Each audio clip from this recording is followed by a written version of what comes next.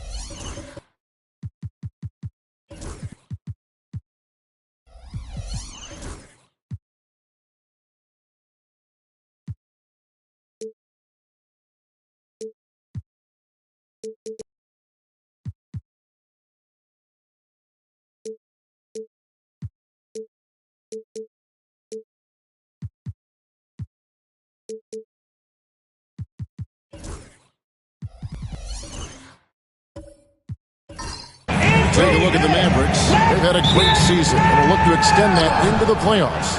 And, of course, Sacramento, right now, quite a ways down below.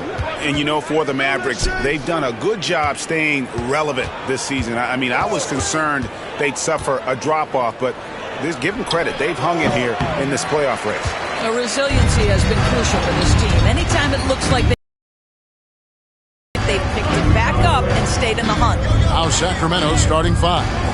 We've got Maxey. He's out there with Jordan Clarkson.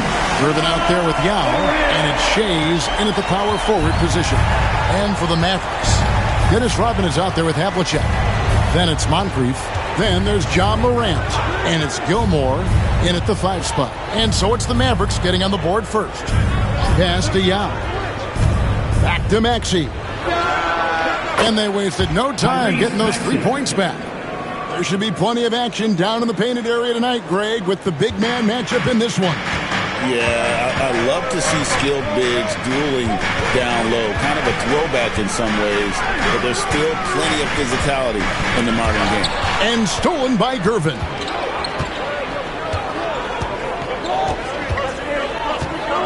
Pass to Clarkson. Gervin outside. Here's Yao, covered by Havlicek. Clarkson outside. Here's Yao. Uses the glass to finish the lane. And Ming is mammoth in terms of his size. Exceptional at using it to snare those offensive rebounds. Morant passes to Moncrief. Yao with the block. As out of bounds, the Mavericks able to retain possession here.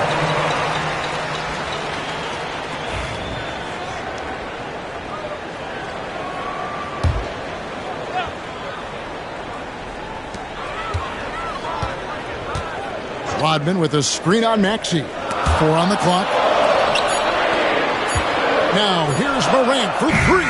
And it's Sacramento with the rebound. Last game matchup with the Suns, a tough loss there. Rough game defensively. I mean, they lost a lot of the individual matchups, and the help was slow to rotate. I'll tell you this, if you're going to allow your opponent to make that many shots, you have got to be as solid on the offensive end, and clearly they were not. And now here comes Gervin, leading the break. Here's Maxey. Dennis Rodman pulls it in. Dallas has gone 1 of 2 from long range in the first quarter. This team has handed a lot of responsibility to Tyrese Maxey, but Greg, he's lived up to it. And has grown very well into his role with the team, showing that he can be a scorer all over the floor. Amazing to think how far he's come in such a short amount of time. Now Clarkson following the miss by John Morant from deep. Boy, this guy is a good finisher, so he misses a chippy. That's tough to take.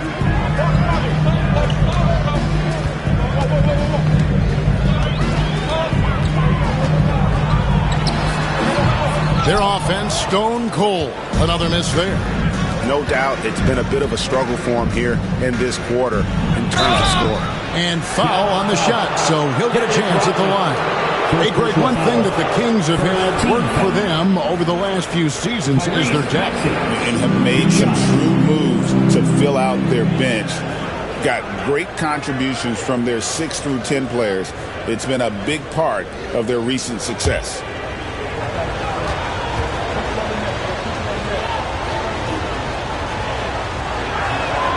And he knocks down the first one.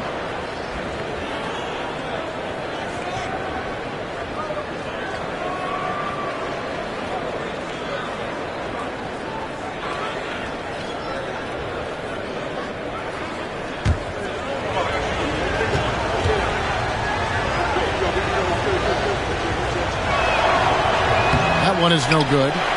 Mavericks trail by 5. To the middle. And stolen by Gervin. Pass to Shays. Over Rodman. And it hung on the rim, but wouldn't fall for him. The Mavericks have gotten only 1 of 6 shots to drop for them to start this game. Down low, here's Gervin, and it's slammed in by Gervin. Well, Jordan Clarkson's improved his ability to run the offense. How about that pass, guys? And Jason Kidd is called timeout. He's ready to talk things through with the team. Trying to snap them out of this little slump. Just feels like the basket is looking awfully small to them right now. They're having a hard time getting anything to fall. I want to hear each and every one of you give it up for the Hood Road. Get loud, fans. On the court, score hardball. Whichever section is allowed is going to get a free t-shirt. Let me hear you.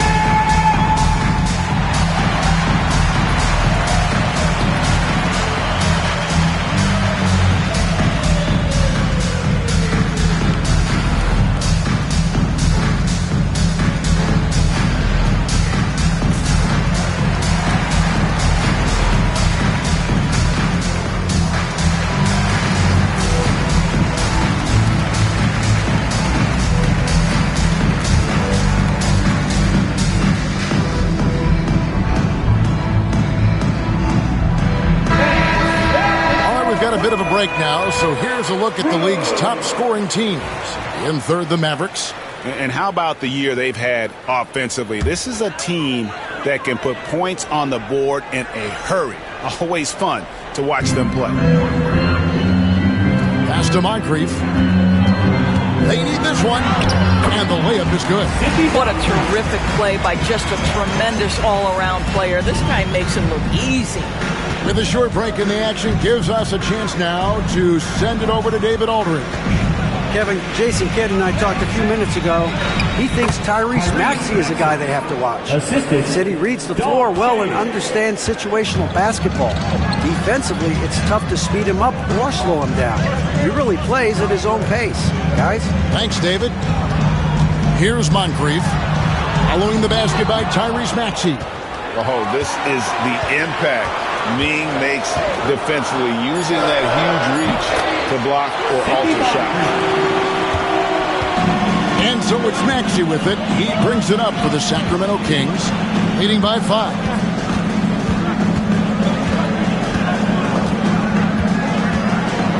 Esty out. Back to Maxey. Jacks up a 3. Good on the triple. Maxey's got 11 points. And it just seems that every pass they make is leading to a score. Just great ball movement. Havlicek kicks to Moncrief.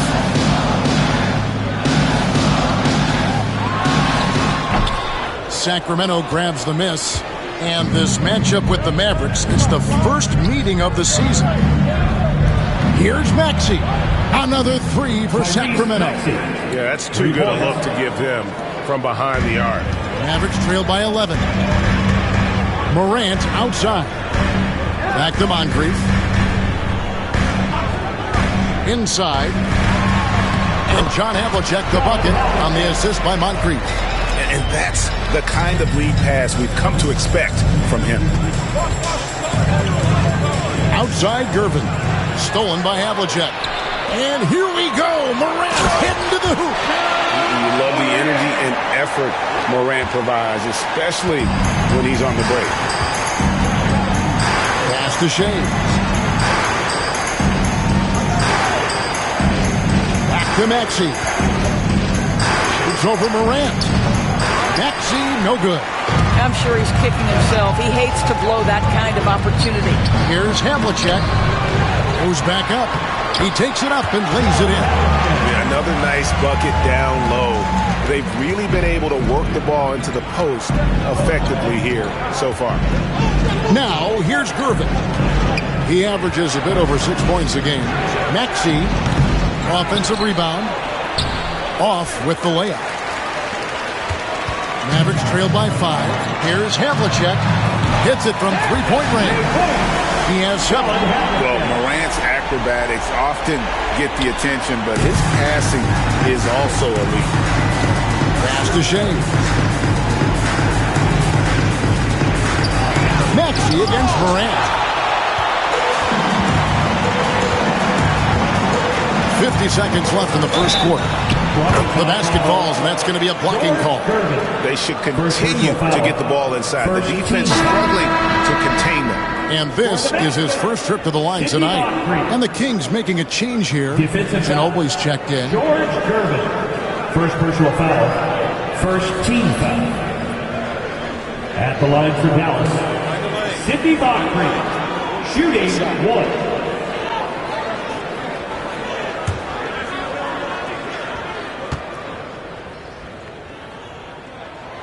And that one falls, and that puts them up by 1 point. So the Kings call timeout. They're first. And momentum going the other way. Can they find some answers? I think here you have just got to get back to what you do best and then live with the results.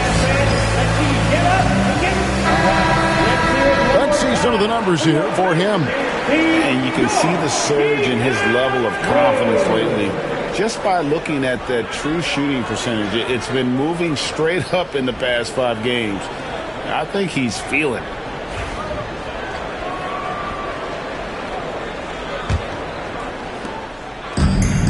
Sacramento's gone 3 of 5 from three-point land so far in the ballgame. There's 39 seconds left in the first. Back to Maxey. To the left side wing. 6 on the shot clock. Shea's the pass to Yao. Over Gilmore. He trains it as the shot clock ticks down. Yao's got his second bucket. And with that basket right there, it brings an end to that 12-0 run by the Mavs. Morant's against Maxey. Now here's Morant. Defense is right there, and stolen by Yao. Here's Ginobili, and the layup is good after a nice lead pass. And it's a 3-point Sacramento lead. And so, lots of scoring in that competitive first quarter. Kings lead by 3. We're back after this from American Airlines Center.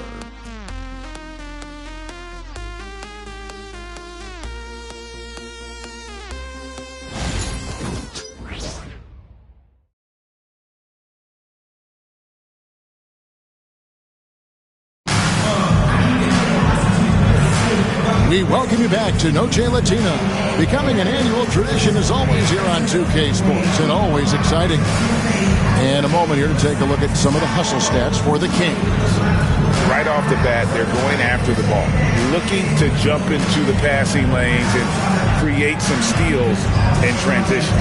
The other thing, I cannot be more impressed by the defense they've shown tonight. Their willingness to close on shooters, blocking shots, playing with great effort.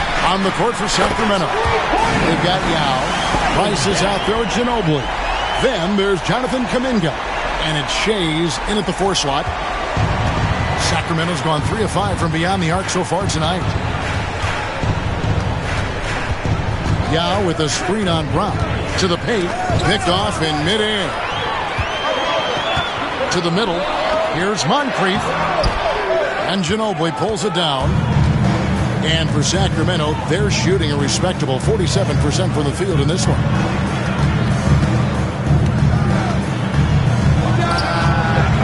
Gilmore grabs the miss. Gilmore's got 4 rebounds in this game. Back passes to Brown.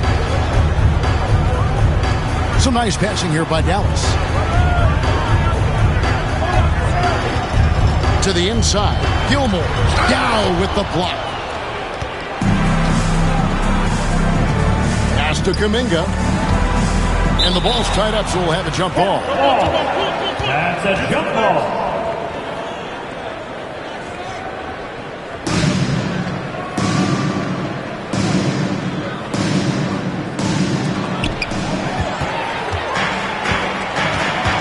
It's Brown on the wing.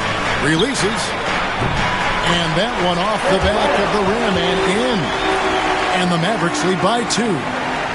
And guys, let's get your take on the hustle stats for Dallas. They're really mucking things up for the opposition. Racking up steal after steal. Just not letting them develop any kind of offensive rhythm. And the other thing that's working for them tonight, getting out into the open floor. A lot of the damage coming in transition. So it's the Mavericks now. Following the miss by Jonathan Kuminga from deep. Got a piece of it. Stolen by Ginobili.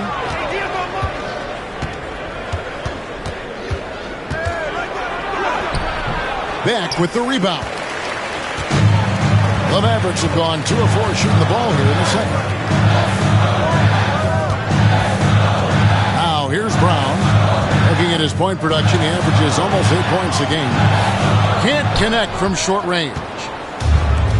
Kings have gone 0 of 3 and are still looking for that first bucket here in the second quarter. And good that time. Where there's a lot of emphasis on three-point shooting, Greg. What's your opinion of that? Well, Kevin, stretching the D isn't just about how far out they have to defend. It's the distance between that and how far in you have to defend. That's why analytics favors shots at the rim and from distance. Go into the rack with energy. And the D afraid to cut him off. Yeah, got to chalk that one up to some shaky defending. Yeah, and give him credit for taking advantage. In a close game, those are the types of plays that can swing things in your direction. Timeout called by the Kings. Okay, man. Time to make some noise for your defense crew.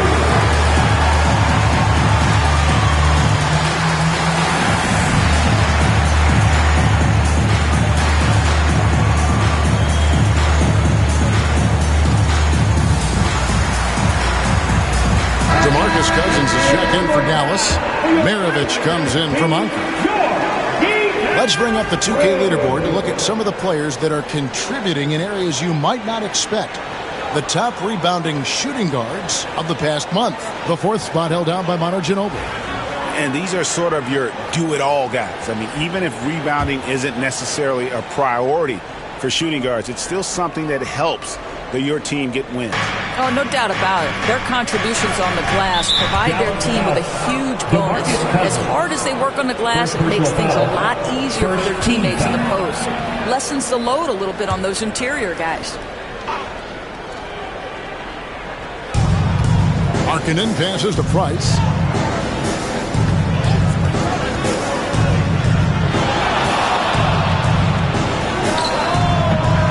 And once again off the mark by Sacramento. The Mavericks have gone 50% from the floor in the second quarter, 3 of 6. Oh, just solid on the one-handed slam. And guys, when it's a tight ball game like this, he's the guy they want with the ball. Now, here's Price. Scoreless thus far. Outside, Markkanen. No good on the 3. And the great shooters know when they've got enough opening to go for the 3. I didn't think it was a bad choice on that possession. Maravich against Ginobili. Outside, Maravich. The shot from the low post is good. Maravich has got the lead up to 6 now for the Mavs. And this guy is a scoring machine. I mean, I know I'm not the only one to describe him that way. A crossover. that's a shot he makes with regularity. But that time, how the second half of the season has shaped up for him, averaging 5 points per game, 5 assists, and 3 rebounds. And most important of all is his passing. He's a terrific distributor in their offense. But certainly one of his best attributes, creating offense even when it looks like there's nothing there. The first one falls. Well, for his position, DeMarcus Cousins has a great build, capable of being a physical big man, but also pretty agile for his size and able to adapt to his opponent. Ingram, he's checked in for the Mavericks. And so DeMarcus Cousins nails both of them. The Kings trail by 8. They've been struggling here on offense. Yeah, a bit of a dry spell for sure. There's the lob to Markkanen. And the ball goes out of bounds. It's last touch by Price. That almost looked like bad communication. You hate to see that kind of mistake.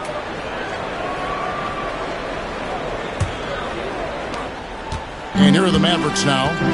They've got a 13-2 run going. Brown kicks to Cousins. Dallas moving it around. Here's Maravich. Lays it up off the glass. Maravich has got 4 this quarter. And this has been a great job of just getting into the middle of that defense and really scoring effectively from the paint. Timeout called by the Kings.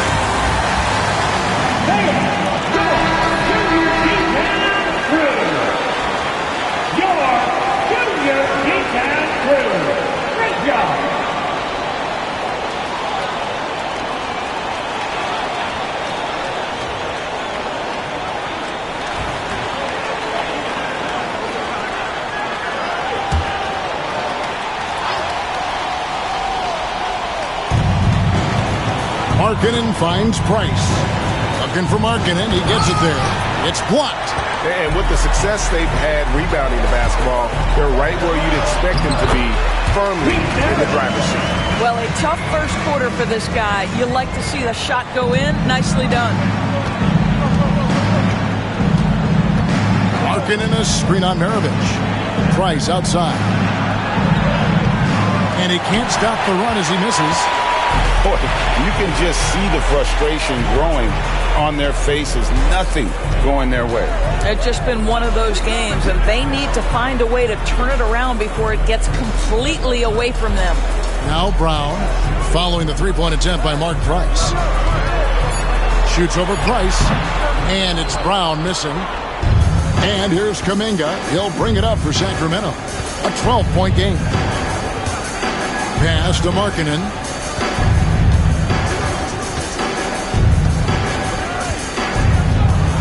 To Price.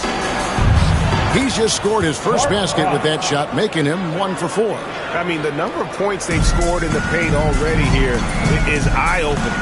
And what I love about Markkanen, he takes care of the basketball, and that's a result of being patient, playing smart, and just generally getting his points within the flow of of the offense. They could use a big shot here to get this offense going. Too many empty possessions.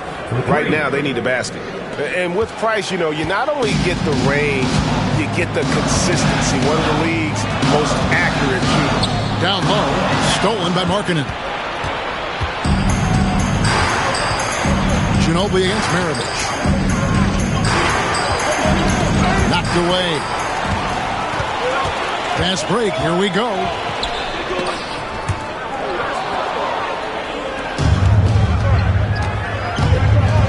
Ginobili against Maravich. Now here's Ginobili. He's guarded closely. Pass to Kuminga. Back to Price. Just 5 on the clock. For 3. Another 3 for Sacramento.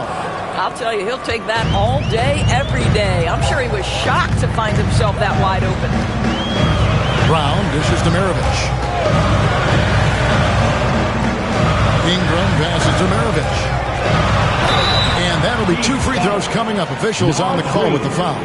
First personal foul. While we have a break, we can see which teams have made the most of their second chance opportunities over the last 10 games.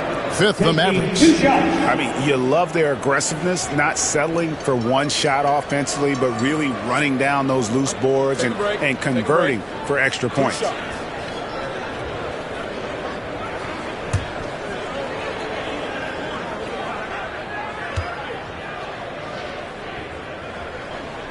And the first one at the line is good.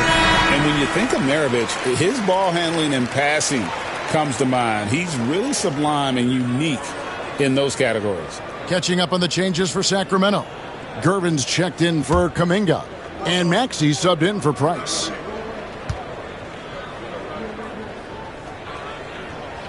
Maravich hits them both. And they're really getting more points at the free throw line here in the second quarter. Brown against Maxey. Outside, Markkanen. Pass to Ginobili. Back to Markkanen. Off the mark there with the three-point shot. And they're controlling the boards, Kevin. That's +5 in that category. The Kings trail by 6. Ginobili the pass to Markkanen. And Markkanen throws it down. I love it when Markkanen decides to throw it down. Show some fire on that finish. To the inside. Here's Cousins. Misses the layup.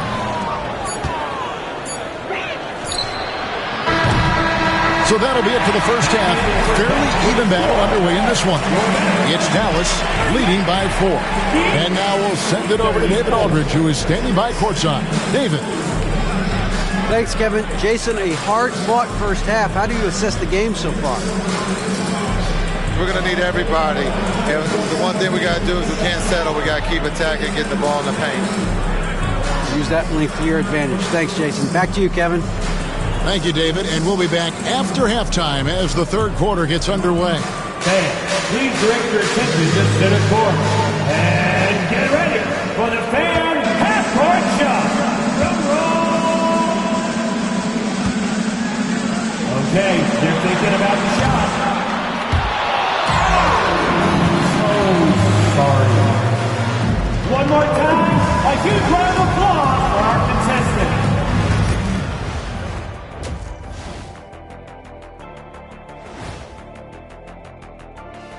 Greetings all. Halftime is upon us and an entertaining game with the Dallas Mavericks battling away. Their bench has been strong. Guys coming in, accepting their roles, playing well in the minutes they're getting. I'll take your word on this one, Kenny. You're the backup expert.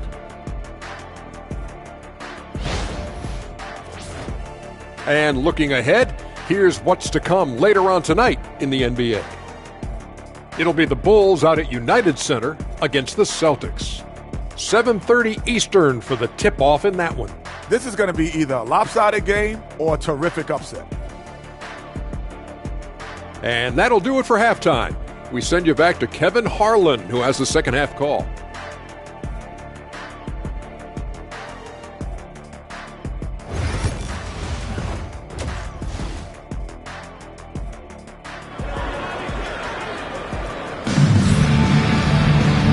We're halfway through this one. Plenty of basketball left in a game that's been fairly even so far. You have to like what we're seeing from Tyrese Maxey. And if he can keep shooting from deep like he did in the first half, he's going to be more than a handful. What I love is they've continued to feed this guy. Ride the hot hand until the defense does something about it.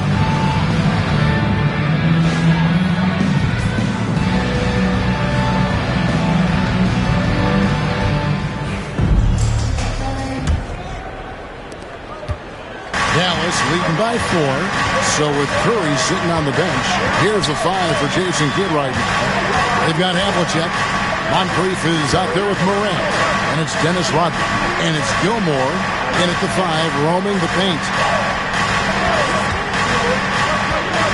Havlicek against Irvin. And it's Havlicek missing.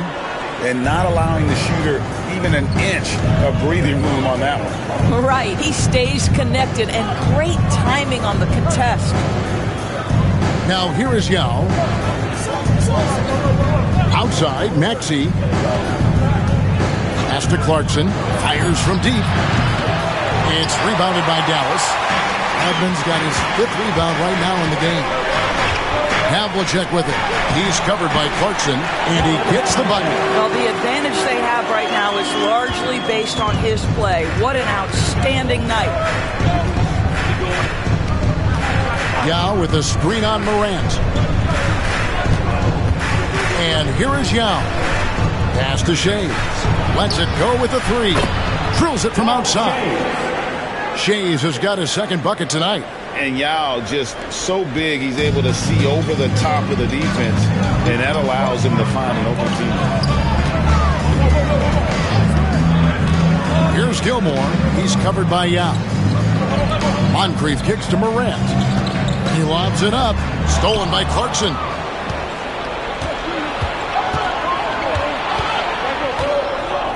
Pass to Yao. Here's Shays. He's got 5. Now Maxey. Clock at 4. For the tie. Rebounded by Rodman. Rodman's got 6 rebounds here tonight. Clarkson against Moncrief.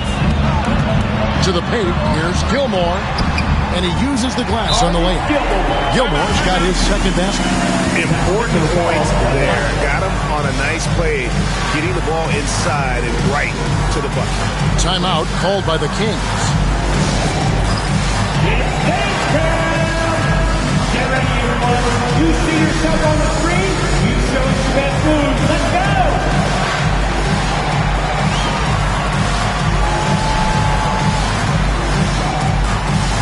No, somebody does not have the rhythm.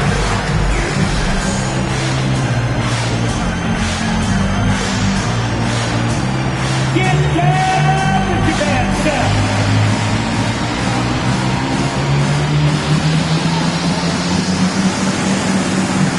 Let's see it.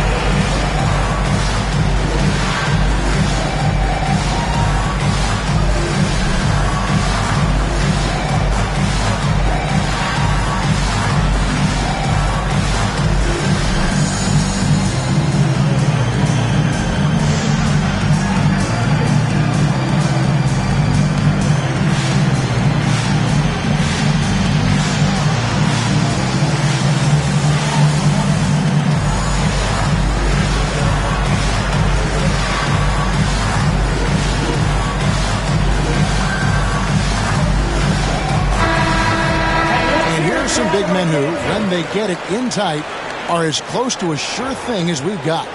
Here are the top field goal percentage leaders among NBA centers and power forwards. Second, Yao Ming. And most of the guys on that list have that unique combination of power and finesse. I mean, a very physical presence with an equally soft touch. And all with an outstanding work ethic as well. Constant effort and motion. Always doing whatever they can to get the best possible position and the ultra-high percentage shot. And the agility, the hop. Morant just explodes off the floor. And here's Clarkson. He brings it up for the Kings. Greg, with how explosive John Morant is, he has certainly taken his fair share of awkward falls. And that's what worries you with guys like that. He's already had a number of injuries in his young career, but we all just want to see him at full health. And with an update from the sideline, let's check in with David Aldridge. Kevin, thanks. Ja Morant was the first NBA guard in a quarter century to lead the league in points in the paint. He says, I can't just rely on dunking every single play, so I need different types of finishes to get my shot off, whether it's high off the glass, the reverse, or hanging in the air forever. And Kevin, he just says it so casually. Back to you. I know it. But look, David, he doesn't do it casually, right? He is a one-man circus. Here's Morant. Yao Ming picking up that last basket. Rodman kicks to Morant. Pass to Havlicek. Shoots the three. And it's Sacramento with the rebound. Shays has got 4 rebounds now tonight. Maxey against Morant. Yao with a screen on Morant. Deflects the pass. And it's the Mavericks on the break. And that one's good from Havlicek. Havlicek's got 4 points this quarter.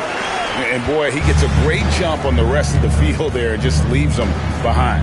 Oh, you love the awareness, the decisiveness. Great job there. Maxey finds Gervin. Dallas foul. John. Kings, first team foul. Kings substitution. Number 25, Mark Price. And it's the Kings with the ball. They trail by 6. Pass to Clarkson. Shot clock at 6.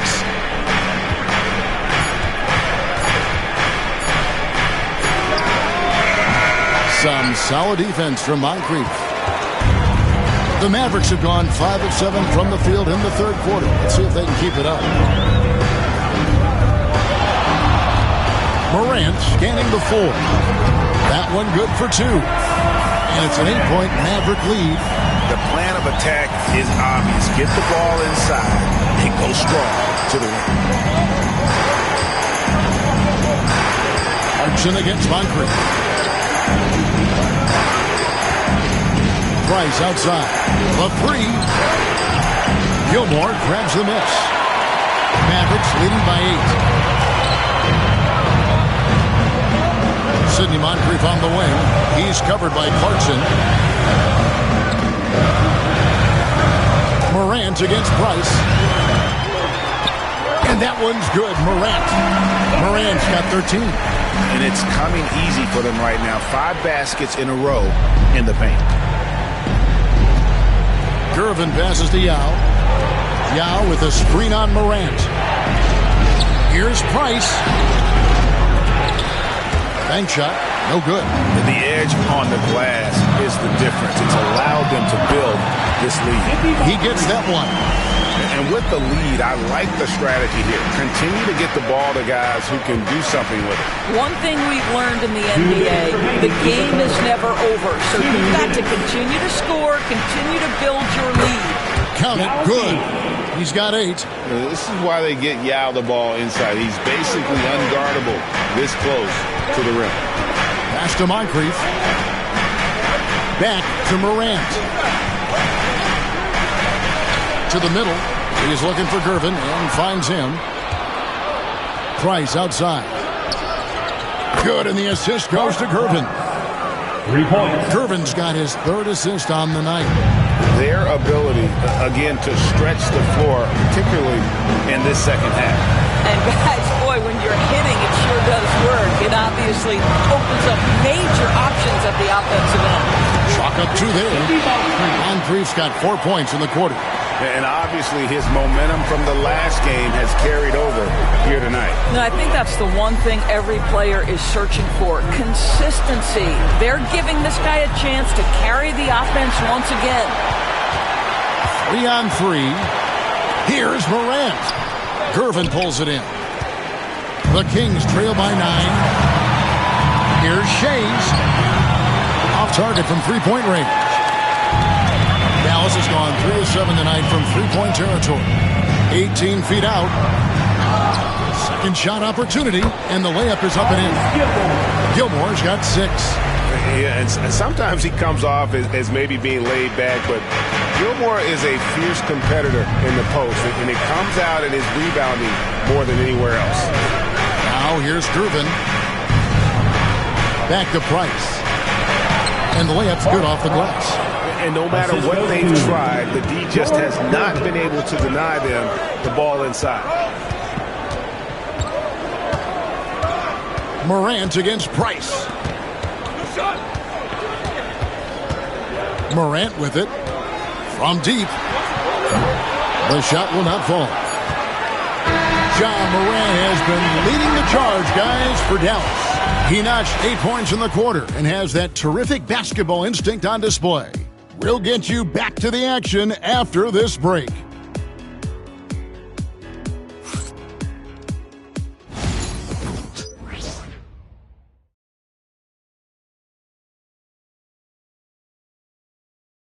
And a worthy candidate tonight as we take a look at our State Farm assist of the game. And the winner today, the big fella here with the sweetest of dimes. What a plus it is to have a post player who's got this ability to find. Well, we have some elite passing big men in the NBA, and you love that skill. Wow. And this is it. Glad to have you along for this fourth and final quarter. On the floor for Sacramento, Clarkson is out there with Maxey. Then it's Naz Reid. Then there's Jonathan Kuminga. And it's Markkanen in at the 4. Maxey kicks to Markkanen. Here's Kuminga. Some solid defense from Ingram. And hard work on the glass. Once again, guys, they put a lot of effort and focus on the backboard. And then Cousins with the dunk. Well, you've got to have a rim runner, and DeMarcus Cousins filling the role beautifully. Markkanen a screen on Maravich. Here's Clarkson. It's rebounded by Dallas. He is single-handedly dropping the temperature in here with that cold streak. He is trying to shoot his way out of it, and it might be better for him to pass the basketball at this point. Hands it from downtown. And the Mavericks lead by 14. And that's why they call him the Pistol. One of the most entertaining scorers in the game, and finding that one from deep. Now, here's Maxey. Markkanen, he clangs that one off the back iron, and down it falls. Mavericks leading by 12. First minute and a half of basketball played here in the fourth quarter. A 3 from Morant. Markkanen pulls it in. Well, he had 1 3-pointer in the first half, but so far in the second, he's come up with goose eggs. Maxey against Morant. Markkanen from outside. Cousins pulls it in. Cousins has got his 4th rebound with that last one here tonight. Pass to Morant. Now Maravich.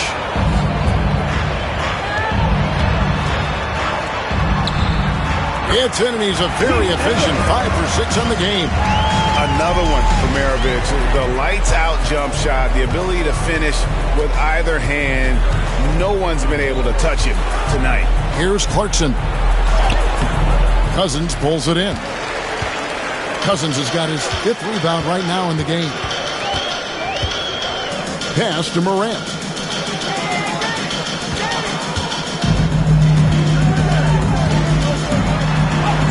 Banked in off the glass. Yeah, I'm amazed at Morant's ability to take contact and still stay in full control. Morant against Maxey. Clarkson passes to Reid. And they'll get another chance. Markkanen kicks to Maxey. 5 to shoot. And another shot.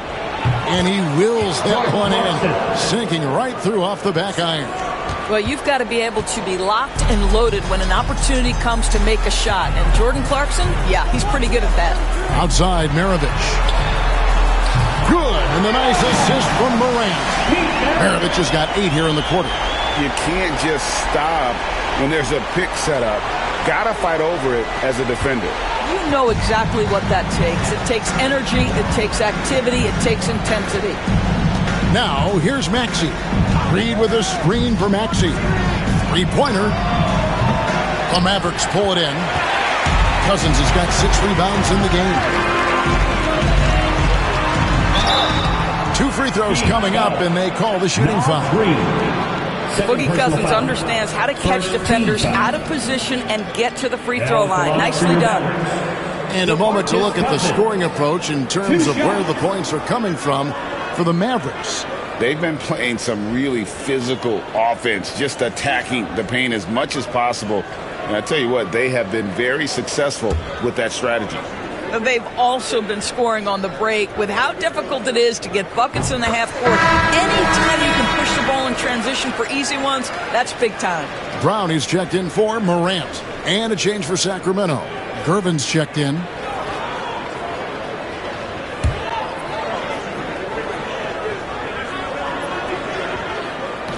That one misses, so he goes 1 for 2. Well, you think back to DeMarcus Cousins' career because of his skill set on the low block. Oh, that was something else. Tyrese Maxey. Oh, he's putting on a show for these fans. I can't believe he pulled that one out in the course of an actual game. Now, here is Maravich. Reed with the rebound. And they had some botched coverage that turned into no coverage. Clarkson outside. Floats one. And the call on the shot sends him to the line. First personal foul. It goes on Pete Maravich. Jordan Clarkson tends to draw a lot of contact. If you look at his career, he doesn't end up at the free throw line as often as you'd think. Take a break. Take a break. 2 shots.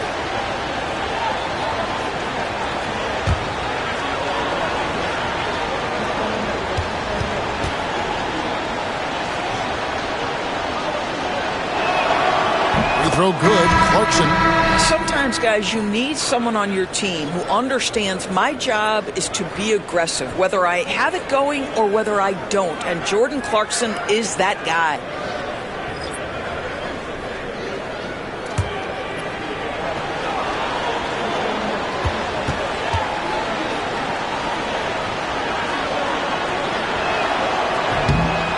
He doesn't get the second one. +8 in the rebound differential. One more reason why they're in control.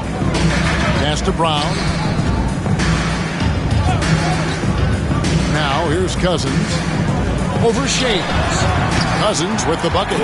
Cousins has got 5 points now in the quarter. Let's remember, this is a 5-star recruit in high school, voted to the first team All-Rookie as an NBA first-year player. Cousins, one of those guys who developed early. Here's Shades. He's guarded by Cousins. Gervin surveying the D. Here's Price. Pulled the shot a little up, but the bounce goes his way. And that's 15 points for Mark Price. And here's Brown. He'll bring it up for Dallas. They led by as many as 18 points. Pass to Cousins. Here's the drive. And he gets the whistle. 2 free throws coming up. The DeMarcus Cousins conundrum. If you respect the jumper, he can put it on the deck and go around you. Draw contact? Yes, that's there too. First one falls for him. Boys, we're in the world now of super agencies, which consolidate player representation. What do you think? Kev, I think obviously it gives some more power to the players because of the bargaining leverage. But for player movement, does it give more power to the big market teams? We're going to have to watch this unfold. Price against Brown. Yao draws the double. Used the shot fake to create the angle, but couldn't get it to fall. Mavericks leading by 17. Brown outside. Inside. Havlicek against Gervin. Havlicek dishes to Brown. Here's Moncrief. Again, the miss by the Mavericks. The Kings trail by 17.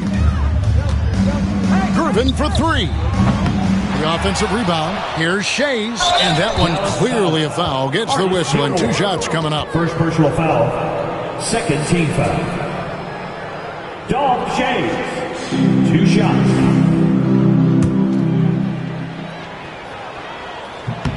First free throw is good. Dennis Rodman. He's checked in for the Mavericks.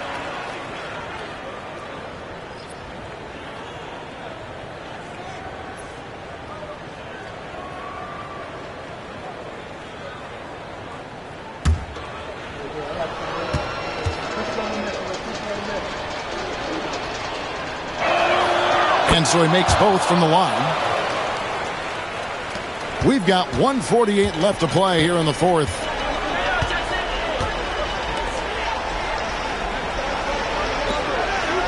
Pass to Brown. John Havlicek on the wing. That's tipped. Gervin attacking. And it's Gervin finishing it off.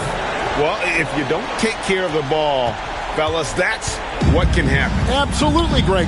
That makes the turnover even more painful. At the end of the day, though, it's 2 points. Don't hang your heads. Let's get refocused and play with more patience. And the shot is good. And tonight's battle is going to end with a very clear winner, leaving nothing to chance. Impressive win for the Mavericks. This was a very efficient offense tonight. And they found a way to get their shots to go down. A little luck didn't hurt. A lot of their 50-50 shots fell their way. And with this effort tonight, grabbing their 8th win of the year. And you know, guys, what a nice performance it was for John Morant. Well, unselfish basketball. His ability to create for others has been the story of this game. Now, here's Clarkson. 44 seconds left here in the fourth quarter. The Mavericks pull it in. To the middle. Here's Gilmore. And 2 free throws coming up. Unable to get that one to go with all the contact. That's on Yao Ming. Third team foul. At the line for Dallas, Artis Gilmore taking 2 shots.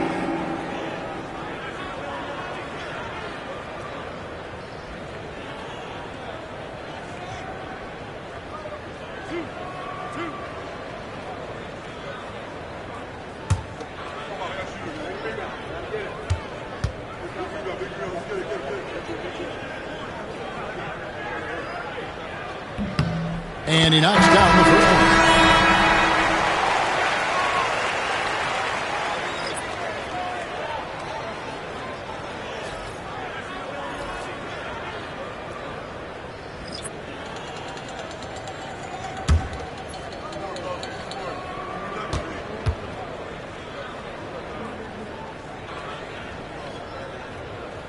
So he picks up just 1 from the line that time. The 7th pick in 2017, Lauri Markkanen. Almost a throw-in that Donovan Mitchell trade. That's incredible to think of now in the context of this guy becoming an all-star in his own right, Kevin. I mean, Markkanen is a 7-footer who's got efficient offensive numbers, like 50, 40, 90 type numbers. He is an uncommon talent. And the basket by Ginobili. There's 10 seconds left in the fourth quarter.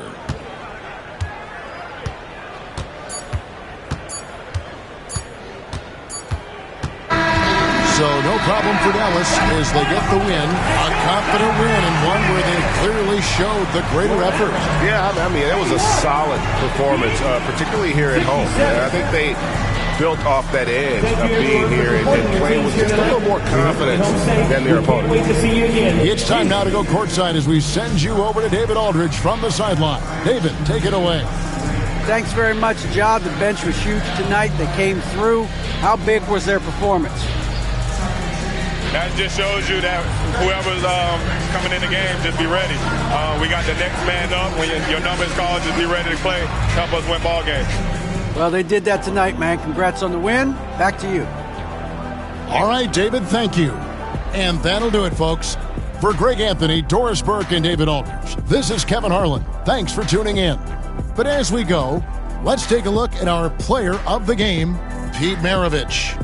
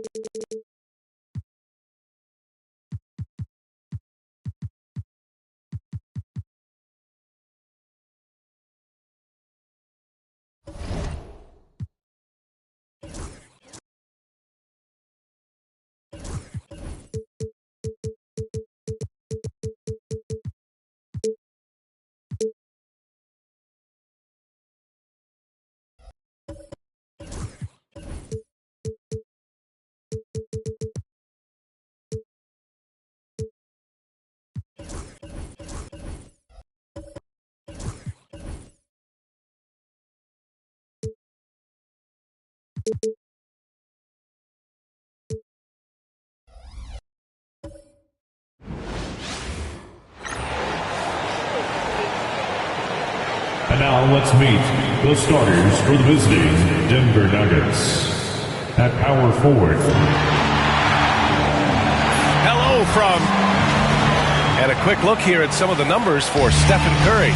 He's been playing a larger role in their offense over the past 5 games. And we see that in his usage rates.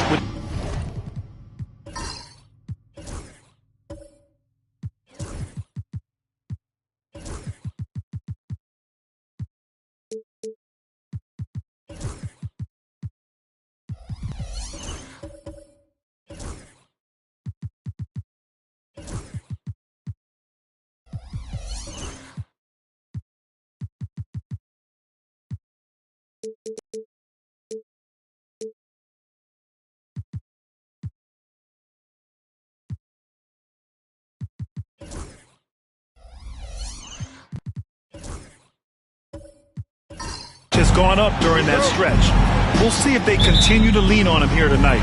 Now Denver's starting 5. They've got Stephen Curry. Smith out there with Gordon Hayward. Then it's Thompson, and it's McAdoo in at the center position. And for the Rockets, they've got Kevin Durant, and it's McMillan in at the point guard position. And you look at how Durant is playing at his age. He's still as elite as it gets, RJ. You don't lose skill. KD could play into his 40s if he wanted to. That shot isn't going away, and he's always going to be tall. He will be one of the best scorers every time he laces them up. Here's McMillan.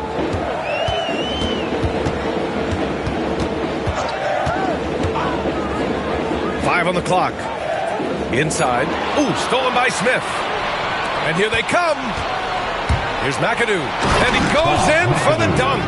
Great teamwork on that drive. Punctuated by a strong finish. Yeah, that's nice execution. Running with purpose and creating an easy scoring opportunity off the break. Here's McMillan. His nightly numbers respectable, putting up 10 points a game. Pass to Paxson. First quarter, just over a minute played. Nice D from Thompson. Hayward, the pass to Thompson. Here's the floater. And a nice layup by Curry. Curry's got 5. How do you stop Curry? Well, in a short answer, you can't. Outside Durant. Down low. Knocked away. McMillan. And he buries his first look. And that ends their drought. You could feel the frustration building with each miss. Yeah, not the start that they wanted, but maybe that basket was all they needed to get into a little bit of a rhythm. Now here's Curry. He's got 5. And he probably thought he was going to bury that one. Pass to Durant. He's now 1 for 2 with that bucket. Just too much to handle. Durant not fazed by the bump. Denver's gone 1 of 2 from three-point land so far. Hayward outside.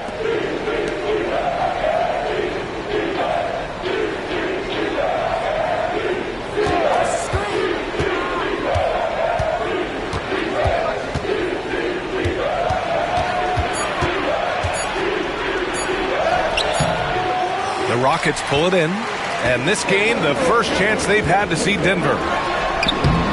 Paxson can't get it to go. Now, I understand that that shot didn't go down, but they will take that look every trip down the floor. McAdoo, pass to Curry, and that's a foul called on Stephen Curry. That's his first foul. And this kind of selflessness is great to see. Textbook positioning to draw the charge. And we've got a timeout called by Ime Udoka. He wants to review the game plan.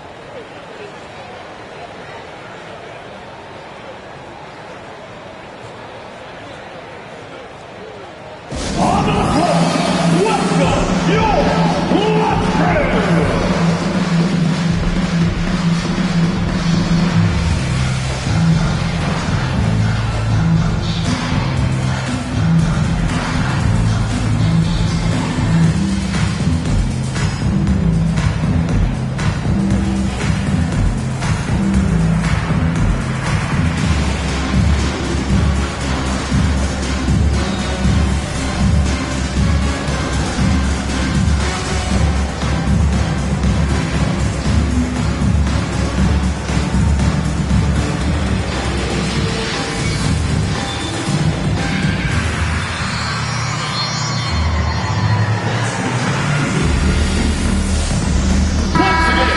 Closer to the end of the regular season, Richard, what would you say to the lottery teams right now? To either bottom out completely and focus on your young guys, or do everything possible to make a run and get into that play-in tournament, because there's valuable experience to be had there. Here's Bosch.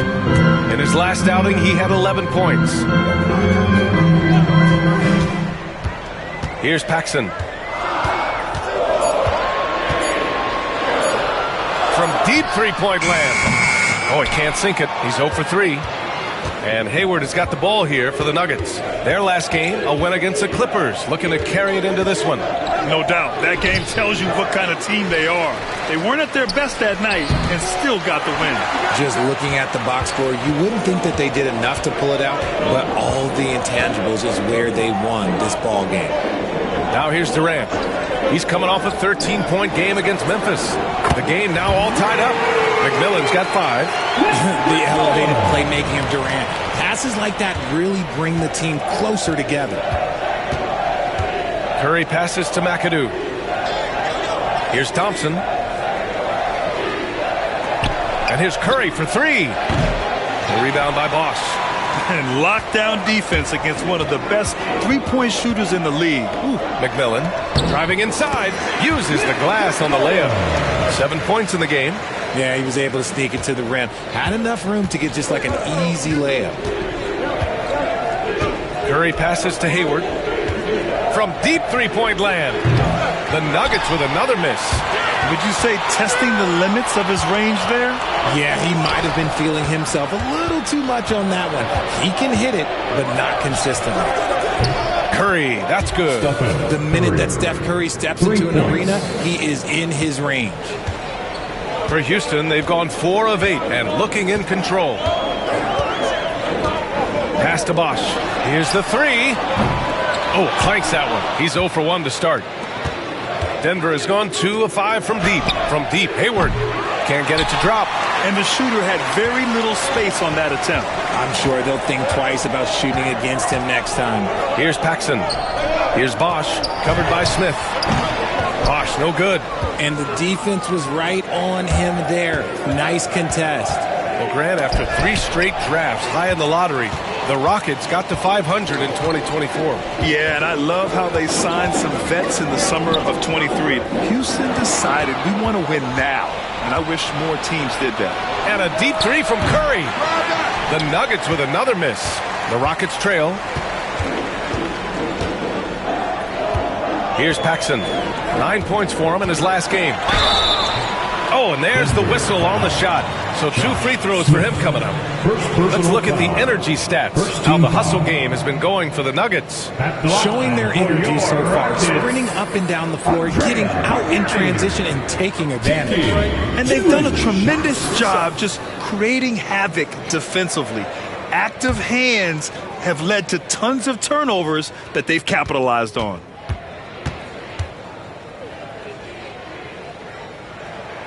And he knocks down the first one.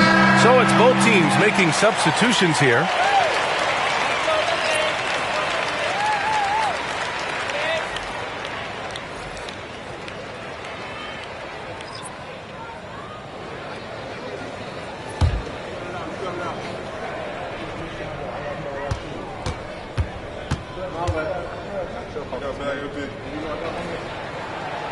No good on the second, so he hits 1 of 2. Could have taken the lead there, but instead they're going to have to settle for the tie. Pass to Pierce.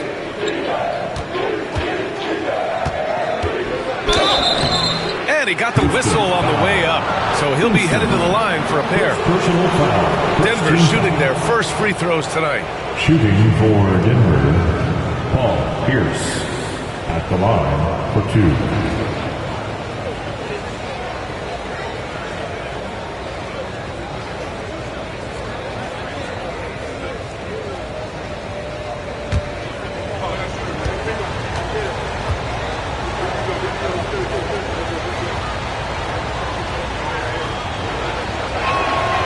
First one falls.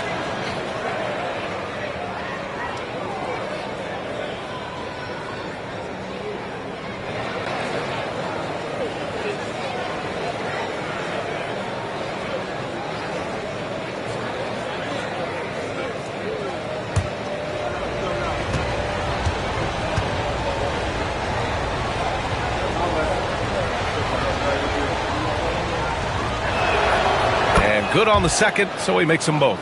He's making the most of every trip to the line, providing for his team. Here's Wade. He's covered by Holiday. Bargnani can't hit. Well, you got to miss sometimes, but that one seemed like a gimme. Gives us a chance to catch up with Allie LaForce. Well, after some down years in Dallas, Kristaps Porzingis said, "I really checked myself. From that point on, I started building my game back up. Sometimes when you're younger, your physical abilities might already be there, but your mental is not. Once that all clicks, that's when you've got something." Well, it's a good way to think of it. Thanks, Allie. And Ime Udoka has called timeout. He wants a few moments to regroup with his players.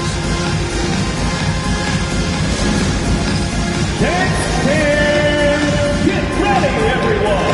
You see yourself on the screen as you show us your best moves. Let's go.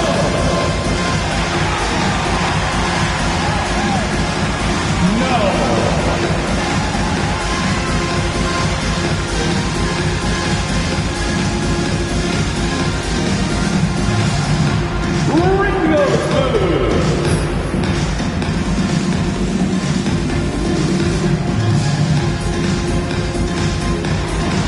Oh, last knock.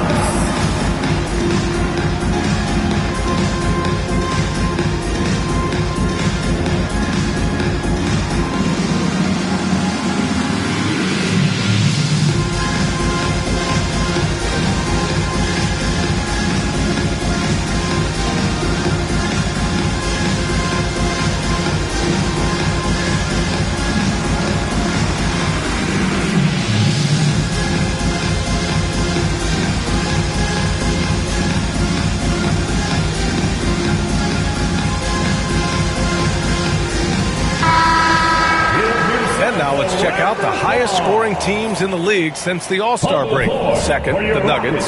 Since the All-Star break, this squad has been on fire on offense, looking like a well-oiled machine in taking and making high percentage shots.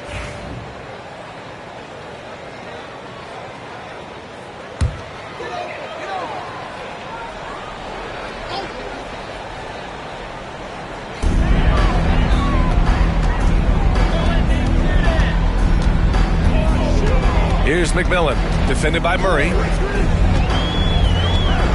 And he lobs it up, and a slam dunk by Porzingis. This is why you lob it Porzingis' way. Great job using his height and length.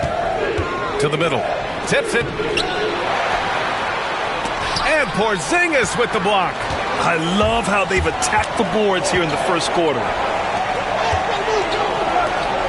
Pass to Hudson. Nice start for him, sinking his first shot. And now, almost all their points coming from the paint. Denver in the lead. Here's Pierce. Looking at his numbers, currently he's averaging around 9 points a game.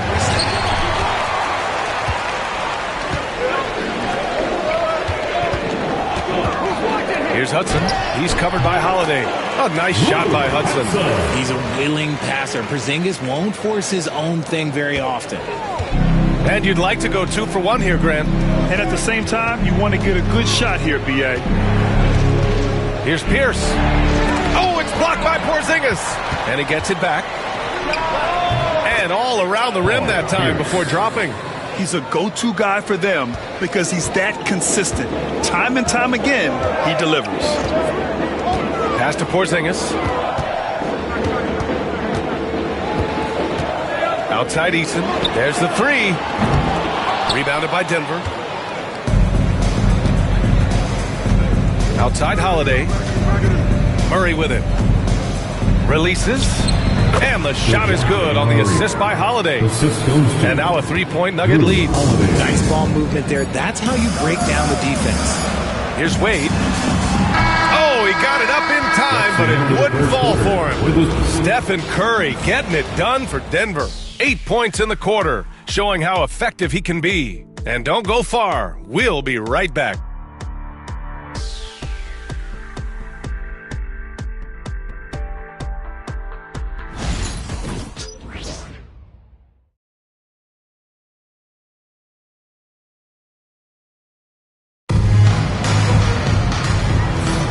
And it's been a pretty even game here after 1 quarter of play. All right, guys, what do you think about the Nuggets here in this one? Well, they've used the fast break well to score easy points and keep the defense unsettled.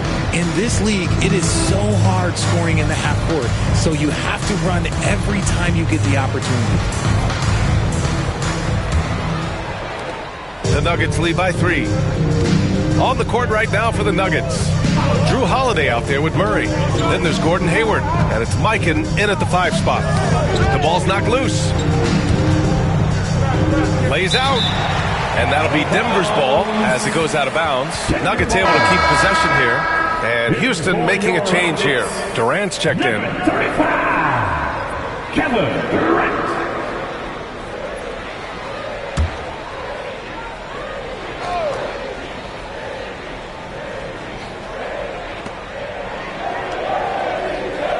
Now here's Murray. Defense right on him. Down to 5 on the shot clock. The rebound by Bosch. Rockets trail by 3. Durant, the pass to Bosch. Porzingis for 3. Yes! Kristaps showing some range. So that range we talk about from Porzingis, so important to this team's offensive structure. Murray deciding where to go with it. Pass to Hayward. Puts up a 3. Yes, and it's Murray picking up the assist. Hayward's got his first bucket of the game, and he's on the board for 3. McMillan passes to Durant. At the arc, KD drains it. Easy money. Durant claps back with a 3. Now here's Murray. He's covered closely.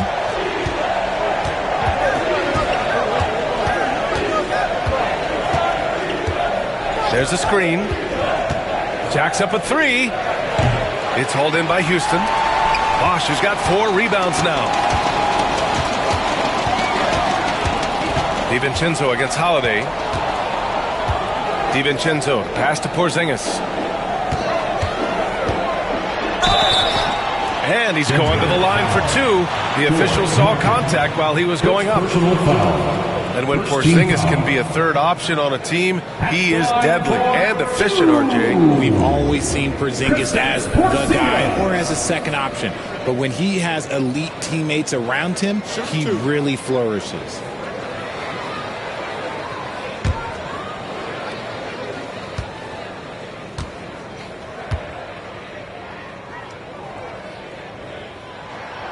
And the free throw is good. Now leading by 1. RJ, does playing at a faster pace work the same in the regular season as it does in the playoffs? Depends on the opponent. Teams that like to slow it down and can be methodical in the half court can make it a slugfest. You have to be ready for that. Smith, he's checked in for the Nuggets.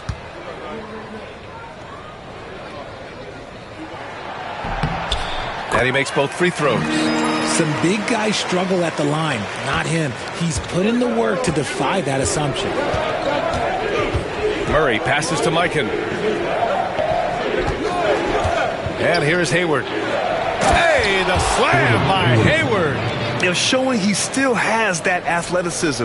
Hayward enjoys flashing his dunking ability when he gets a chance. Pass to Durant. Here's Bosch. Durant looking around. Now here's Porzingis. And he gets it to go off the front iron. Porzingis has got 9 points. He's that confident. Porzingis barely even thinks about it. They set the pick. Pass to Smith. Porzingis grabs the board. Houston in the lead. Here's Durant. It's hauled in by Hayward. Hayward's got his 4th rebound in this one. And he's going for the oop here. Oh, the dunk by Smith. The assist. Woo! His energy is unmatched. And all of a sudden, that man was just on the other end. Timeout charged to Houston. And Ime Udoka has called timeout. He wants to review the game plan.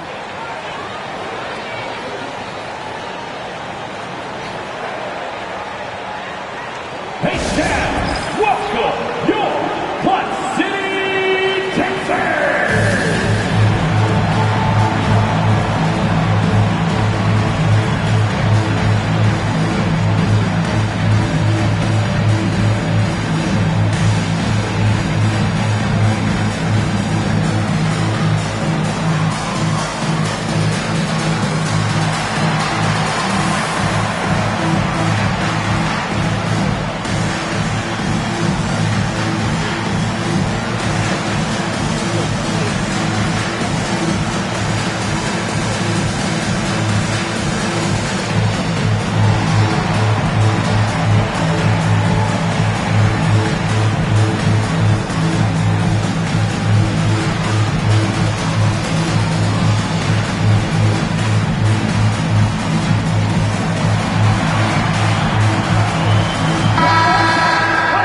These are the guys that continue to come through from the charity stripe.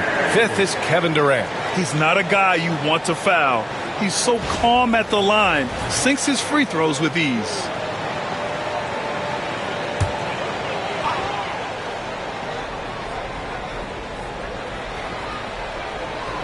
And it goes out of bounds. That one off Porzingis.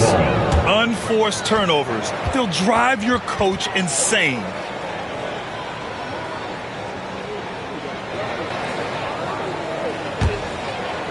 Now for those joining us now, we're in the 2nd quarter, about 3 minutes gone by. Murray finds Smith. Hayward outside. And it's out of bounds. Still Denver's ball. He clipped the ball there, but not enough to nab the steal. That's fine. You love the effort, not making things easy for the opposition on offense.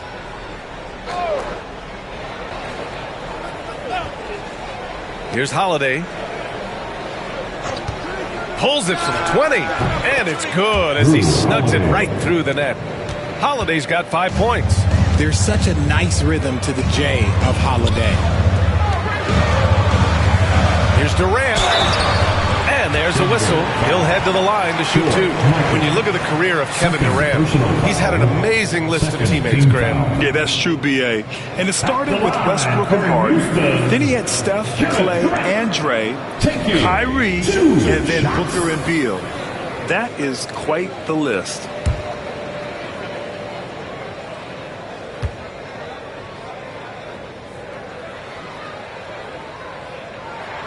And the first one at the line is good. You love everything that KD gives you on both ends, and he's a 3-level, 2-way player. He's a quiet leader, but he leads by example.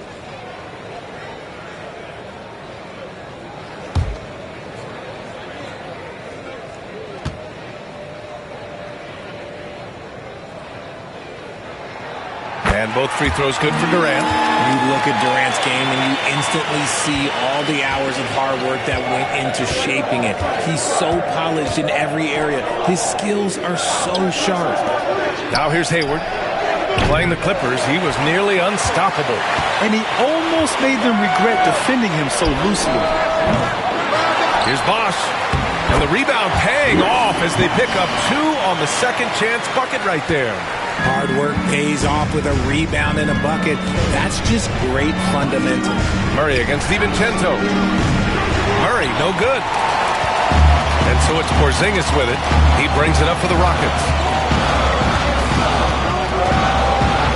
Here's Paxson. He's covered by Holiday. Porzingis misses. Denver has gone 1 of 4 from three-point land here in the second. And the rebound goes to the Rockets. They come into this one having outplayed the Grizzlies last time.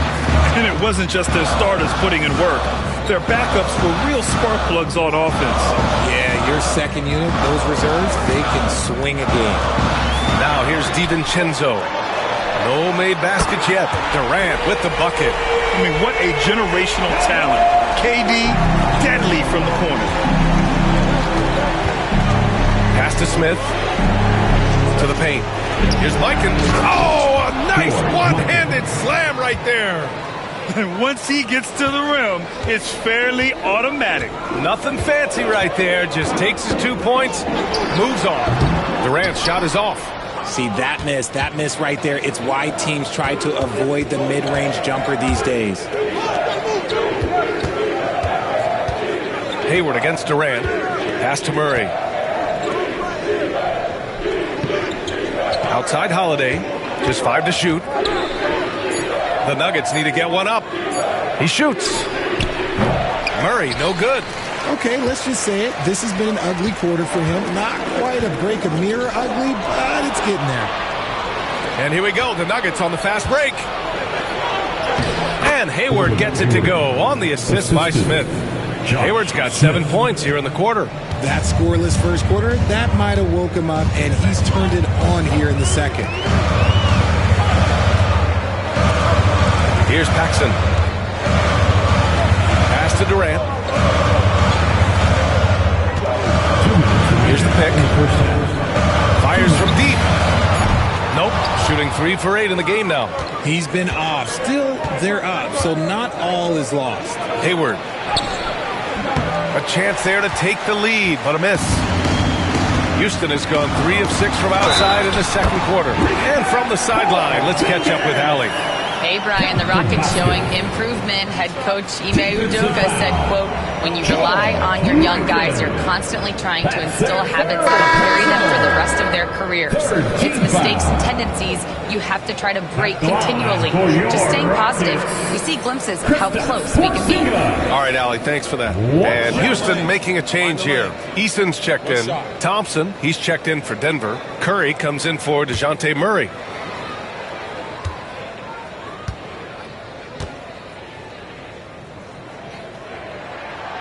You know, expectations were so high for Porzingis early in his career. Maybe they didn't all pan out, but he is still a high-level impact player every time he takes the floor. Now here's Thompson. Hasn't gotten one to fall yet. Smith outside from behind the arc. Hauled in by DiVincenzo. Houston leading by 4. Outside Eason. Bosh, no good. Denver's gone just 1 of 5 so far this quarter from 3. Curry, no good. The Rockets have gotten 6 of their 12 attempts to go since the end of the first. Thompson against DiVincenzo. From the corner. Porzingis misses.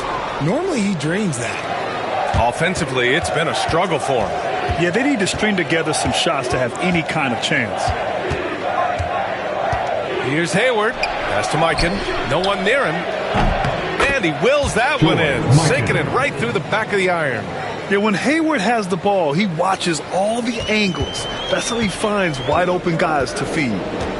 Paxson passes to Eason. They set a pick. Up again. Oh, he hangs in there and cashes in on the second chance points. Their intensity has only picked up this quarter, even while holding the lead. 5-second differential between the shot clock and game clock. Smith outside. Lets the 3 fly. That drops, and it comes off an assist from Curry. Smith's got his second basket on the night. One of the most unselfish superstars out there, Curry is always looking to make his teammates better. Here's Paxson. And he was fouled while in the act of shooting, so he'll take 2 free throws. First personal foul. Yeah, and you never want to let shots at the rim go uncontested. First trip to the free throw line for him in this one. Jim Paxson. 2 shots. Take a break. Take a break. 2 shots.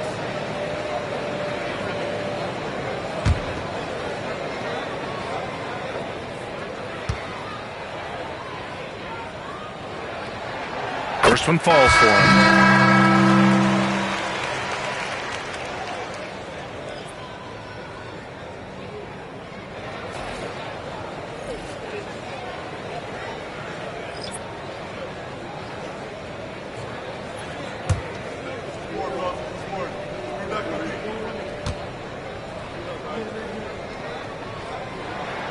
And so he hits both.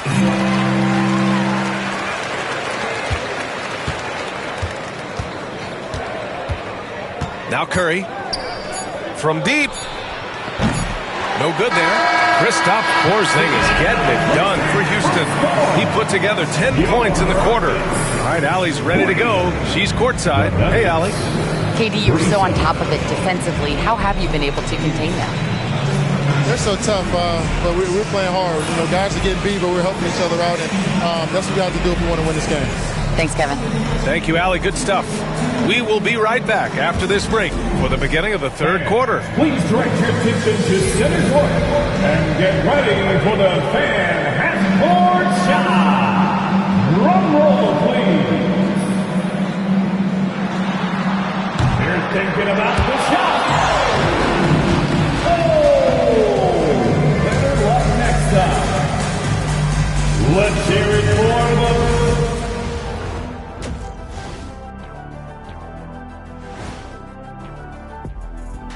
Welcome to our halftime show. Some excellent basketball so far with Denver in a close game. They should just keep shooting three-pointers. It's worked well for them. Why ever go inside? Do I detect a note of sarcasm? That's not a note. That's a whole chorus. And right now, let's see who's jostling for Rookie of the Year. What a rookie class. Here we are, taking the award down to the wire. I don't know who's going to win it, but it's been fun watching them ball out, Shaq. Even at this point, I'm not sure there's a unanimous choice. Makes it tough on the voters. And that's a wrap on halftime. Thanks for watching as we send you back to BA to call the second half.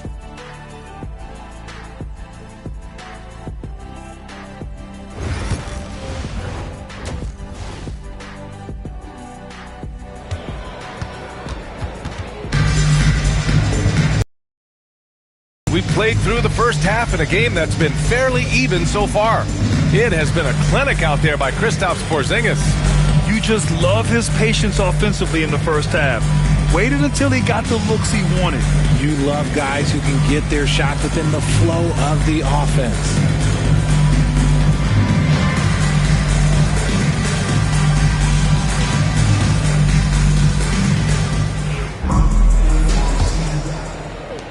Nuggets trail by 3. They've got Kevin Durant, and it's Bosch in at the 4. And that's the group for Ime Udoka as we begin the second half. Hayward outside. 5 to shoot. Shoots over Durant. Hayward's shot is off. You got to move past that one. I mean, they'd want him to take that again. Yeah, it's a great look for him. One they'll try and manufacture again. Those are the shots you want him to take. And he's going for the lob. Here's Paxson. To the inside. Ooh, stolen by Smith. And here we go. The Nuggets on the fast break. Count it. Curry's got 10. Understanding where he needs to be. Curry way out ahead that time. Durant against Hayward. And here in the second half of play, we're just over a minute in. Here's Durant. Oh, KD against contact inside. Okay, I'm going to tell you something that everyone knows or should know. When Durant turns it on, there is no slowing him down.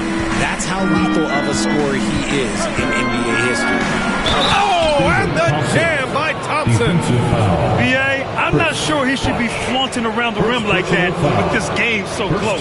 Oh, it's risky, but it sure did look good. And this is his first trip to the line tonight. Thompson, one shot. One shot.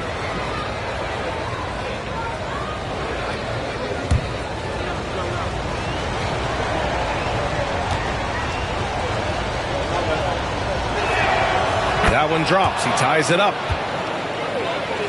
Right around a minute and a half played in the third quarter. Durant, pass to McMillan. Oh, there's the alley. Stolen. Here's McAdoo. Pass to Hayward. Shoots over Durant. And Durant with the block. We've seen Durant really improve as a defender, using his impressive length to block shots.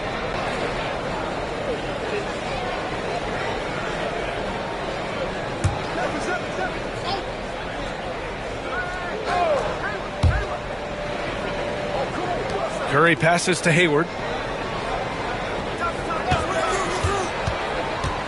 For the lead.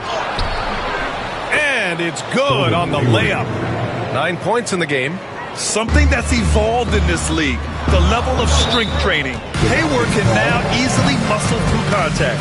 And we've got a timeout called by Ime Udoka. He wants to make sure everybody's on the same page. All right, let's show some love. Everybody right here, right now. This break gives us a chance to look back on the last month and see which teams racked up the most points in transition. Fourth, Denver. This team has been playing at a fast pace offensively, and it's worked out for them during this last month. David Thompson, second personal foul, first team foul.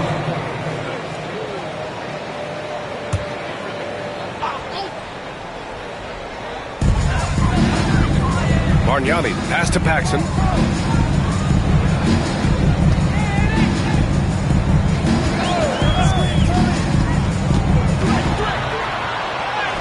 And he makes it on the layup. In a tight game, they wanted to make sure of that possession. And so Curry will bring it up for the Denver Nuggets. The Lakers will be traveling in to face them after this one. It'll be a quick stopover at home before they have to get back out on the road. Pass to Smith. Inside. Oh, Curry, a magician inside. On a night like tonight, Steph Curry is must-watch basketball. He can score from anywhere. Here's Bosch. Right around 3 minutes into this second half. To the left wing. Tries to save it. Thompson outside.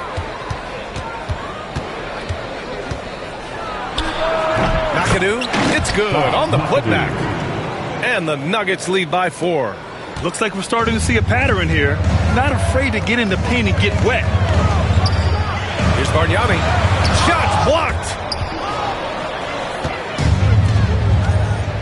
Third quarter action, and just under 3.5 minutes have passed. Pass to Hayward. The three is up. Bargnani pulls it in. He knocked down a three in the first quarter, but he's still been unable to connect from deep past the break. Here's McMillan. He's covered by Curry. To the paint. Here's Paxson. Fires the three. And it's Denver with a rebound.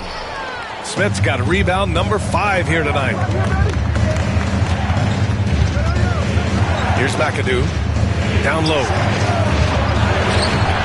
Smith no good. Oh, gritty defense. Protecting the rim at all costs against a guy who has all sorts of ways to finish. Up high and down it goes on the lob. Beautiful setup on the alley-oop. Great catch, great flush. And here's Curry for 3. The Rockets pull it in. Bosch has got 9 rebounds in the game. Boy, he's getting it done. Pass to McMillan. Here's Bosch, covered by Smith. To the tie. Oh, and there's the whistle on the shot. So 2 free throws for him coming up. Second personal foul. And a chance to catch up on some numbers here. The scoring breakdown for the Nuggets. Their offense has been a well-oiled machine. They're moving the ball around, playing for one another, and just piling up assists. And also the number of points they've scored in the paint has been impressive.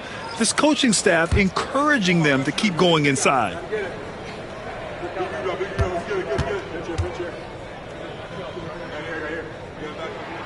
He hits the second from the line.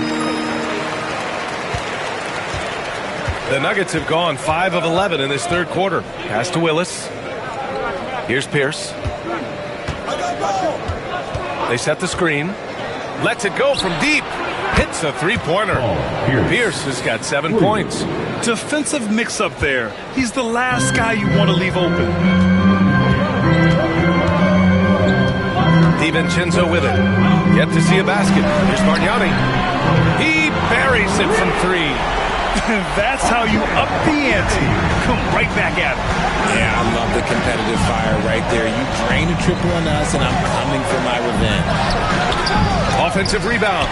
You gotta love how they've been crashing the boards, fighting hard for every miss. Takes a big high bounce and goes in. Wade's gotten his first basket of the night. And it's amazing. Neither team has been able to hold the lead for any length of time. Yeah, these guys are leaving it all on the floor tonight. Pierce can't get to it. Houston has gone 5 of 12 from three-point range tonight. With a 9-footer, it's rebounded by Pierce. When he's got the ball, those inside looks are usually money. Despite the miss, they should keep going to that. And it's good. 2 points. He's got 9. Ooh, an aggressive move. Takes it strong, and there's no help defensively. Pass to Bosch.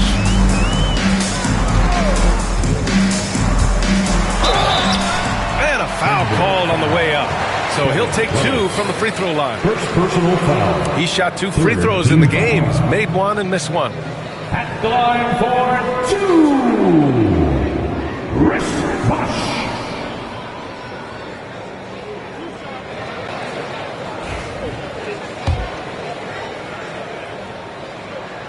The first free throw is good. DeJounte Murray's checked in for Curry.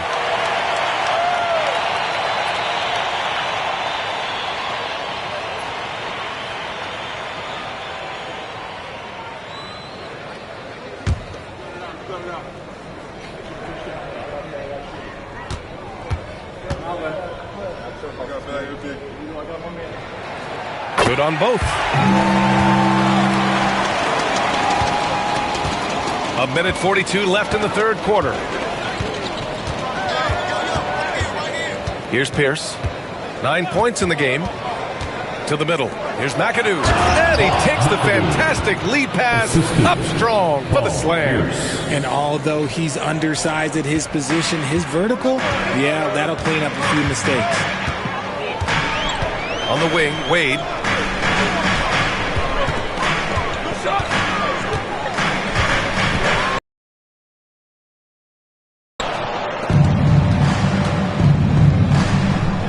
.105 left in the third quarter. Murray lays it up and banks it in. And the Nuggets lead by 3. And force-feeding the ball inside. I mean, no reason to go away from what's working. Houston has gone 1 of 2 shooting from the perimeter since halftime. Pass to Bargnani from outside the arc. It's rebounded by Pierce. Denver leading by 3. Picked his pocket. And here we go. The Rockets in transition. Got to give him credit for jumping on the ball and making the most at the other end. Boy, inexcusable at this point of the game. They got to be more composed in these moments. Important 2 points, not just on the scoreboard, but also for a little bit of momentum. Some slippage at the defensive end here in the second half, allowing the offense to establish more of a rhythm. Now 8 seconds separating the 2 clocks.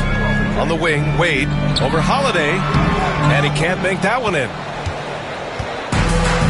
Denver has gone 2 for 5 from 3 since halftime. Murray against DiVincenzo. Now here's Murray. launches it. The shot won't fall. And that'll do it for the third quarter. Nuggets ahead. They lead by 4.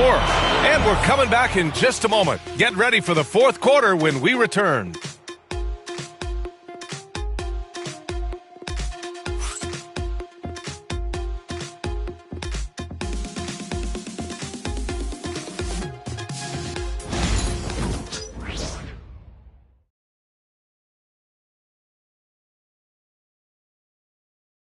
And now we have a moment to reveal our State Farm assist of the game. Ooh, I'm fired up to see this dish one more time. It's always great to see your two guards share the wealth. Not just playing selflessly, but also making a smart decision with the ball. Well, this has been a great contest so far. I imagine the fourth quarter could have more action in store for us. On the court for Denver, they've got Thompson, also Murray out there, and it's McAdoo in at the pivot spot, manning the middle. Making sure of it with the two-hand slam, B.A.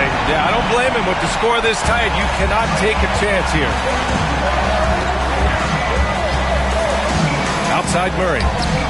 And it's thrown down hard with both hands. Superb execution in the screen and roll. Murray cutting the pass right through the defense.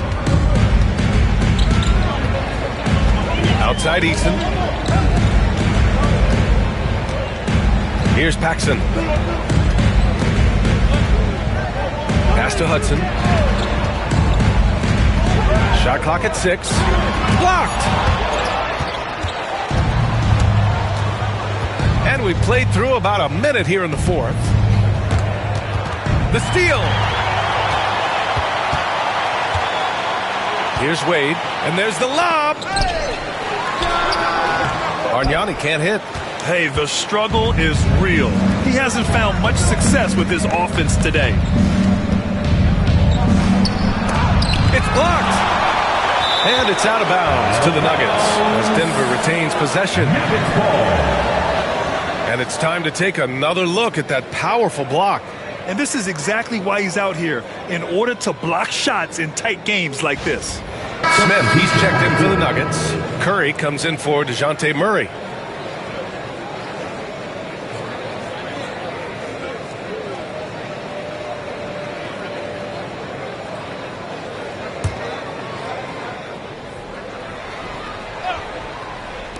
Houston on D.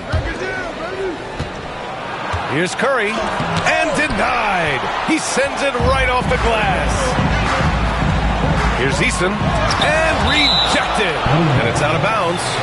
They say it was last touched by Smith. And we have to take another look at that block. Oh my, and that was textbook defense, positioning himself well to send it back.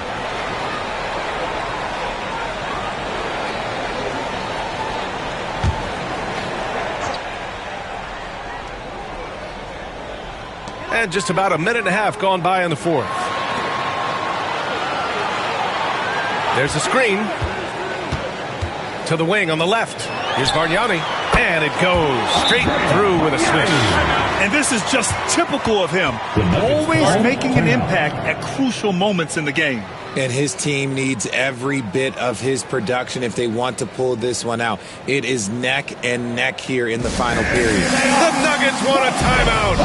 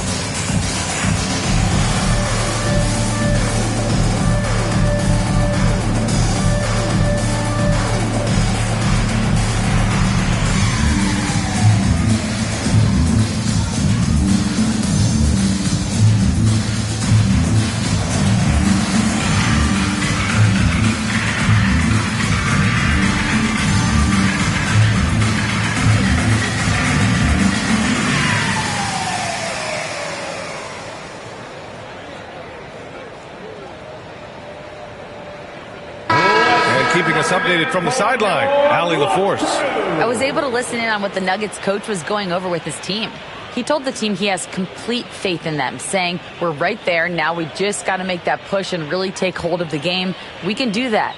To me, it looked like his players are on the same page with him. Guys, back to you. All right, appreciate it, Allie. Curry passes to Smith. Sinks it from distance.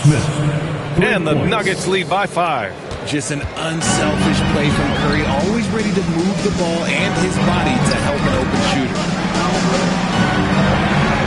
Eason, pass to Bargnani.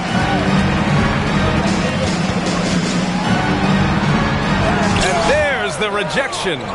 Nothing just seems to be bouncing his way today. Mama said there'd be days like this. They have missed his production. The Rockets have gotten only 2 of 6 attempts to drop in the 4th. Pass to Paxson. Tipped away. Here's Smith. Oh, my goodness. Did you see that? Bring it out the hammer. Now that's how you finish. The way that Curry reads the floor, he could get double-digit assists on any night if he wanted to. Here's McMillan. Here's Paxson. Defended by Thompson. To the left side wing. Here's McMillan. Nuggets foul. Ball here. Durant, he's checked in for Houston. Gordon Hayward, he's checked in for Denver. Substitution on the board.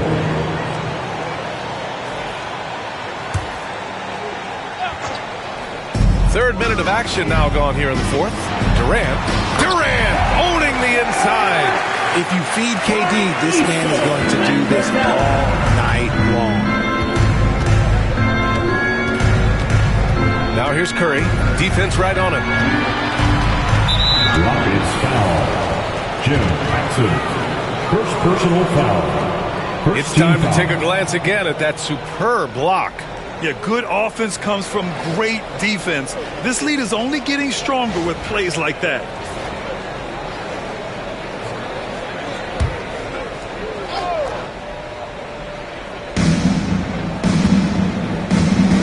Up top, Hayward, guarded by Durant. Here's the teardrop, blocked. Here in the 4th quarter, just under 2.5 gone by. The 3 is up. And he's now 6 for 11 after that one. This is how smart Durant is. Able to break defenses apart in screen rolls like it's nothing. Cuts off the pass. Here's Paxson. That one's good. This game is all even.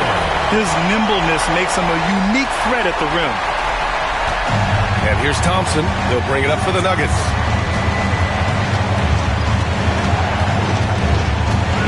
Smith right side.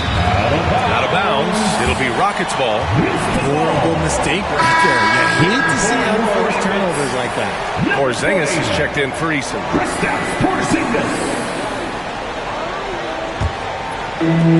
Houston has gone 6 of 14 from the perimeter tonight.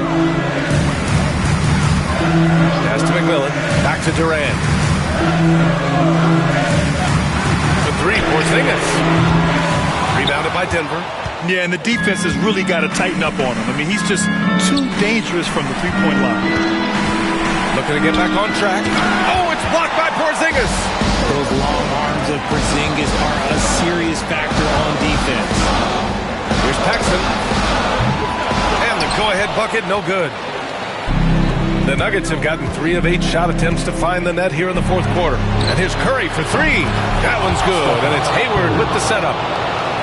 Hayward's got his 4th assist in this one.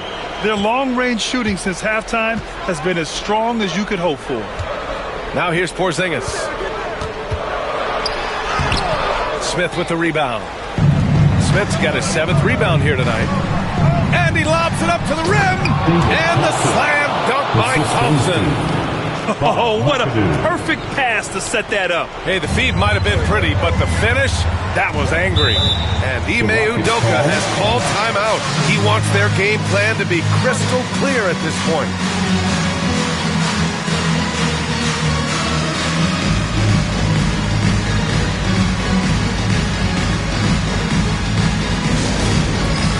It's time for the Takes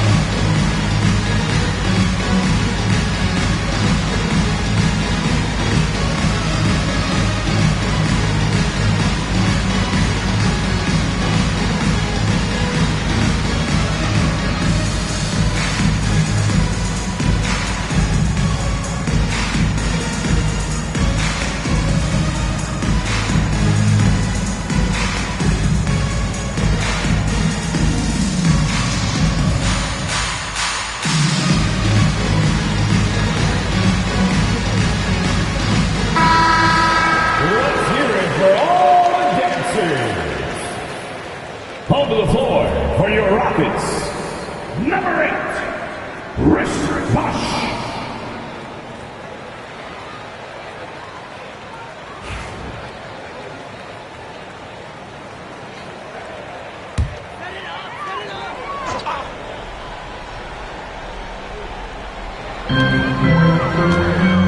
Out to the wing. Pass to Paxson. Outside Durant. They set the pick. Let's go with a three. Sends it home from three-point land. Durant's got 8 points here in the quarter. Some players shrink when the pressure's on, but he lives for these moments. The three, Smith. And McMillan pulls it down. Houston has gone 7 for 17 from three-point range so far in this matchup. Here's Bosch. And he takes that one up and powers it through. And when the game is this close, you have to go all out. He certainly understands his role, huh? When the shot goes up, just crashes the offensive glass. He's just giving them everything he has. It's why his teammates appreciate and enjoy playing with him. Durant, pass to Paxson. Shoots over Thompson. Thompson with the block. To the inside. Out to Hayward. 1:33 left in the fourth. Thompson in the post. That one's good, and it's Hayward with the setup. Hayward's got 5 assists tonight. You'd love to get the ball this close in every trip where you can almost just not miss. Hayward against Durant. 6 on the shot clock. Shoots over Hayward. Knocks down the 18-footer. Durant's got 12 points in just the second half. And we have seen this from Durant before. When the game is on the line, he comes alive. Curry looking it over. 51 seconds left to play in the fourth. Here's Durant. The putback. Ooh, hard work creating the second chance opportunity. The Nuggets want a timeout.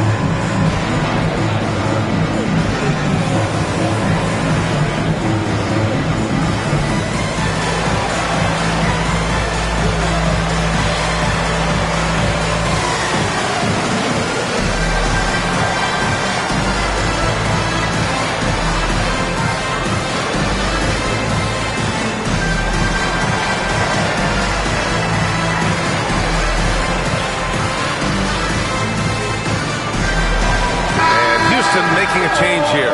Wade's checked in. And Denver with a change here too. Murray's checked in.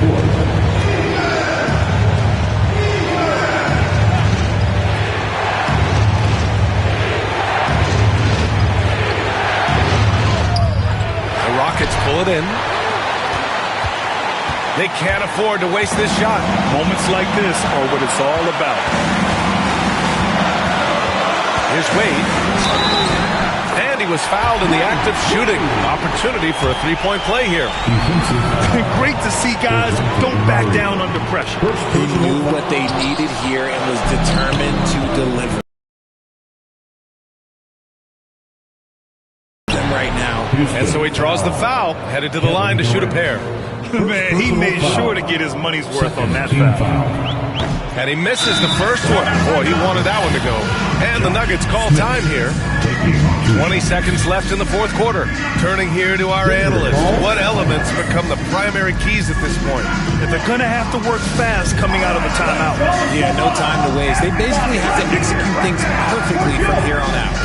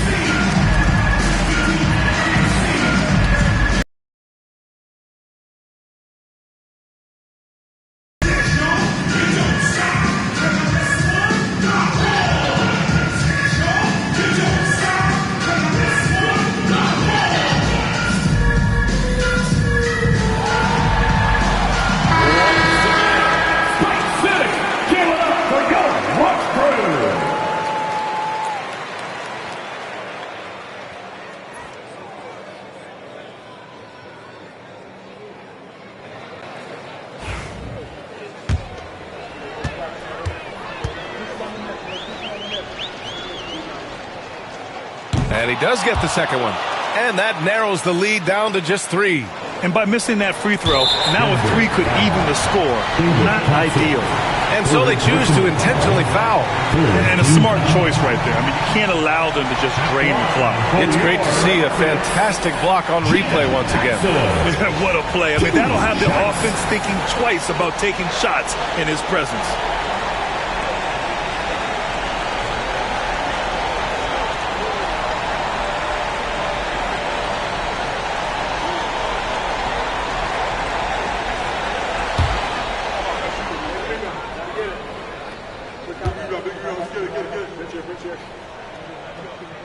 First free throw is good, and that gives him a 4-point cushion.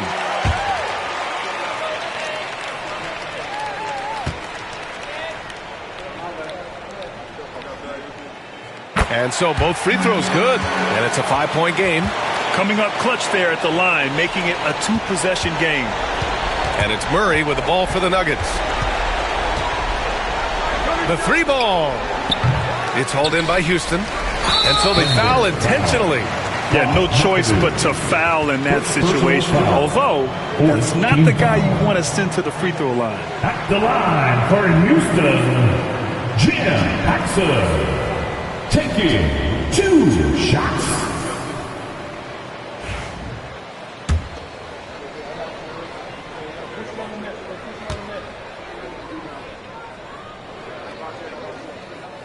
He gets the first, and that increases the lead to 6.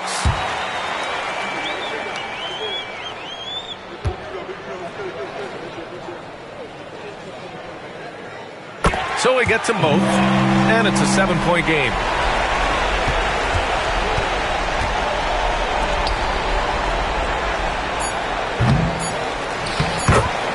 Bob McAdoo.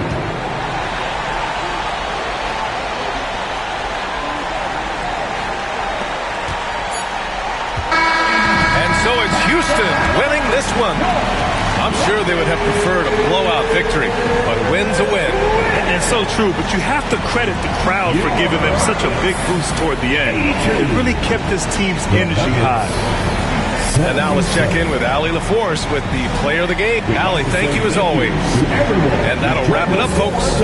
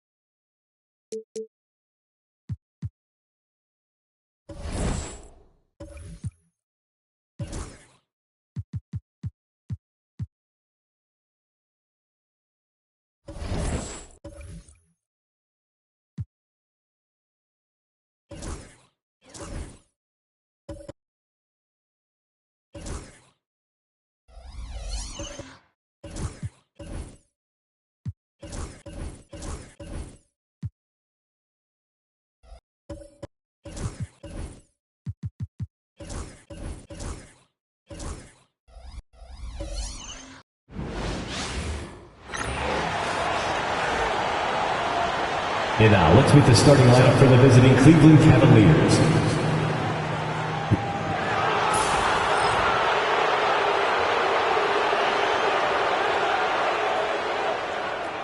At one guard, Nick Anderson.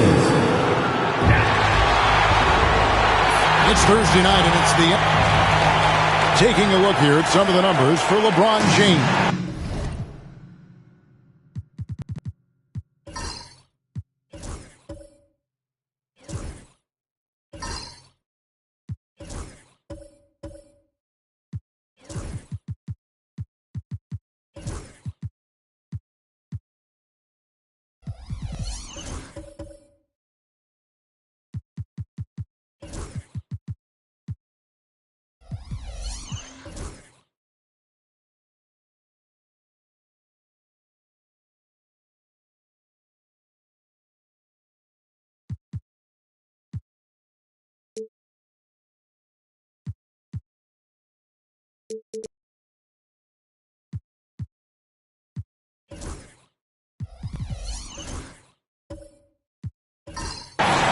Guys, it hasn't been pretty for him in the past 5 games. He's having one of those scoring slumps that all players go through at some point in the season. But I know he hadn't lost his confidence, and I expect this young man to get after it here tonight.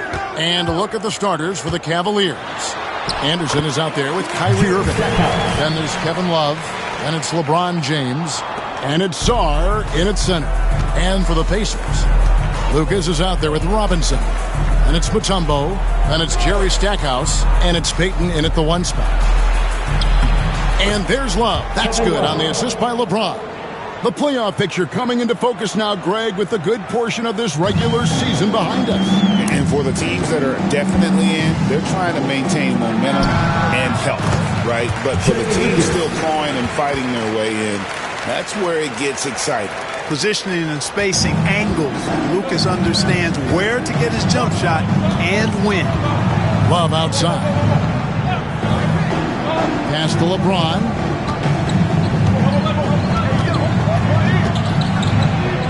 Played in with a nice touch off the glass. Vintage LeBron there, owning the lane. I mean, who's going to stop that? Here is Lucas.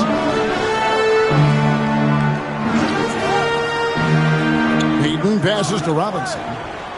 To the inside. And Robinson throws it down. Ooh, he put a little extra on that one. He does. He doesn't usually finish soft either. Obviously, he can when necessary, but not that time.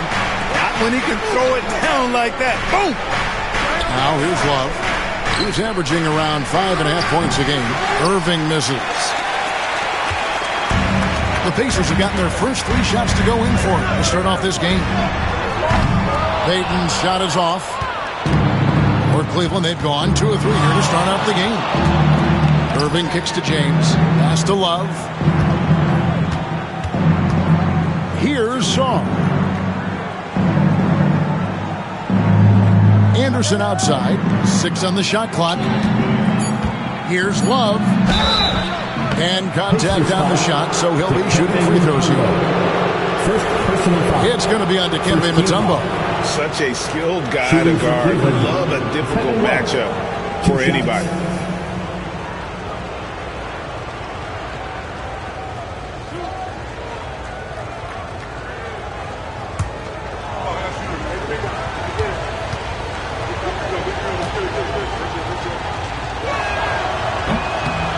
That free throw good from Kevin Love. And Greg, the Cavaliers in recent years establishing a defensive identity.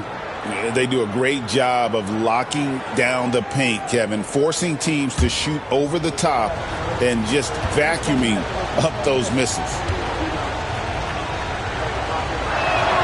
Both free throws good from Love. And Greg, we know the Pacers have to improve defensively, but where do they start? Candidly, Kevin, I feel like they're too soft. Giving up offensive rebounds, cheap fouls, they've got to be tougher mentally and physically, especially on the interior. Here's Irving following the basket by Gary Payton. Back to Irving. Launches it. That one's in, his first bucket of the game. He's 1 for 2. Irvin knows exactly when to let that shot go. He's a knockdown threat from deep for sure. And Rick Carlisle decides to call timeout. He wants to make some adjustments to the game plan, clearly. Your Pacers Breaker Dance crew are bringing the heat. Now at midcourt.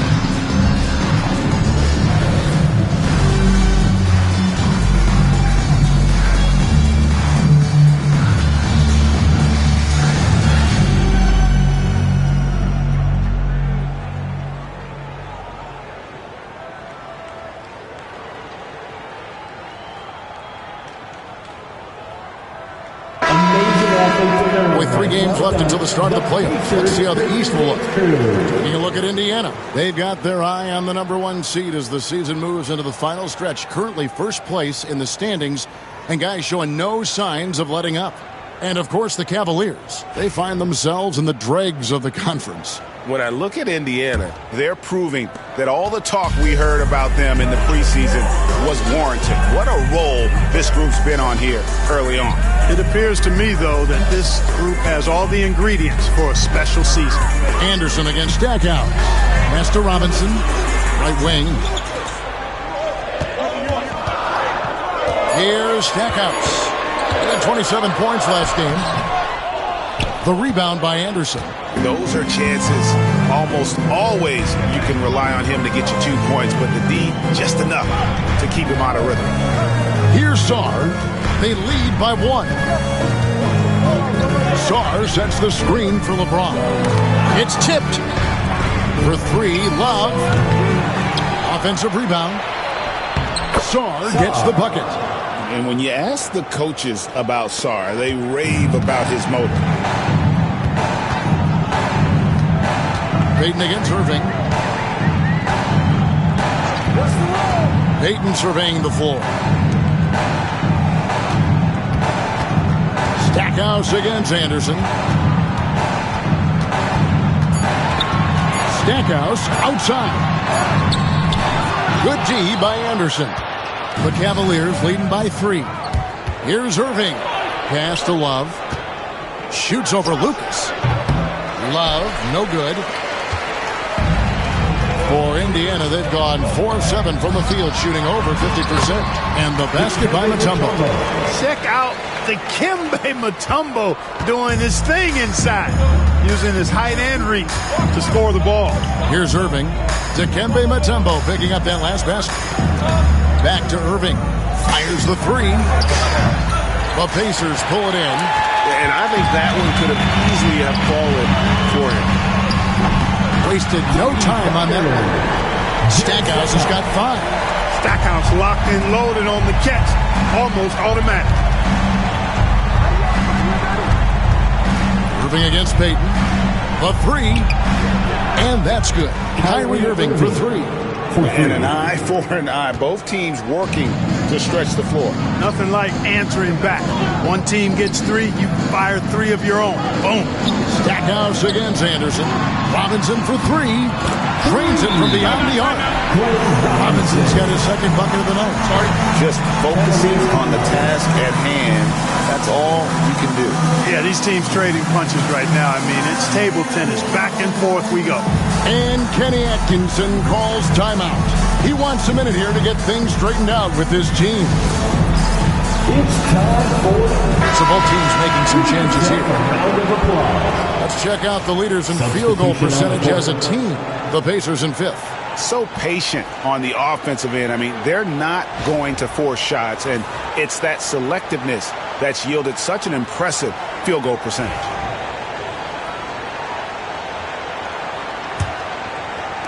Cavaliers trailing. James with it. Last game we saw him score 13. With the drive. That's his second shot and his second basket. He's 2 for 2. Still possessing incredible athleticism. LeBron James, when he attacks like this, you can almost forget about stopping. Heat got a hand on it. And here is Howard. Pass to Suggs.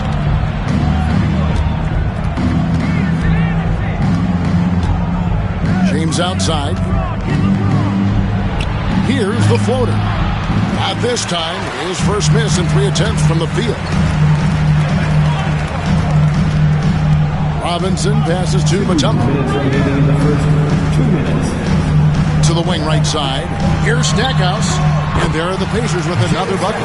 Pick works well there. Not much resistance from the D. Yeah, that's not the defense you need. You got to be tougher defensively. Pass to Gobert. Back to Suggs. Gobert the screen. For 3. And it's Suggs missing. The Pacers have gone 8-12 on field goal attempts so far. And the definition of teamwork right there on that alley-oop. And Greg, what about the finish? Bringing it down with some thunder. Yeah. I tell you what, I think the pass was even better. I mean, that was room service delivery at its finest. And here's LeBron outside, and Wicks pulls it down. For Indiana, they come into this one following a loss to the Celtics in Boston. Yeah, I mean, on the road, their defense was just overrun. Couldn't match the intensity of the opponent, and it cost them. And you know what, guys? It just seemed like they never really had the kind of energy necessary. They just weren't comfortable on the defensive end. I mean, even from over here, you could see that one pretty clearly. No question about it. I mean, a ton of contact and a good call by the official. Shots. Take a break. Take a break. 2 shots.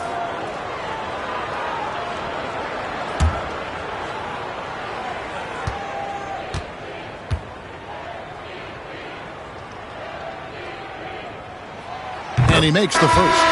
And Mutombo, a defensive force, a long, intelligent player who plays well on both ends of the floor. Christian Brown's checked in for the Cavaliers.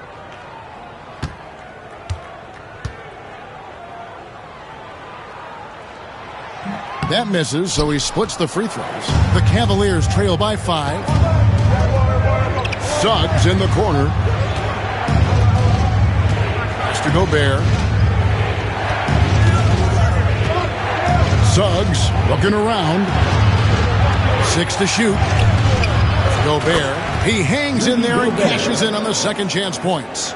The endless reach of Gobert. Those long arms sometimes seems like he's everywhere. An overwhelming presence on the offensive side. That's a double whammy, guys. That's right. A great defensive play, then the emphatic stuff.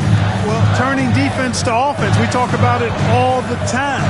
Try to hit your opponent at the other end before they can set up the defense. And they've repeatedly probed inside in the first half, guys, and it's paid off. Now, here's Suggs. Last game we saw him score 13. Gobert with a screen on Payton. Here's Suggs. Here he goes. The first quarter all wrapped up, and it's been an exciting game so far. Pacers lead by 3.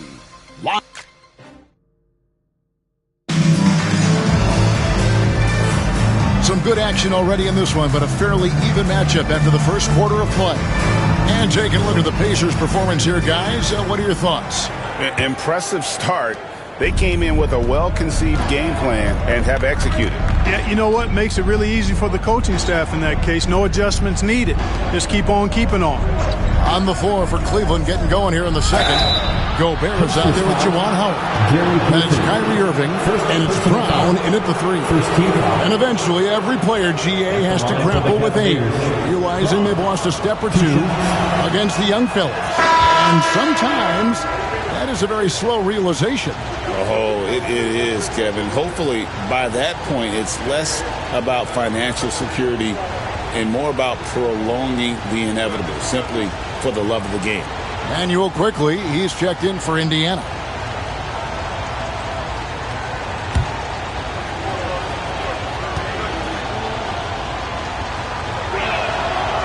So we can't get either to fall.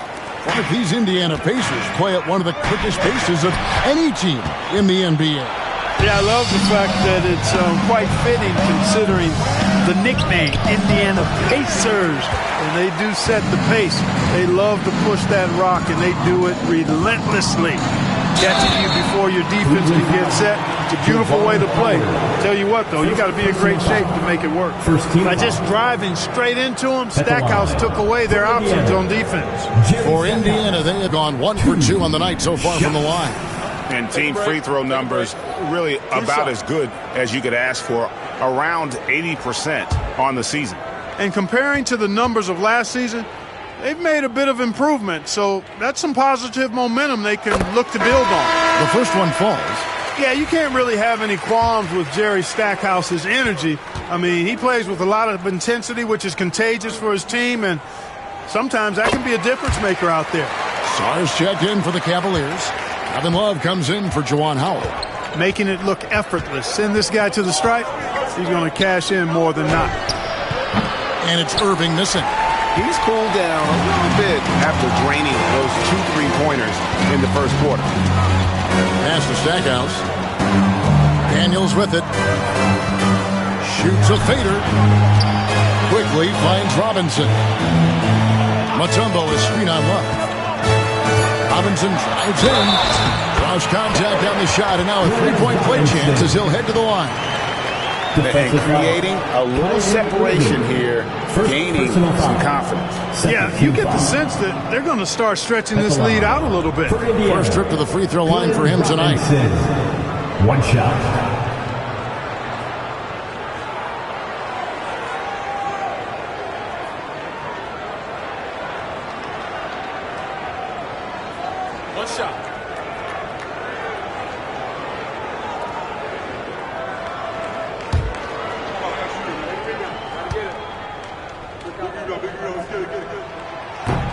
On the free throw, no good. And while the offense is developing, Alex Sarr is already a huge presence at the defensive end. Yeah, along with being a great rim protector, he's a 7-footer who can really slide his feet on the perimeter. He can switch on the guards and make them work for their opportunities. It's almost too easy for the rookie. Sarr, he just pops up and finishes off that lob. And here's quickly for 3. Rebound Love. The Cavaliers trail by 5. To the paint. Whoops, they pick off the pass. Oh, and here we go with Robinson. Nobody back. Can't hit from in close. Cavaliers have gone 1 of 3 to start out the second quarter. On the wing, Irving. Stolen by Quickly. Over Irving. And that one's good. Quickly's got the lead up to 7 now for the Pacers. Just reliable, guys. He's just always trying to make the right play. And Kenny Atkinson calls timeout. He wants to regroup and go over the strategy.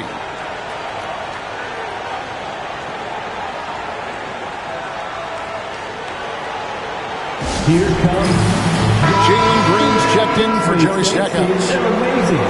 Well, defense is a big part of these players' games as the top shot blockers among small forwards this season.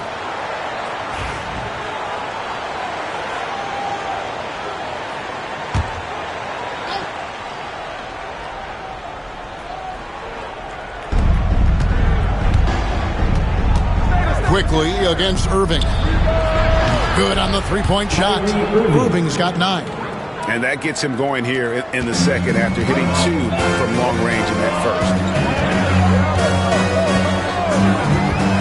Quickly against Irving.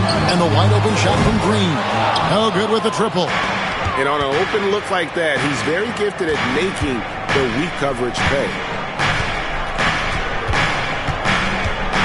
Here's Okogie, guarded by Green. They set the pick.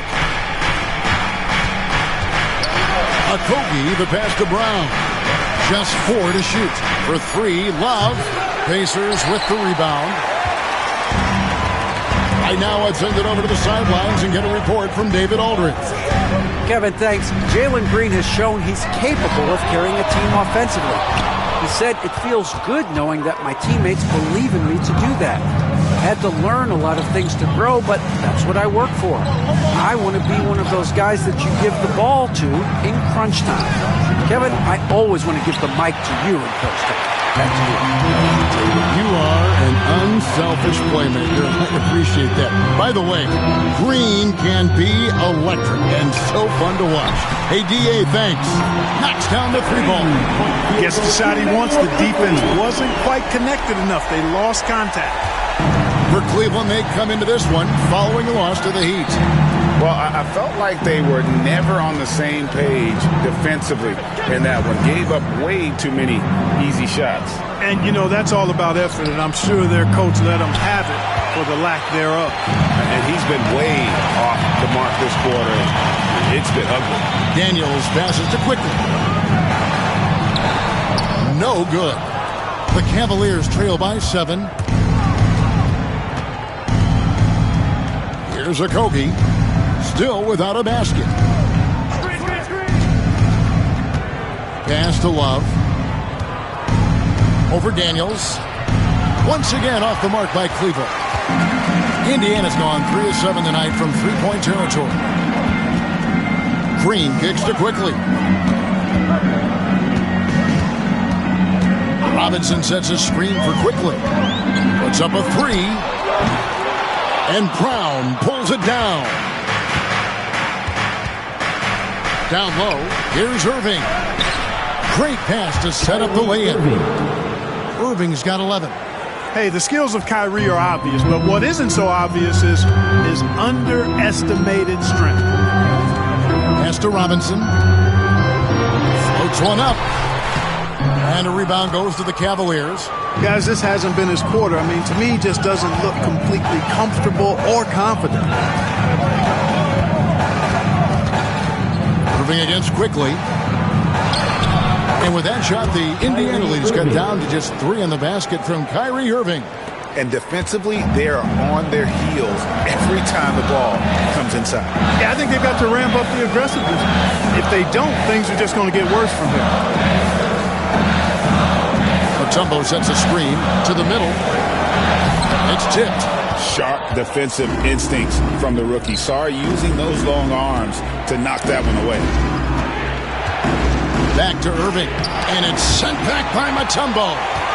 Something that's kept this game close is the fact that the rebound stats for both teams are almost identical. The battle to a standstill on the board has really been something to watch. The game's not over yet. We'll see if one of these teams maintains more energy than the other going down the stretch. And Kenny Atkinson calls timeout. He's made the decision. He wants to huddle up with this guy. Indiana making some changes. Lucas is checked in for Mutombo. Alex Caruso comes in for Robinson. And it's Peyton in for Quickly. Then for the Cavaliers, Howard comes in for Kevin Love. And Jalen Suggs is subbed in for Josh Okogie. That's in, and the Pacer lead is cut down now to just 3 on the basket from Irving. Yeah, that was the third straight high percentage look the defense has allowed. The defenders have got to start putting bodies on bodies. 6 the three-pointer. Green lethal off the catch. Good rhythm on that play. Cavaliers are gone 5 of 12 from the field here in the second. Now one near Suggs as he lets it go. And they come right back with their own three-pointer. The real Come at us, and we're coming right back at you. A little back and forth from long range. I love it. That's a terrific answer there. Green dishes to Peyton. There's the pick. Here's Caruso. And he's fouled pretty hard on that shot, but he's got the chance to pick up the points at the line. It's his first trip to the line. And the first one drops. And they're really getting more points at the free throw line here in the second quarter. Definitely, that's one of the reasons they're in front right now. Looking at who's out there now for the Cavaliers. Rudy Gobert comes in for Sarr, and it's LeBron in for Irving.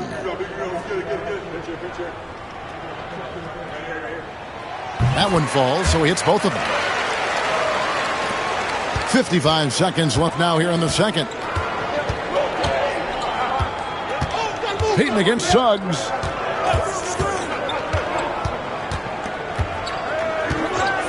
LeBron outside.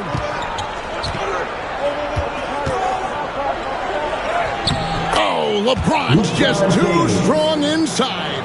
How many times have we seen that? I mean, LeBron going right through and into the defense and finds a way to power through the contact as if he hasn't even been hit. Caruso against James. Oh, and the lead gets bigger on a ridiculous offensive sequence. That dunk alone would have been spectacular. Never mind it coming at the end of an alley-oop. Well, I tell you what, they've got this team just a step away from being completely asleep.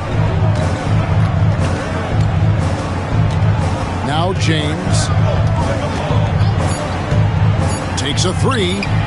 Another three for Cleveland. And that'll do it for the first half. A competitive game so far. Pacers out in front. They lead by 2. And now let's catch up with David Aldridge, who's standing by from the sideline. All right, Dave. Thanks very much. Coach Carlisle with me. Rick, a tremendous first half offensively. What pleased you about the team's effort? Our pace is good. You know, we're making a good effort defensively, but they're starting to hit some shots, so we're going to have to keep it tightened up.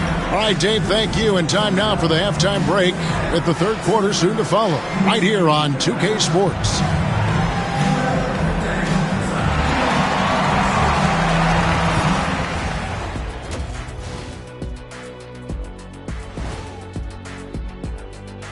Hello there, everybody. It's halftime, and right now the Indiana Pacers are in the midst of a good battle. Total team effort. Instead of 5 starters, it's like they've got 7 or 8 guys getting it done. That's how good the reserves have been tonight, guys. Lots of interchangeable parts. They can throw different lineups at you. Keeps you guessing. Next on the docket, power rankings. Fellas, let's see which teams are jostling for those top spots. Well, right now for Indiana, they're holding steady near the top of the rankings. Definitely one of the better teams here at the midway point. In position to make some noise come playoff time. We'll see. And that is it for halftime, folks. It is back to Kevin Harlan and the crew for the second half.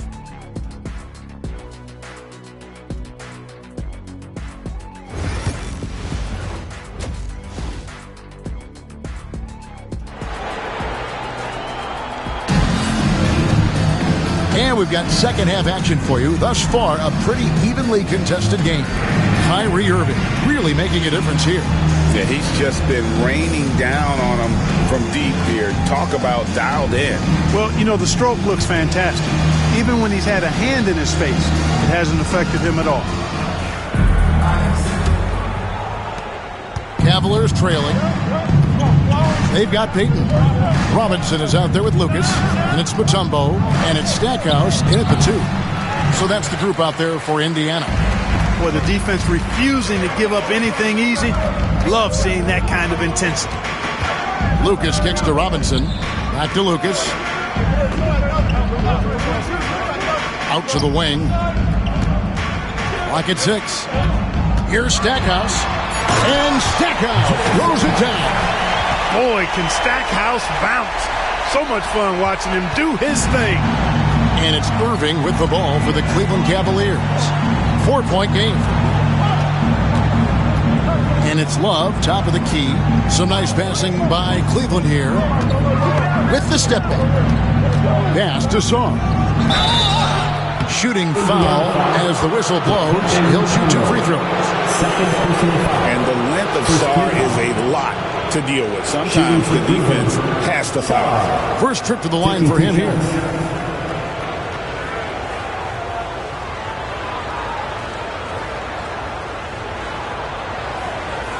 Shooting 2.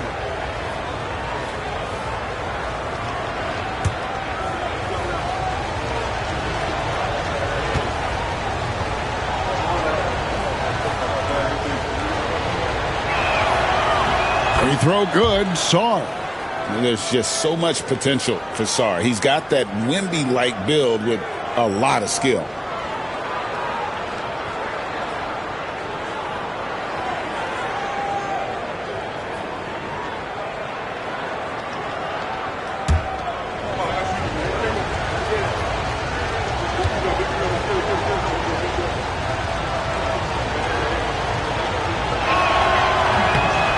Good on the second, so he makes them both. Here's Payton.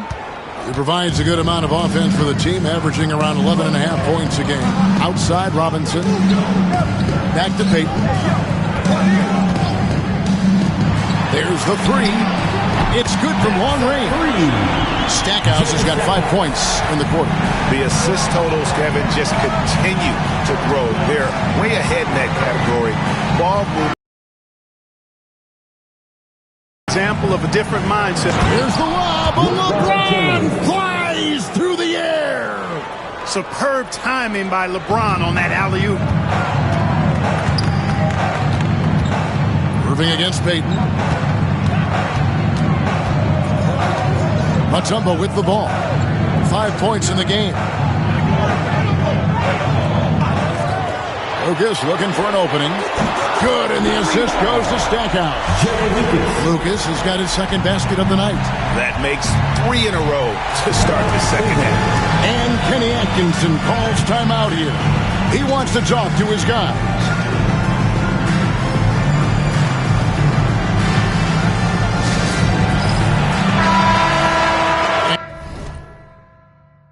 And now here are the two leaderboard. Since the All-Star break, these teams are leading the NBA in second chance points. The Cavaliers 4th. And offensive rebounding, always a point of emphasis for this group, but for whatever reason, they've had particular success since the break, really just outworking their opponents on the glass. Pacers leading by 6. Launches a 3. They get it back. For Cleveland, they've gone 1 of 3 since starting the second half. Pass to Irving. Now here's Anderson. Back to Irving. Knocks it loose. It's taken away by Payton. He lobs up the alley-oop pass and stolen by LeBron. And a wide open look for Sar. Bangs home the trifecta. Sar's got 5 points in the quarter. Already expanding his game. Sar trying to get better at attacking quickly off the pass. Now here's Mutombo. Guarded closer. Stackhouse against LeBron. 4 on the clock. Now Stackhouse. And a rebound goes to the Cavaliers. Sar's got his 4th rebound with that last one here tonight. Pass to Irving.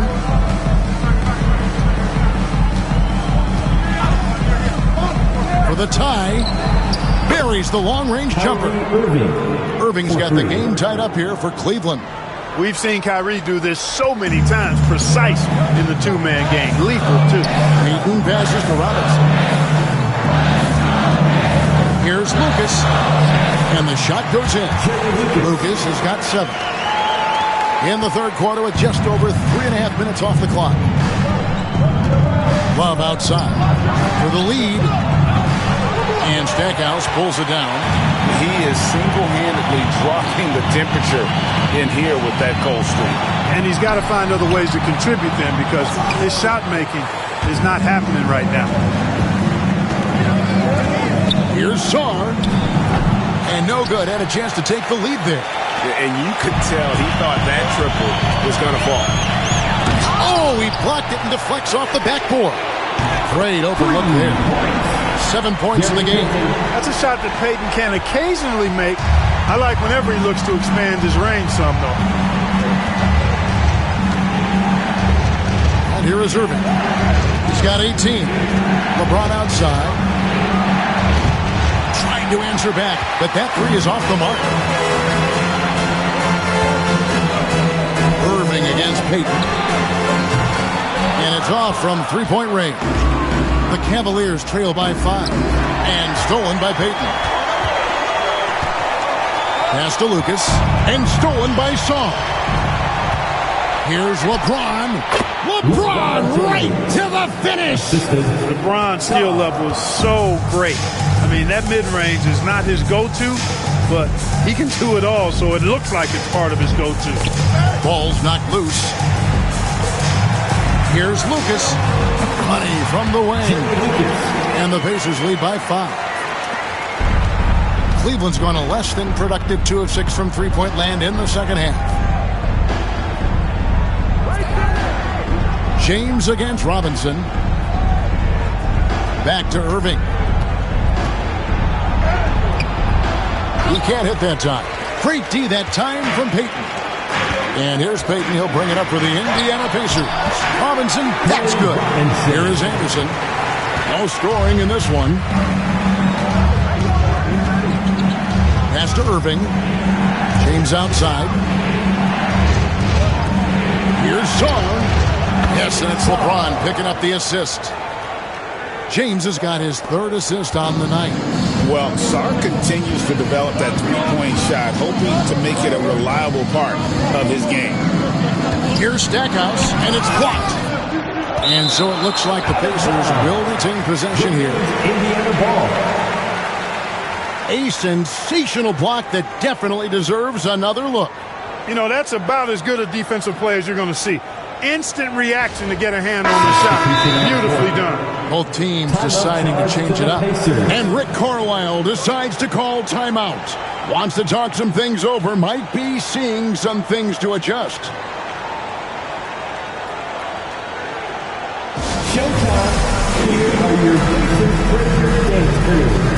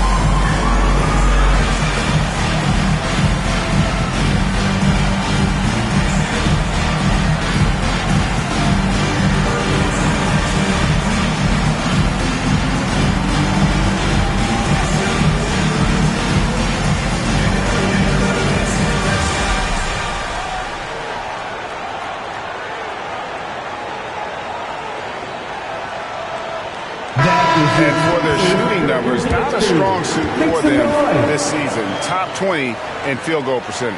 And as you said, the three-point shot has been a major weapon for him.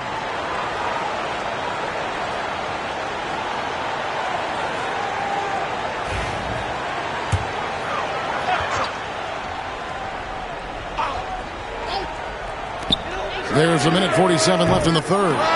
We know how good a shooter he is. It's frustrating for him when he's not able to knock down that kind of wide open look.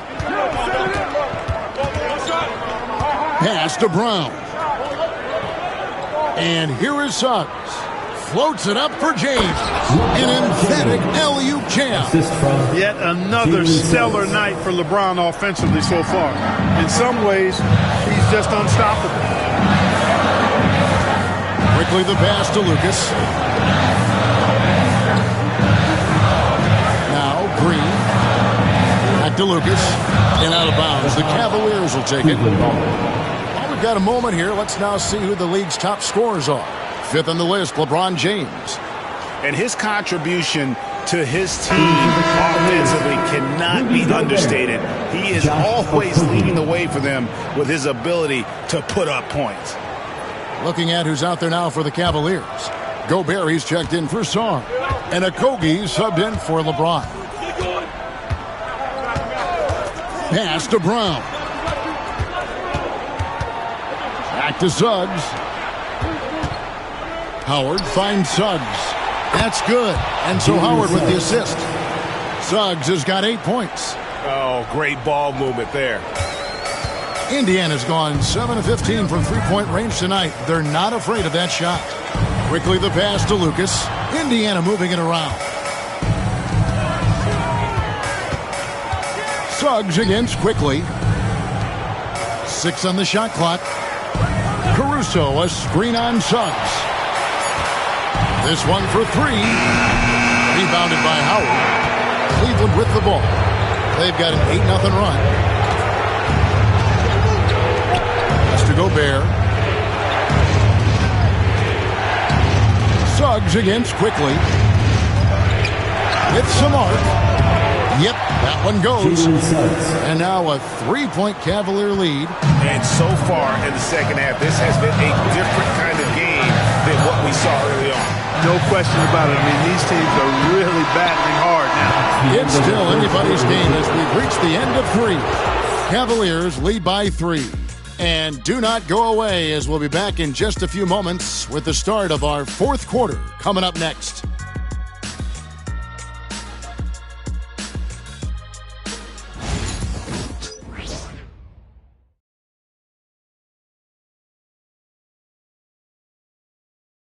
And let's take this chance now to show you the State Farm assist of the game.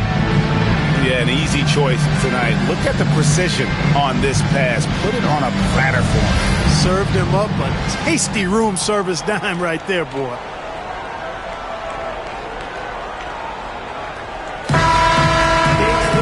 And with these teams locked in a very close contest, this 4th quarter promises to be a good one.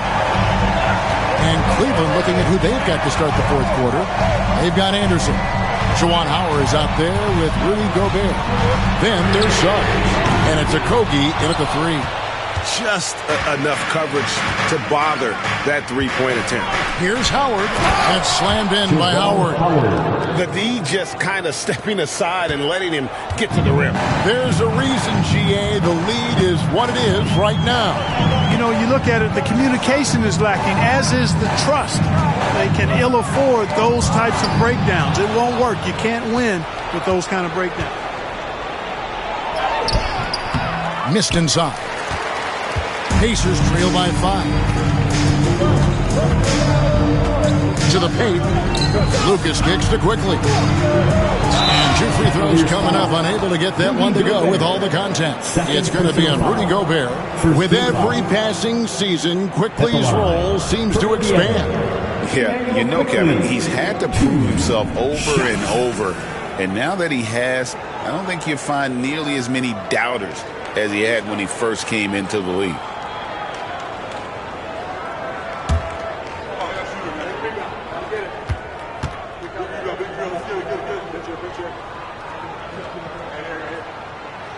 That one is off. And some changes here for the Pacers. Daniels, he's checked in for Lucas. And it's Stackhouse in for Green. And Cleveland also making a change. LeBron's checked in for Josh Okogie.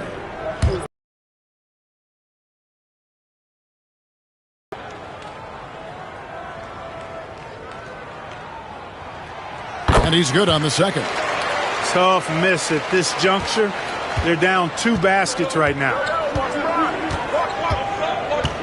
LeBron gathering speed. And the bucket is good. 3-point play chance here for him. Weight room muscle on display there, James. Even when he gets hit, he can still score. Now let's take a moment to get your guys' take on the scoring so far for the Cavaliers. Well, I think they've been lethal from beyond the arc this game, no doubt about it. Hard to defend such spot-on shooting. And also, guys, they've been showing how dangerous they are in the open floor. When they see a chance to get easy points, boy, they just jump at it. free throw good, LeBron. Now over 2 decades playing in the league, LeBron James continues to play at an amazing level. Remarkable. And stolen by James. To the inside. And stolen by Payton. Here's Stackhouse. From outside, off the mark. Cleveland leading by 7. Pass to James. Misses from close range. Indiana's gotten off to an 0-for-2 start from downtown here in the fourth quarter. It's been like this all night for both teams. The offenses having their way. Any lull in the action so far has been short-lived because there have been nothing but buckets in this one. Payton against Suggs. Shoots from the right block. Nice touch on the bank shot. Suggs has got the lead up to 7 now for Cleveland. His teammates expect Suggs to hit these shots, and he doesn't disappoint them. And so it's Rick Carlisle here calling timeout. And clearly an important juncture. He's going to have some choice words with his team. All right, fans, it's dance camp time. Get ready to dance like everyone's watching.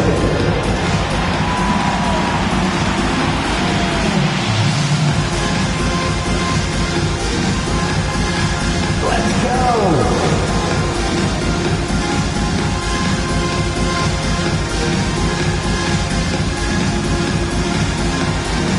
Shake it.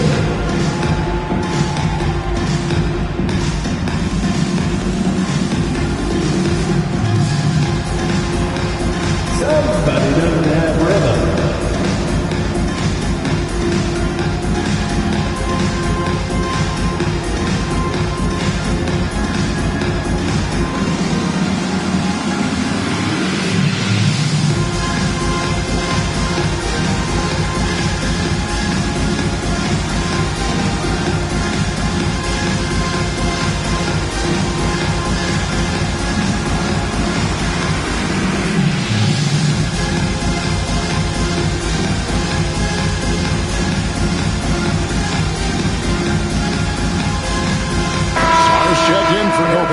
And now the latest from our reporter, David Aldridge. Well, during the break, I listened in on Rick Carlisle's huddle. Now, he preached the importance of patience down the stretch. Coach said, we're not going to get it all back at once. Let's take it one trip at a time. Make it simple. Make it easy. Kevin, back to you. All right, David, thanks.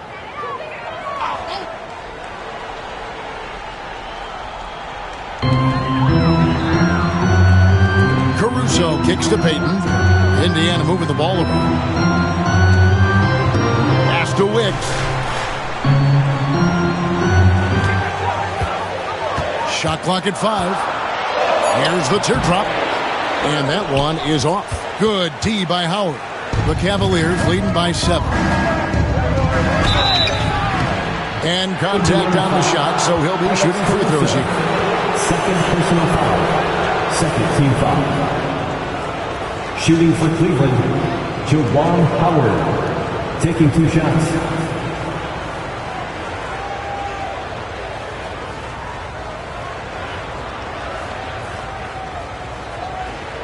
Shoot 2.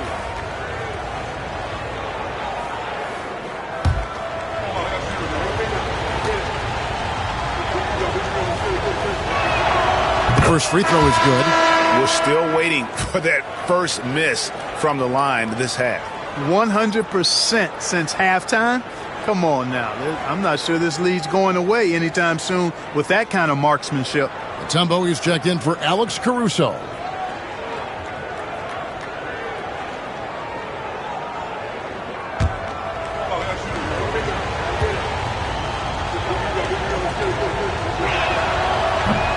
And so Howard nails both of them. GA, what effect do you think the rule to limit flopping has had since it was put into place in the NBA?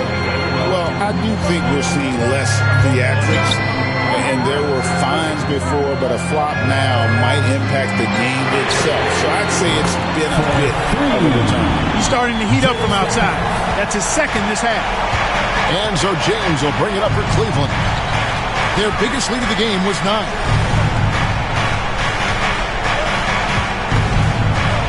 We're in the final quarter of play here, 3 minutes in.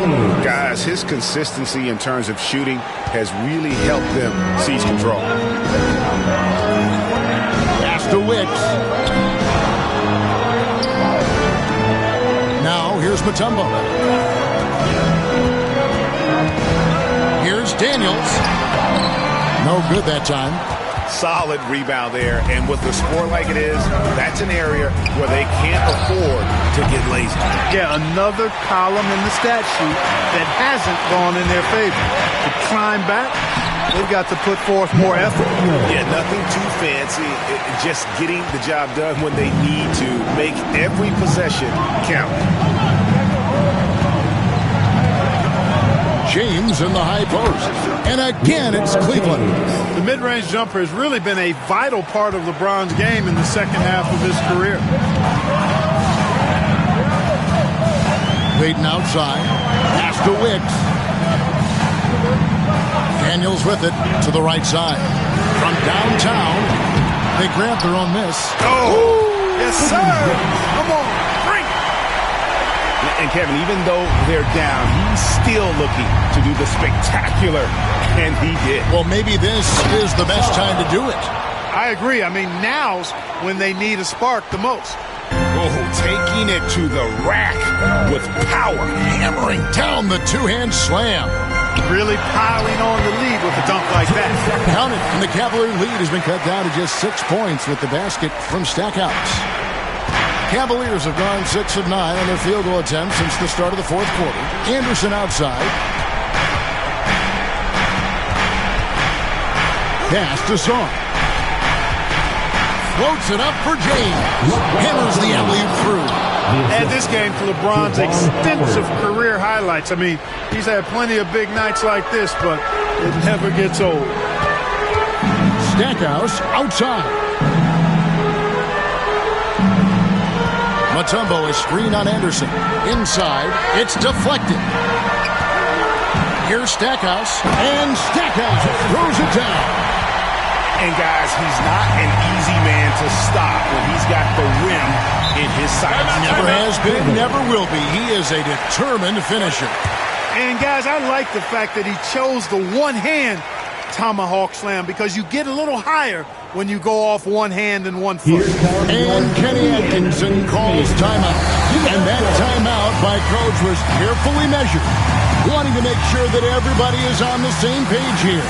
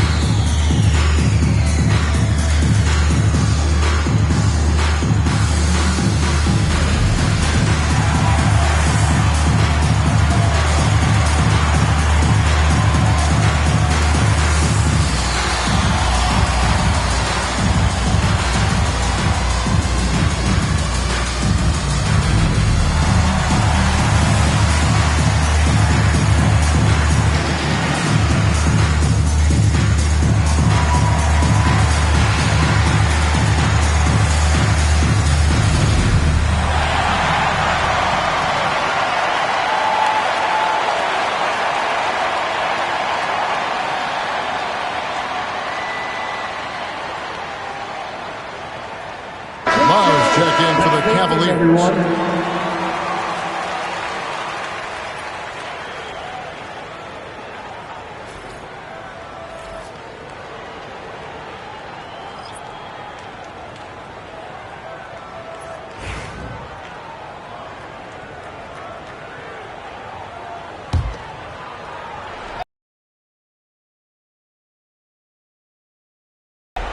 And it's the Cavaliers with the ball. Their biggest lead of the game was 9. Here's James. LeBron pushing off the contact. Fighting through contact. Not easy trying to corral LeBron when he's focused on scoring. Good luck with that. Here's Stackhouse. Takes it off the glass. Stackhouse has got 14 points here in the second half. I mean, he is tearing the defense apart, and let's face it, they have not brought their A game on that side of the ball. He was the exact same kind of offensive showcase for him in their last game, too. When it happens this often, that's not a pattern. That's a characteristic. To the paint, here's Zahn, and blocked. That one goes careening off the glass. Here's Robinson. Here's Lucas. No stopping him there. Jams it in as he's fouled. Second team foul. One shot. Yeah, he doesn't let the pressure get to him. Cool and confident from the line. Cleveland leading by 3. Outside, James. Sarr sets the screen for LeBron. A three-pointer off the mark. Indiana's gotten just 1 of 4 three-pointers to go down for them here in the fourth. And the ball travels out of bounds. It was last touched by Payton. You gotta love strong defense, especially when it comes in the form of harsh rejections. Wow. Hey, we know every basket's a big one in a tight game, and he is not about to give up an easy look.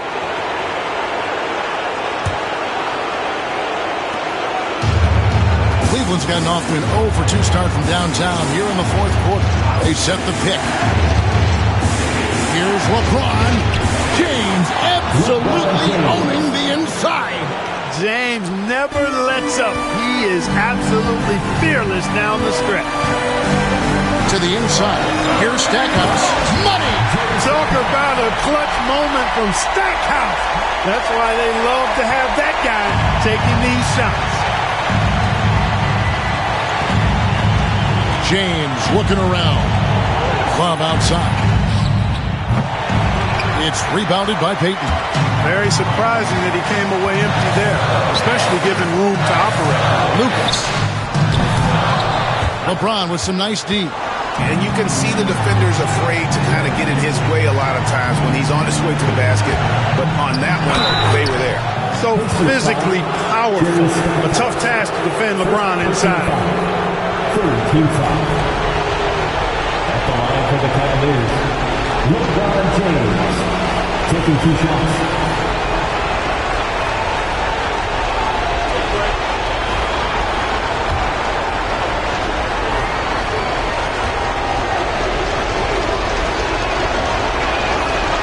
Drops the first one, and that gives them a 4-point cushion. And the Cavaliers making a change here. Irving's checked in.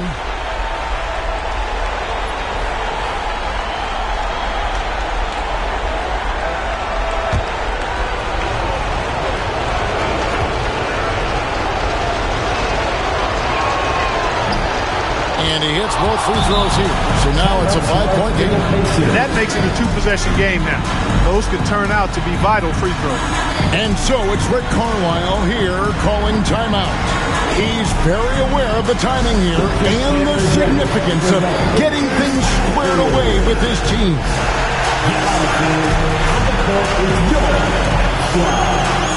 We want to give you shirt fits, but you need to be the loudest. Can you do it? Let's hear it!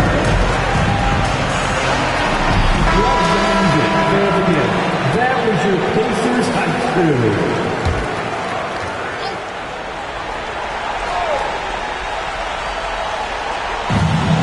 4 seconds separating the shot and game clocks. Here's Stackhouse. And Stackhouse throws it down. Big time shot from Stackhouse. He doesn't mind stepping up and knocking these big shots down. And he commits the intentional foul. Yeah, you can't let him hold the ball, just milk those last seconds away.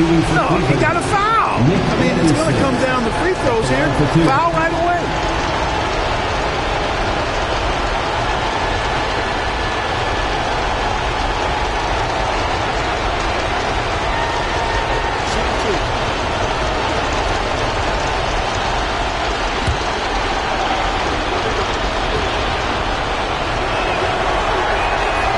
First free throw is good, and that gives them a 4-point cushion.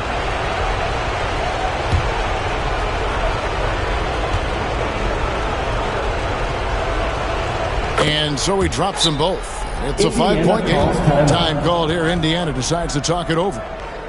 23 seconds left here in the fourth quarter. And let's get your take, guys. What's the strategy?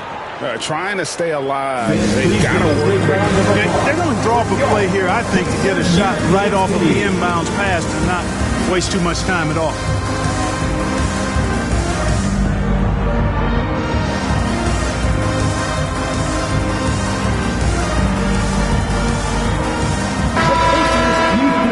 Fans.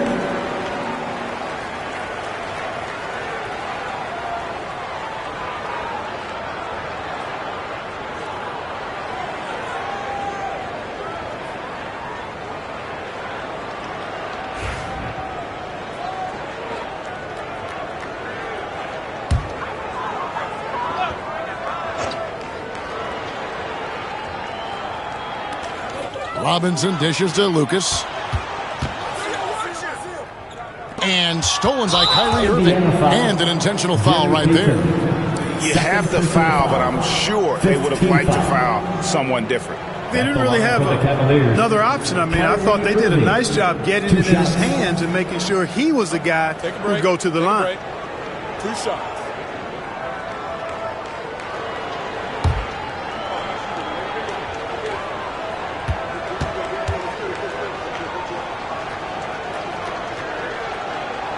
Good on the first, and that increases their lead to 6.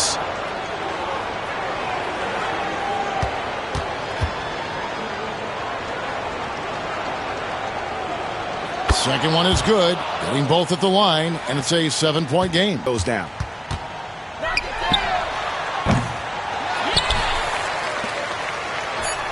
Kins the 3.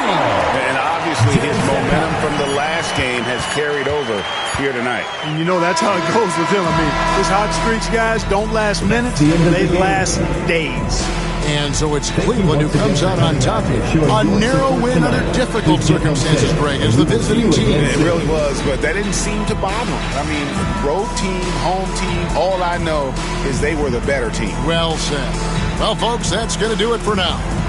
For Clark Kellogg, Greg Anthony, and David Ulmer, this is Kevin Harlan thanking you for watching the NBA, presented by 2K Sports. And now, our player of the game, LeBron James.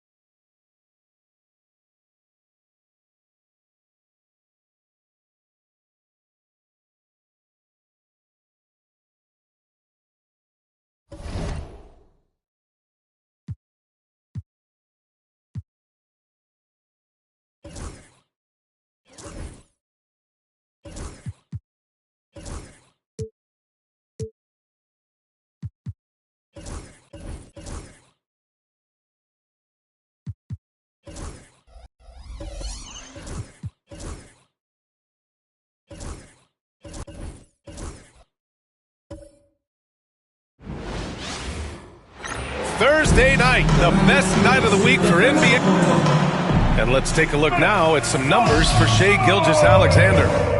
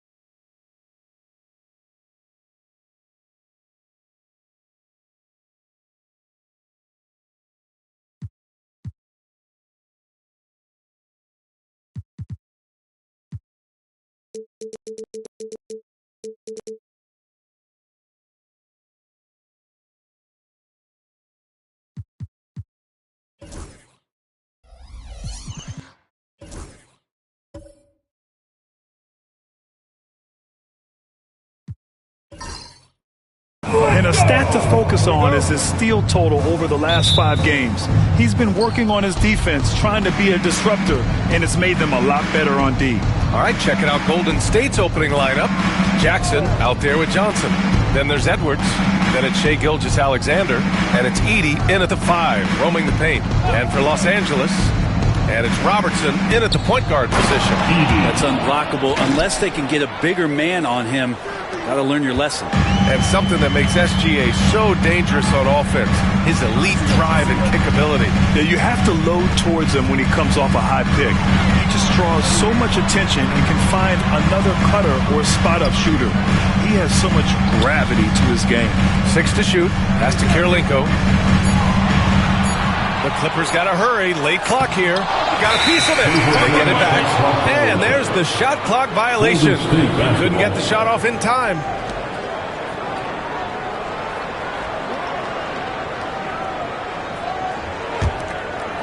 And the Warriors with possession. They come into this one following the loss to Minnesota. That's a game they know they probably could have won. And had a few more things gone their way, they would have. Maybe should have. The score doesn't indicate just how well they competed in that game. For the majority of it, they looked like the better team. Well, Brent, tonight we got a great front court matchup. Yeah, this is a game, BA, I think that has been circled on the calendar. These guys are competitive, but there are positional rivalries that do exist. And the only way you can measure up is standing across from your opponent. We've got that here tonight. Who's going to get the best of who?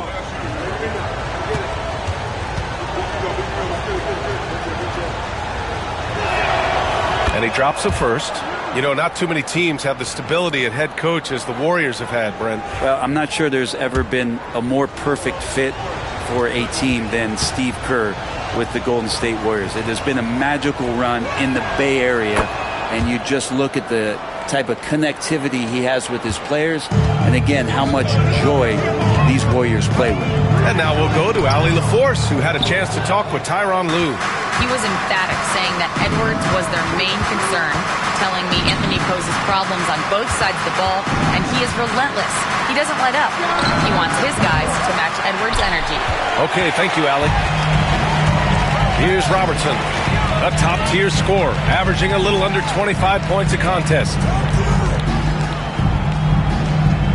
Inside, here's Jones.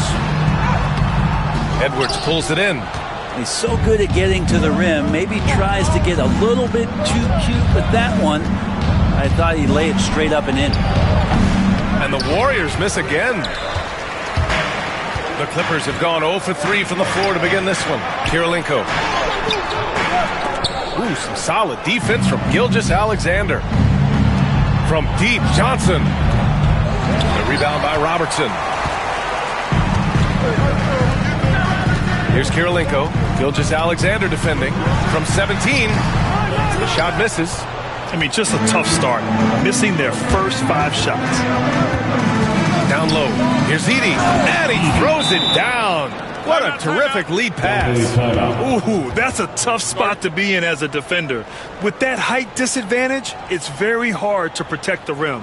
And Ty Lue has called a timeout. He's going to talk it over with his guys. All right, fans, let's give a big hand to your Clippers.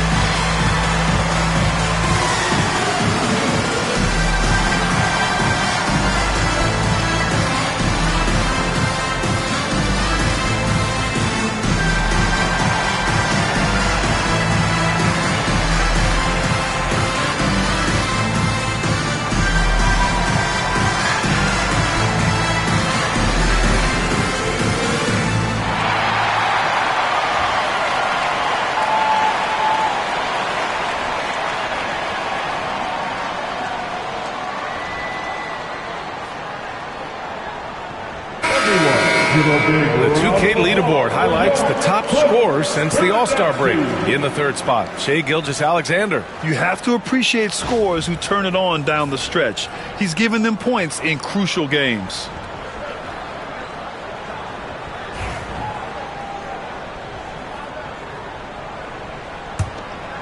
Here's Robertson. Outside Jones. To the paint. And stolen by Edwards.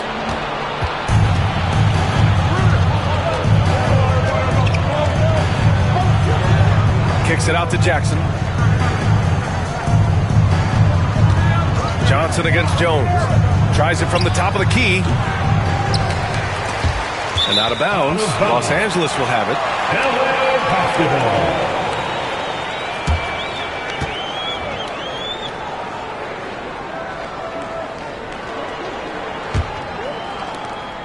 Clippers trail by 6. To the middle. They still need this. Boom! He jams it straight down. Wow, that is awesome to see the small man challenge the big man. Sometimes when you jump, you can be taller than the big fella. To the inside. Ooh, poked away. Jones feels it out. And that one is hammered home. And that's what happens when you don't take care of the ball. Hey, that makes the turnover hurt even more. And the gamble paying off. Now here's Gilgeous-Alexander. 17 points in his last outing. Puts it up from 17. The rebound by Malone. Practically a block. Good, strong challenge. Yeah, altering the shot just as long as there's a miss, that kind of energy not wasted. Here's Malone. Looking at his numbers, putting up 8 points a game. Well, maybe not the best shot against that kind of defense, but he still has the ability to knock that kind of shot down. And that one drops. Joe Johnson's a very patient player who likes to get inside for his shots as well, possessing a very nice touch down low. Grant, when it comes to Anthony Edwards, fair to say he's meeting expectations so far. Oh, no question, B.A. The first overall pick in the 2020 draft, Edwards has been anything but a bust. Now we are seeing him trying to compete for titles. Here's Gilgeous-Alexander, following the score by Los Angeles. Jackson on the wing.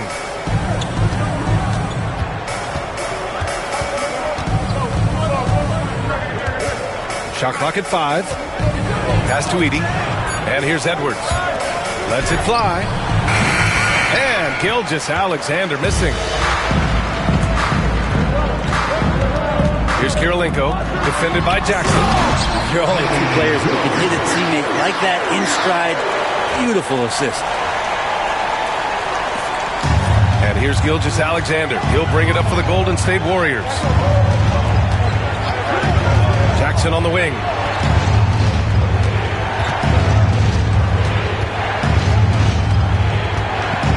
Outside Johnson from downtown.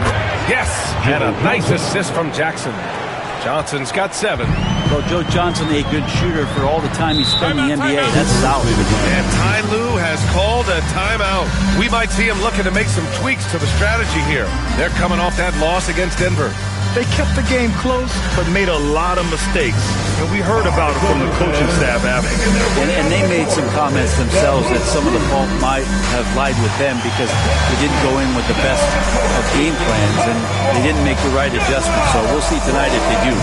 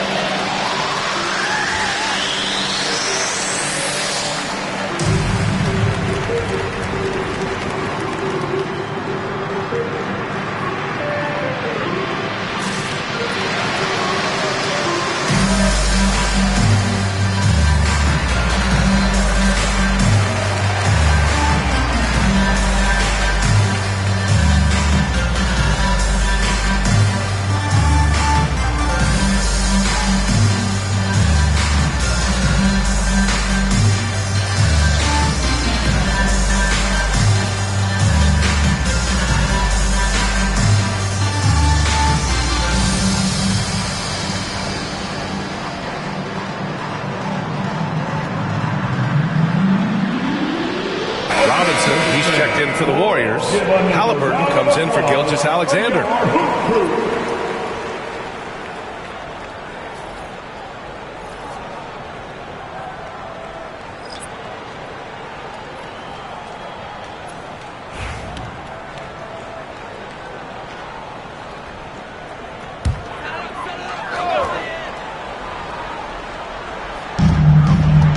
Pass to Robertson.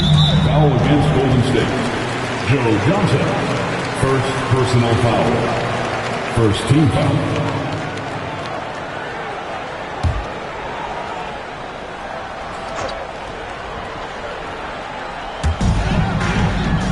Here's Robertson. And off the left side of the rim, it swirls in for him. Robertson's got his second bucket of the night. Now, what a great option he gives them on every possession. It's so interesting, Grant. Younger fans may not realize the Clippers had a lot of rough seasons early on. Well, you know, B.A., that's one way to put it.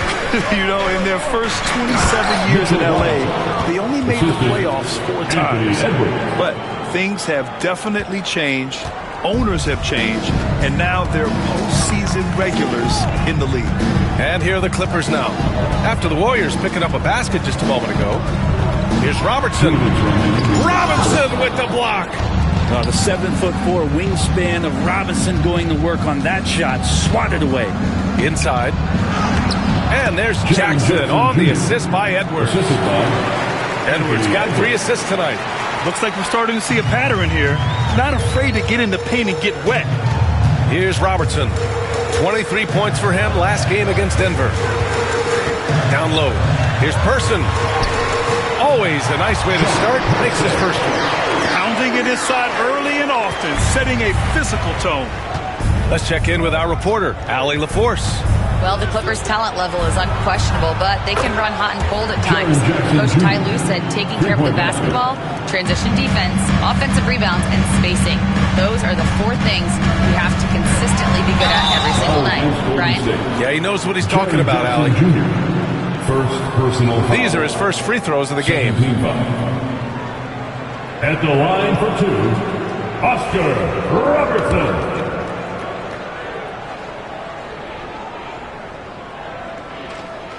First free throw is good. That Grant, despite the Warriors' success over the last decade, it hasn't always been this way for this franchise. Yeah, they didn't have many winning seasons before they got Steph, Clay, and Dre.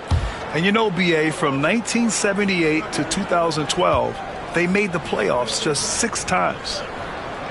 Both good from the line that time. At this point, you might as well go ahead and chalk up the points when he's at the free throw line. Pretty much automatic. Jackson outside. Back to Halliburton. It's stolen away. And they're on the run. Here's Robertson. It goes. He's made 3 shots in 6 attempts. A sharp steal and some quick offense cuts it down to a 1-possession game. Well done. Jackson outside. Back to Edwards. Baseline jumper. Again, Golden State. And a slick play called by Edwards, creating space for himself to operate. Clippers trail by 4. Here's Van Arsdale. He's scoreless.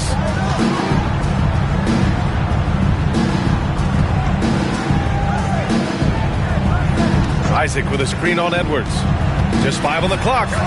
Van Arsdale passes to Isaac. So it'll be 2 free throws. He was fouled in the act of shooting. It's going to be on Tyrese Halliburton. And just so fluid and mobile at his size. When Isaac does these shot fakes, it's hard for defenders not to bite. Los Angeles shooting their 3rd and 4th free throw shots of the night.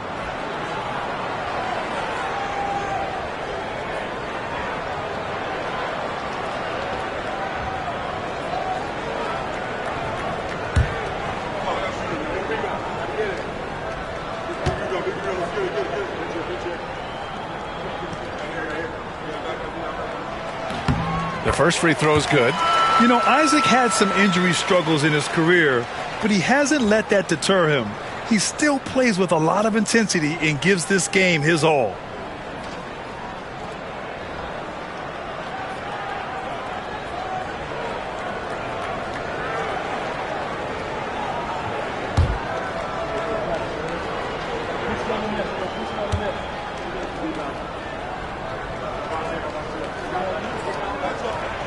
Off on that one, so he goes 1 out of 2 at the line.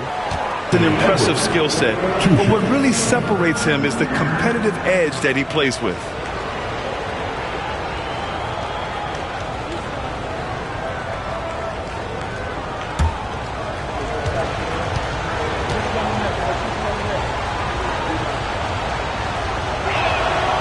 And he drops the first.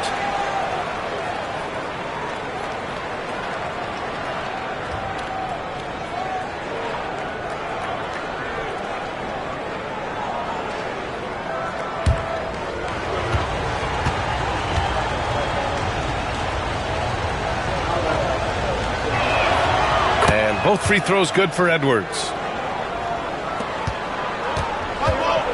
Here's Robertson. Give him 8 points now.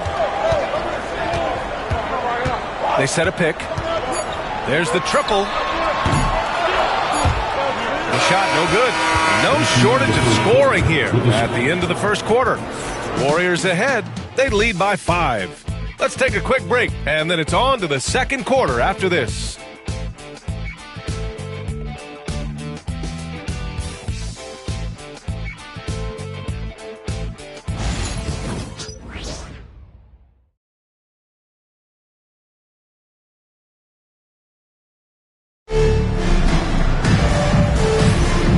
Thanks again for tuning in. If you're just joining us, we played through 1 quarter of action so far. And a look now at how the offensive approach has been going here so far for the Warriors.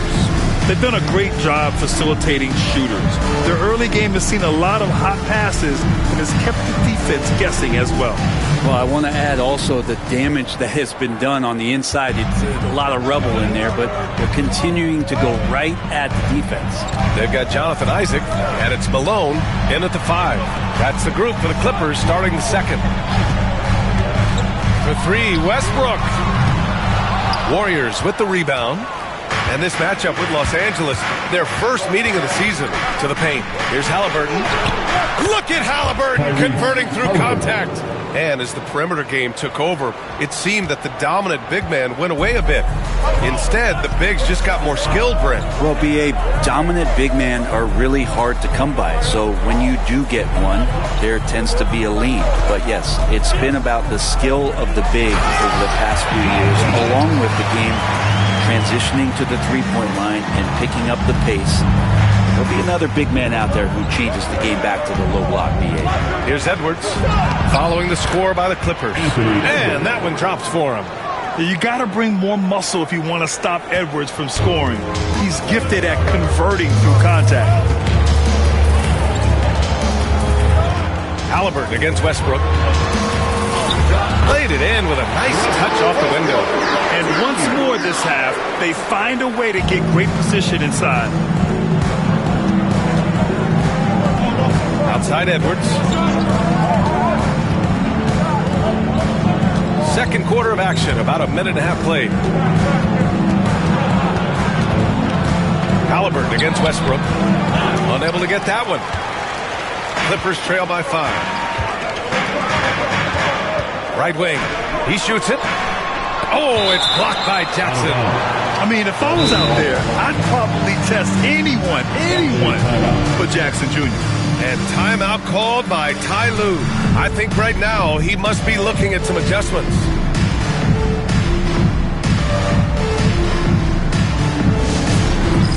All right, fans, it's dance band time. Get ready to dance. You know, like everyone's watching.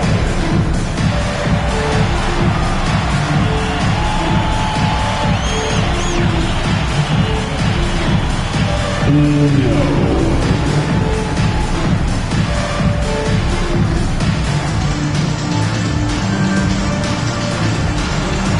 Let's go.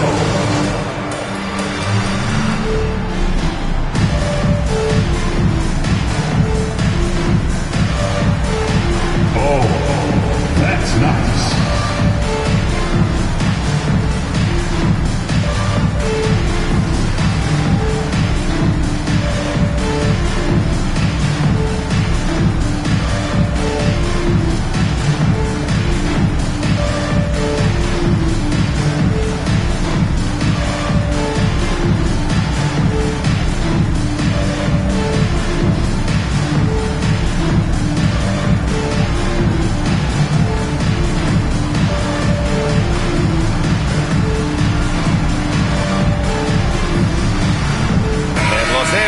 Making a change here. Jones is checked in. And how about a look at the top shot blocking teams in the NBA this season?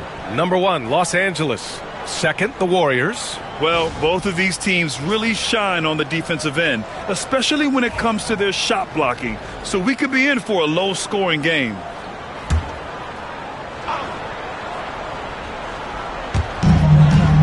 On the wing, Isaac.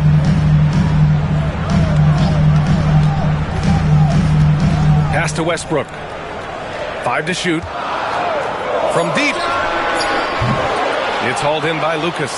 Things are going south right now. This is not the type of shooting that his teammates expect from him. Here's Gilgeous-Alexander. That shot off the mark. Clippers trail by 5. Outside Jones. Westbrook with it. Back to Jones. Pass to Robertson. Fires the 3. That's good. And it's Jones with the assist. Robertson's got 11 points. Easy look when the defender... Oh, hey! How about that? That's impressive. Oh, save that for the dunk contest. That flush was so extra. Whether or not this game is close, he's the same guy. Focused on finishing firm at the rim. Here's Robertson. 11 points in the game. Isaac for 3. Oh, and another 3 for the Clippers. Back-to-back threes, making their defense work on the perimeter a bit. And Gilgeous-Alexander's got the ball here for the Warriors. They set the screen. Left side, Robinson. It's tipped. Ball stolen. Lucas passes to Dunn. Not watching the line there. That'll be a backcourt violation. Edey's checked in for the Warriors.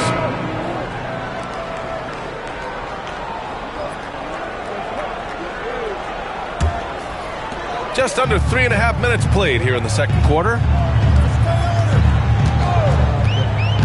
Pass to Westbrook. Up and over Dunn. And the basket by Westbrook. Westbrook's gotten 4 this quarter. Well, the whole floor, including the mid-range, is Russell Westbrook's playground right now. Here's Edey. Outside Nesmith. Dunn outside. Clock at 6.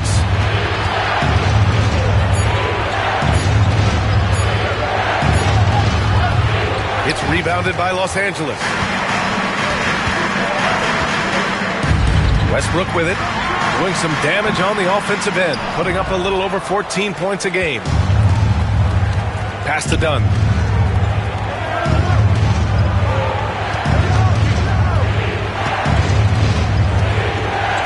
Back to Gilgeous-Alexander.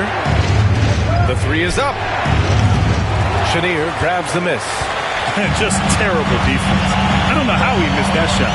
And over the last few years, SGA has emerged as an all-NBA level player, Brent. What's been the key to his success? I think the key, BA, to him is his confidence. I think that he feels like he is overlooked on a nightly basis and does not get the respect he deserves. So he comes in with that chip on his shoulder and he plays the entire game coming at any defense that people throw at him. And Steve Kerr calls timeout. Coach wants to speak to his guys, maybe alter some of the game plan. Please give a big round of applause for your Clippers,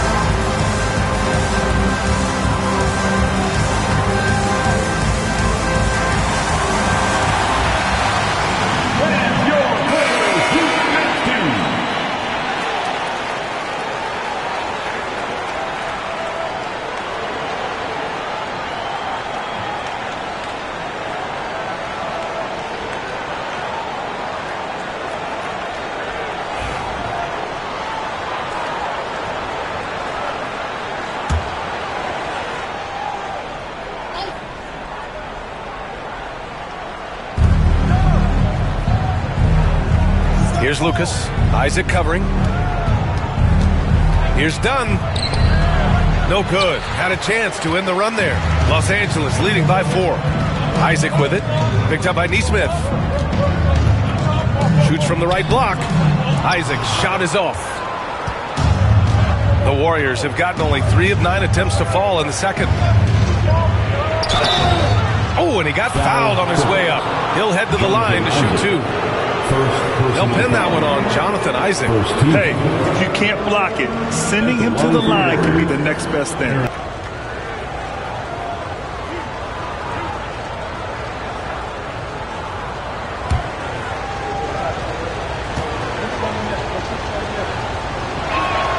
And he makes a first.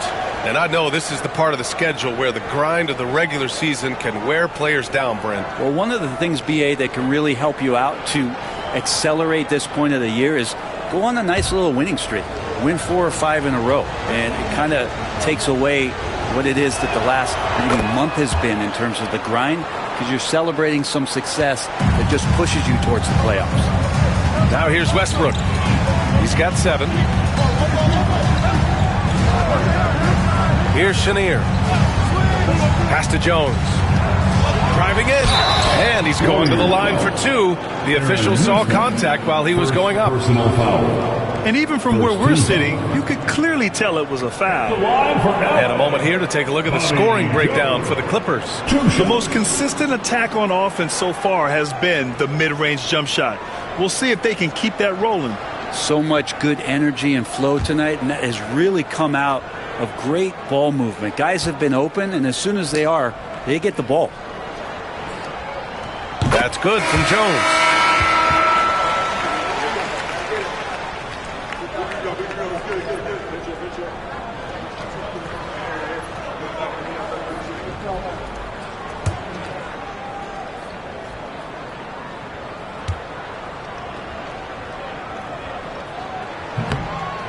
He's off on the second.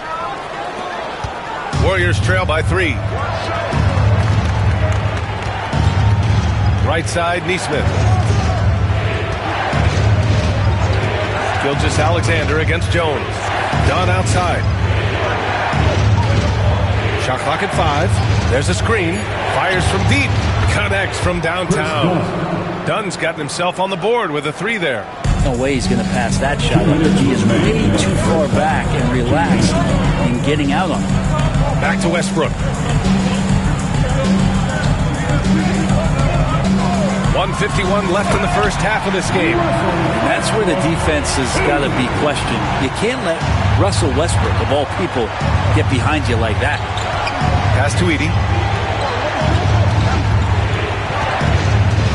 Now Neesmith. Here's Lucas. Back to Neesmith. Launches it. Another 3 for Golden State. 3-point. A minute 22 left in the first half. Here's Kirilenko. Westbrook outside. Inside. And finished off by Westbrook. And Westbrook with 2 very loud points. And Gilgeous-Alexander's got the ball here for Golden State. Got a piece of it. In transition, here come the Clippers. So it'll be 2 free throws. He was fouled in the act of shooting. First personal foul. Second team foul. Los Angeles shooting their 7th and 8th free throw attempts of the game. Phil Chenier.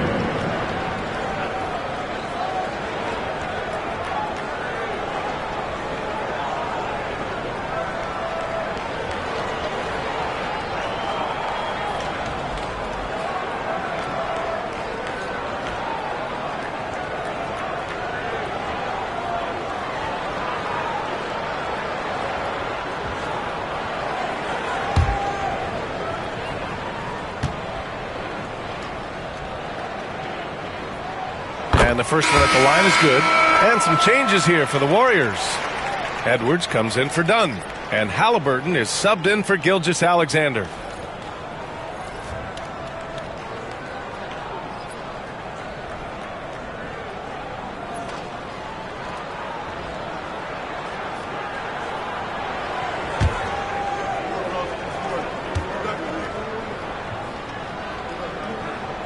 He's perfect from the line this time. 51 seconds left in the second. Westbrook against Halliburton.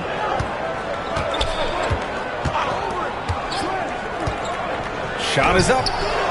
Again, the Warriors score. Running the pick and roll with just tremendous patience and poise. Halliburton reading the defense so well. He exploited that opener. Now here's Westbrook. 11 points in the game.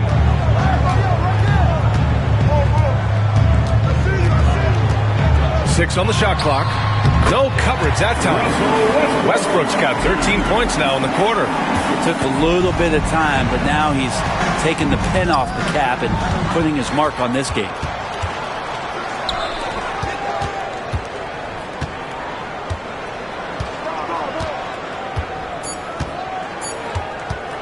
Lets it go. And no good. Trying to get that one to fall.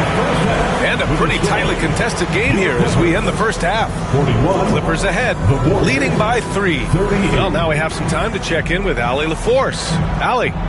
Thanks, guys. Alongside Ty Lue and Coach, what's the focal point for this team as you approach the second half? Just playing hard, first of all. And then playing with pace offensively. I've been doing a good job of getting to the basket. And then defensively, there's going to be some time to work things out. But they've been pretty good. Pace so critical to your team's success this year. Thanks, Coach. All right, good stuff, Allie. And we'll get back to the action at the start of the third quarter. Fans, please direct your attention to center court. And get ready for the fan half-court shot. Drums, please. They're measuring up the shot. You were so close. One more time. A round of applause for the participants.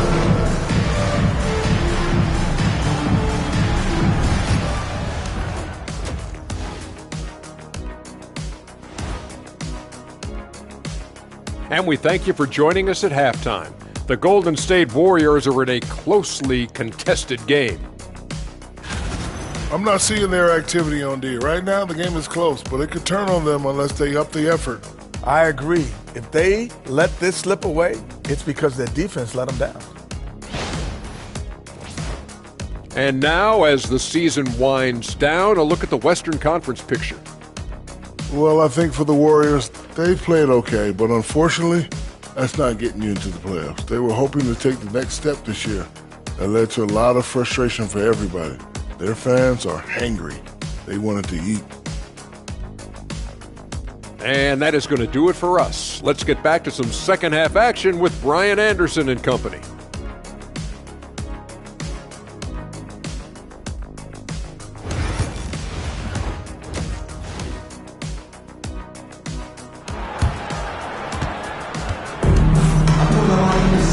Second half of basketball is upon us, and we may be in for an exciting finish based on how close of a game we've seen so far. A fantastic game from Russell Westbrook in this one. Through 2 quarters of play, he's been an excellent source of points. Yeah, he's shouldering the load right now and looking really comfortable while he's doing it.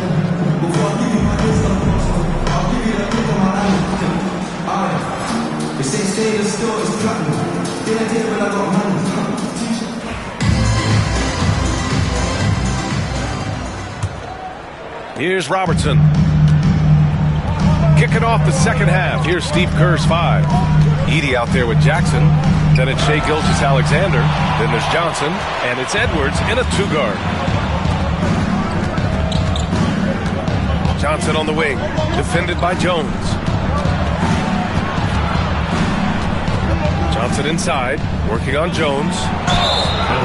And the 2K leaderboard now gives us a look at the shooting percentage leaders from this past month. Zach Edey on top. One of the hottest players in the league. He's been really sharp from the field recently. On the night, he's 2 for 2 at the stripe.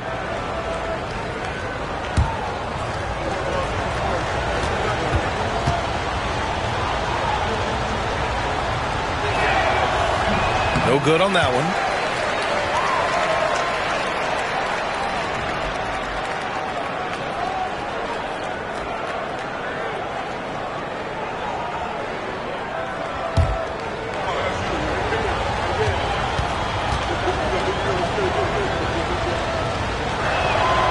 And he sinks the second. So it's Los Angeles now. 2-point game. Pass to Jones. Nice pass. Nice catch. And a resounding dunk. Oh, what ferocity on the throwdown. I just love when he goes up with purpose. Where was the D right there? The effort lacking big time. There's some ways to get your coach's attention, and that draws the coaching staff's ire. Edwards. It's rebounded by Los Angeles. Robertson's got 4 rebounds now. Here's Kirilenko.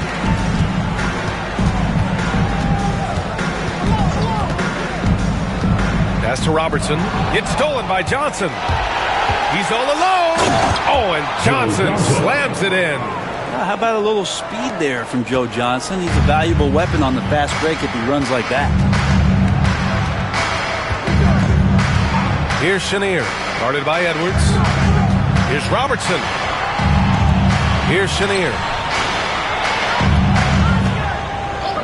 Here's Kirilenko. Hasn't gotten one to fall yet. 2 points. That one goes. Now here's Gilgeous-Alexander. He's guarded closely. Pass to Jackson.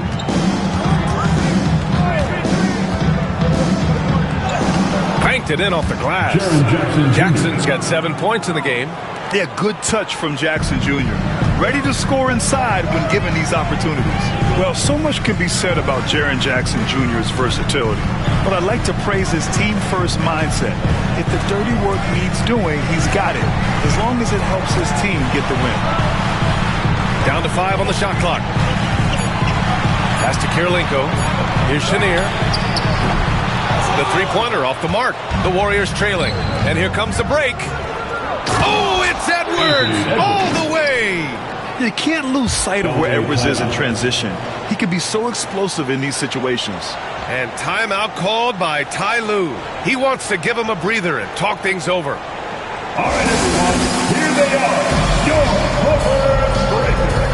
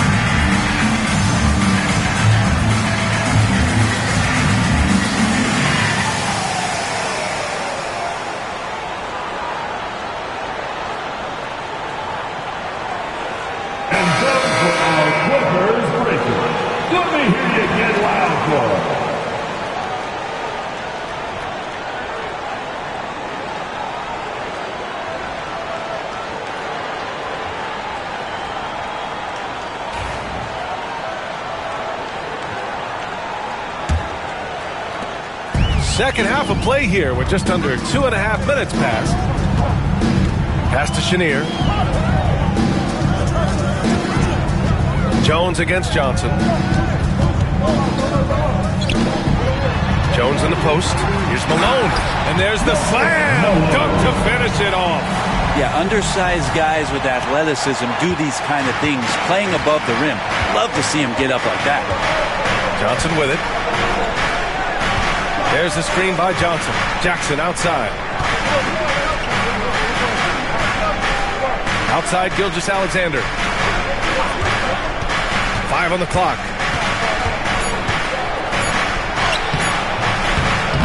The rebound by Robertson. Robertson's got rebound number 5 here tonight. Going inside, Chenier. Oh, a clear foul there on the missed shot. So he'll get a pair at the line. Jaren Jackson picks one up. First team foul. And this is his second trip to the line tonight. Phil Chenier taking 2 shots.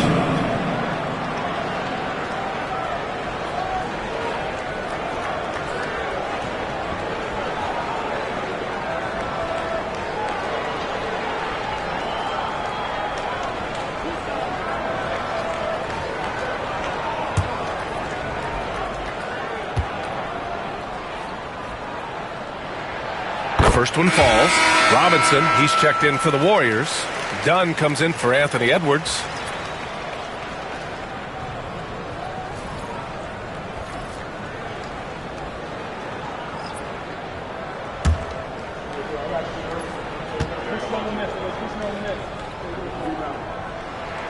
And so he makes both from the line. Here's Gilgeous-Alexander. No points so far. The rebound by Malone. Malone's got 4 rebounds in the game. Yeah, this has been a night where you can look at his shooting and his performance, and it's affected the team. That's the bottom line. Warriors trail by 4. And that's out of bounds. Golden State will retain possession. And this is how the West looks with just 3 games left until the playoffs begin. You look at the Clippers. They've been grinding out enough wins to place 4th in the conference right now. And, of course, the Warriors, well, record-wise, not even in the same conversation. Well, I think for the Warriors, they're sort of where we expected them to be at this point. A tough opponent, but not a team that you fear. And based on their early returns, it's really hard to see that position changing very much in one direction or another. I see them as a team that's right there in the middle of the pack, but not one that's ready to make any leap this year. Here's Robertson. 11 points in the game. Into the lane. The shot off that time. Ooh, excellent D there from Jackson. Gilgeous-Alexander surveying the D. Strong finish by Gilgeous-Alexander. Never dialed back. SGA determined on the finish. Personal foul. And let's get your take, guys, on the scoring breakdown for the Warriors. Well, you love their unselfish play. Keeping that ball moving, good shot to great. That's winning basketball. Well, the three-point shot has been absolutely huge for them this entire game. And let's be honest, you have to knock down threes to win games these days.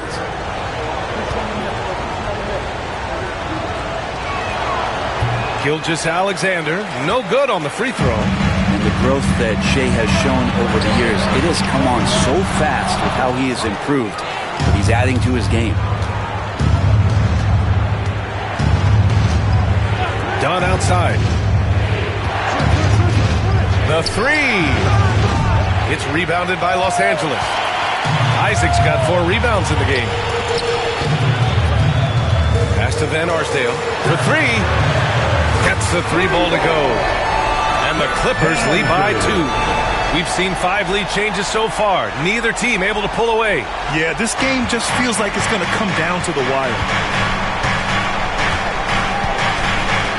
In that 2018 draft, you think about those names, Doncic, Jaren Jackson Jr., and Shea Gilgeous-Alexander. Boy, that's a lot to begin with. All right, let's get your take, guys, on the hustle stats for the Clippers. Their defensive intensity has served them well. It kept the offense scrambling and resulted in several steals. Well, they've been fantastic tonight, really enforcing giveaways and getting scores on the other end. I mean, you get a few more possessions like that, the confidence grows, and you win that turnover battle. And the Warriors making a change here.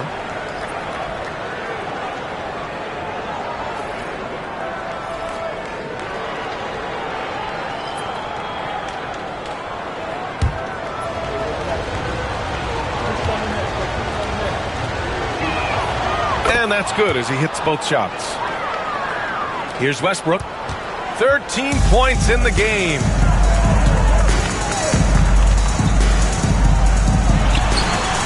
He hits the back iron and sinks it. Westbrook's got 15 points. Oh, man, and the team is loving it as Westbrook has this thing going. Hopefully he'll keep it up. We know he has the energy. Here's Johnson. And it's the Clippers with the rebound. Man, I thought he was making that in so close. That's some aggressive defense. Shot is good by Van Arsdale. The defense couldn't collapse quickly enough. And here's Gilgeous-Alexander. He'll bring it up for Golden State. Trailing by 4. And Steve Kerr calls timeout. And we might see some changes. Coach potentially looking to adjust.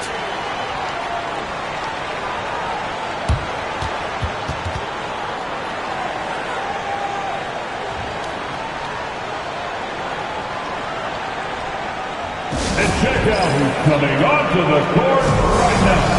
Time to get excited. decided for your Clippers.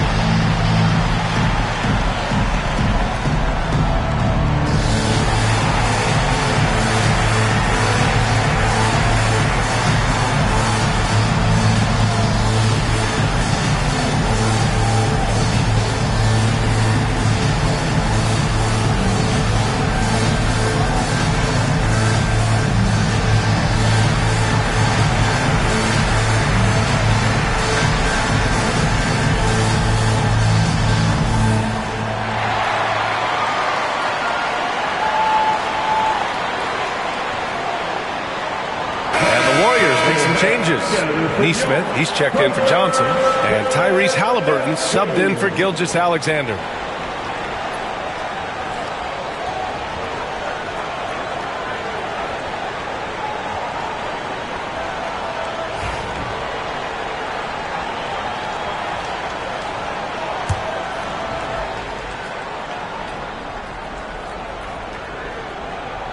Lucas passes to Halliburton.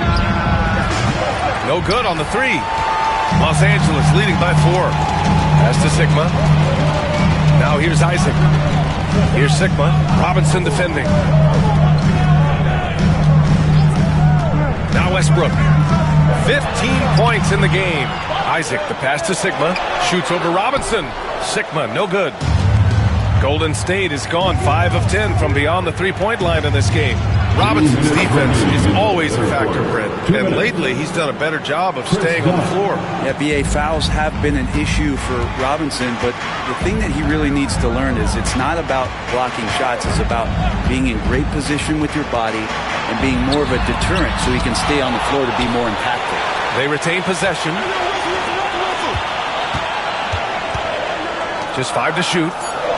Pass to Isaac. Up and overdone. Isaac's shot is off. The Warriors have gotten 6 of their first 12 shots to drop in this third. Halliburton on the wing. Outside Nesmith. Done with it. Pounded by Westbrook. Dunn left side.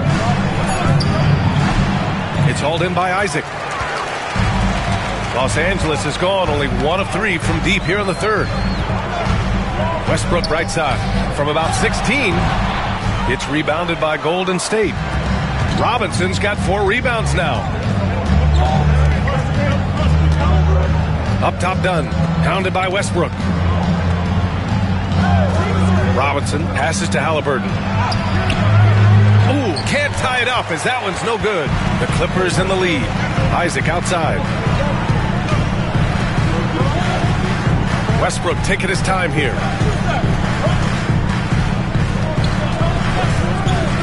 To the inside. Robinson with a steal. Yeah, just hold for the last shot. Don't give them another possession at all. And hopefully that's what they'll do here. It's what most teams try to execute at this time in the game. When you use it right, the pump fake's as effective a move as there is. 14 foul. First trip to the free throw line for him tonight. The Clippers making a switch here. 1 shot.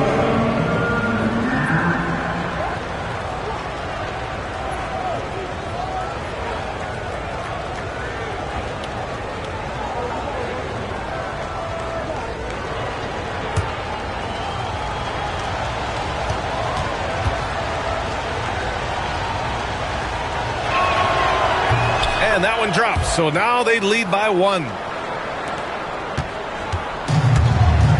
Now here's Westbrook. He's got 15. Pass to Kirilenko. Fires for 3. The Warriors pull it in. And here's Dunn. It's still anybody's game as we reach the end of 3. The Warriors on top, leading by a point. After a quick break, we're coming right back with the start of the 4th quarter.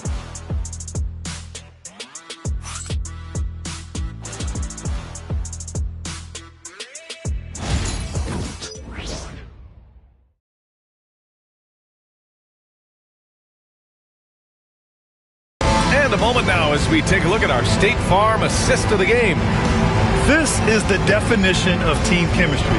I love to see this kind of communication and connection between teammates leading to the perfect pass. The coaches talk about it all the time, but to be able to play with that kind of feel, nice play, collaborating, improvising, and organic. And with 3 quarters behind us, we'll start the 4th in what is still anybody's ball game. And it's Robertson in at the point. So that's the lineup on the floor for the Clippers. Jackson can't get it to go. And it's Jones with the ball for Los Angeles. It's a 1-point game to the middle. Here's Sigma. Here's Robertson. And that basket makes him 5 for 10. Steady production so far. Tight ball game coming down the stretch. Yeah, with 7 lead changes thus far, this has been a thriller. Gilgeous-Alexander with the ball.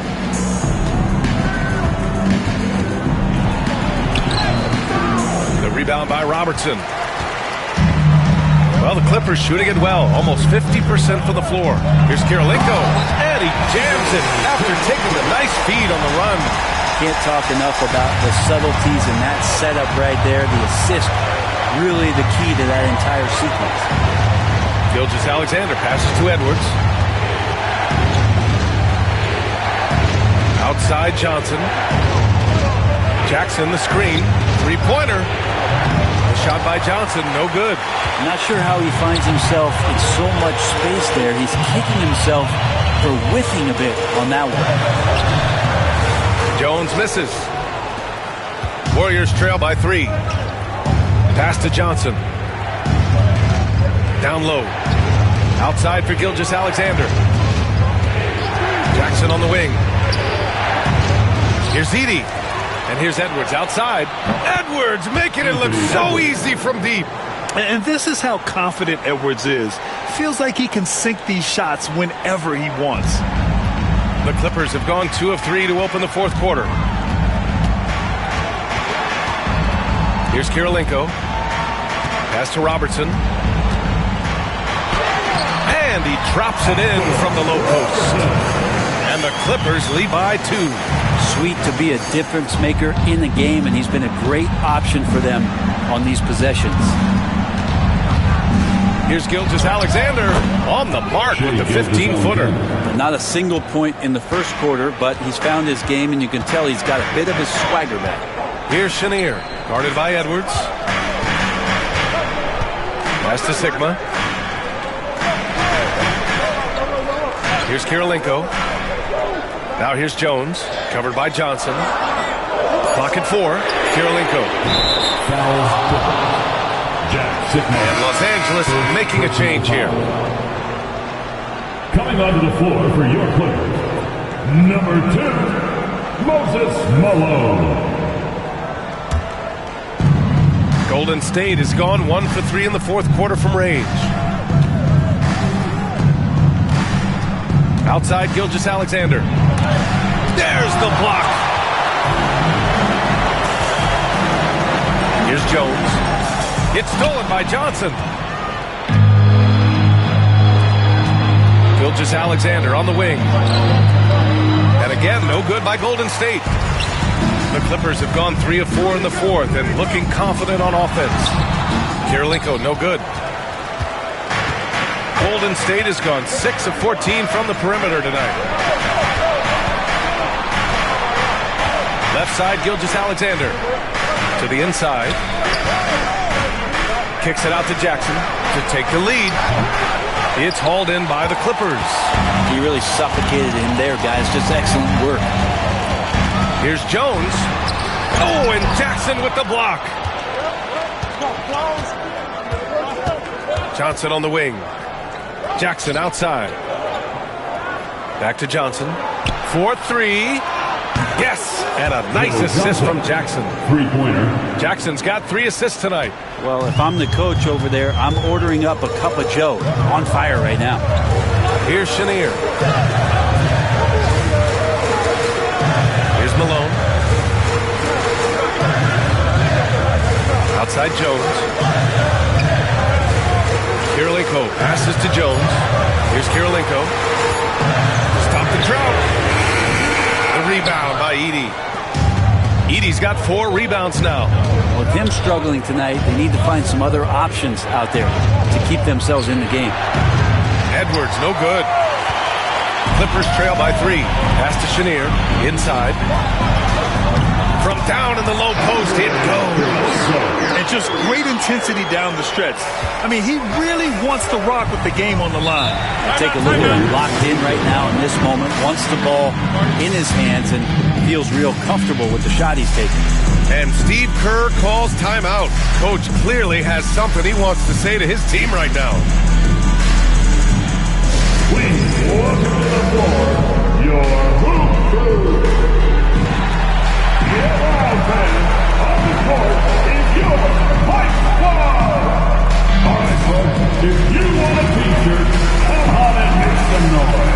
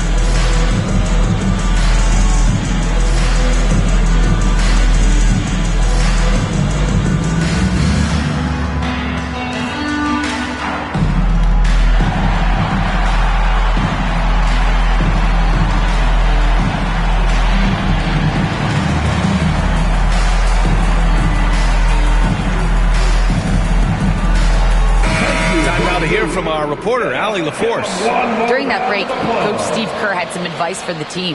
Coach was blunt with his assessment. He said to throw out everything that happened until now. It is a brand new game, and it's only a few minutes. Leave it out on the floor. Back to you guys. Appreciate the report, Allie.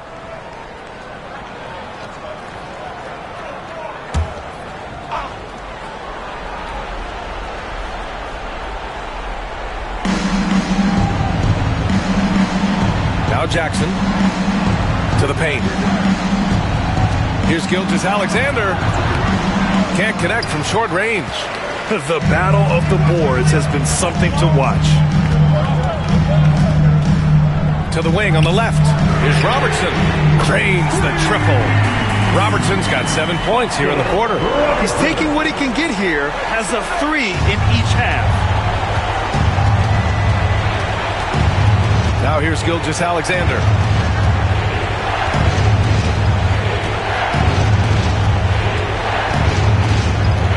Pass to Edey. Oh, and that one, no question, powered it down. Well, Gilgeous-Alexander, with that height at his position, allows him to do so many things other guys really pretty much dream of. Here's Chenier. And he was fouled while in the act of shooting, so he'll take 2 free throws. First personal It's foul. on Anthony Edwards. First team foul. At the line for LA, Phil Chenier. 2 shots.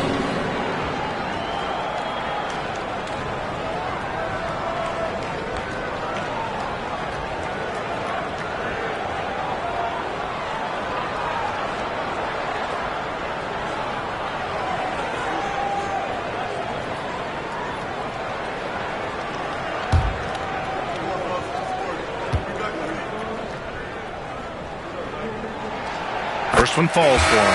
And the Warriors making a switch here. Robinson's checked in.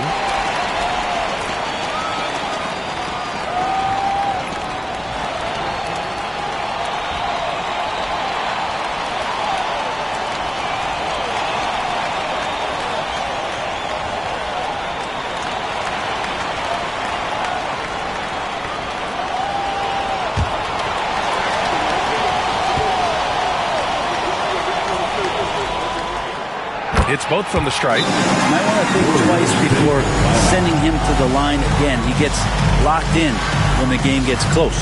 And Steve Kerr calls timeout. He is not messing around, calling them into the huddle. That's down. Get ready, everyone. You see yourself on the screen, and you show us your best moves. Come on, let's go.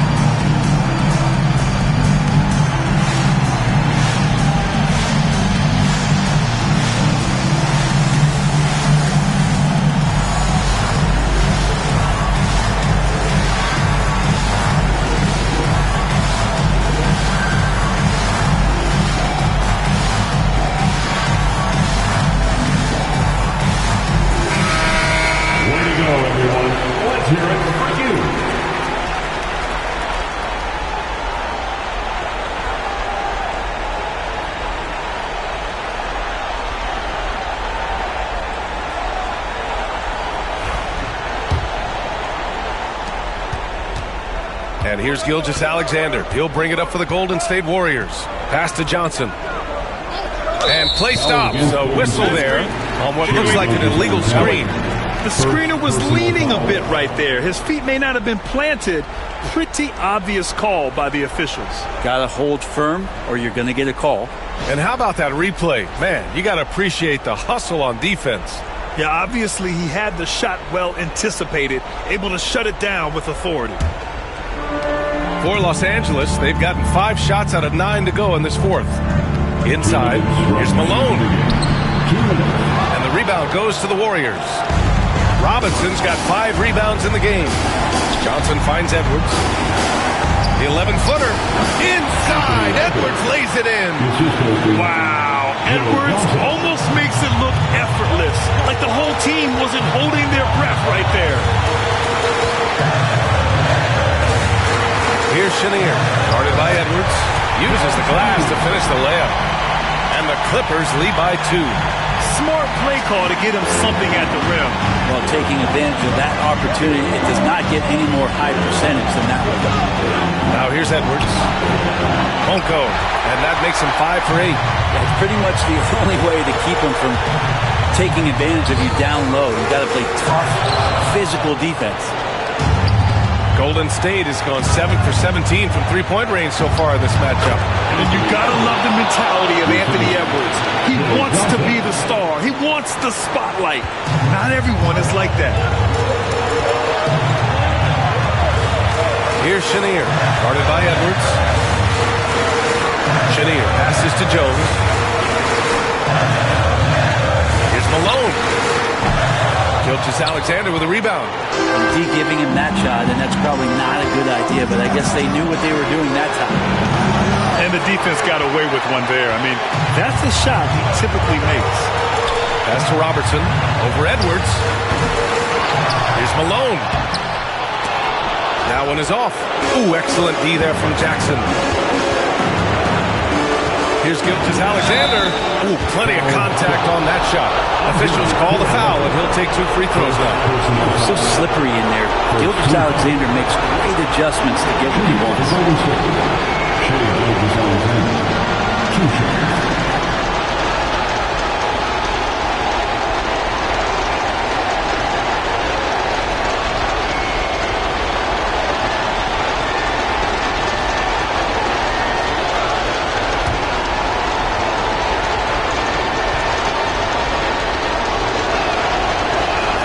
He sinks the clutch free throw.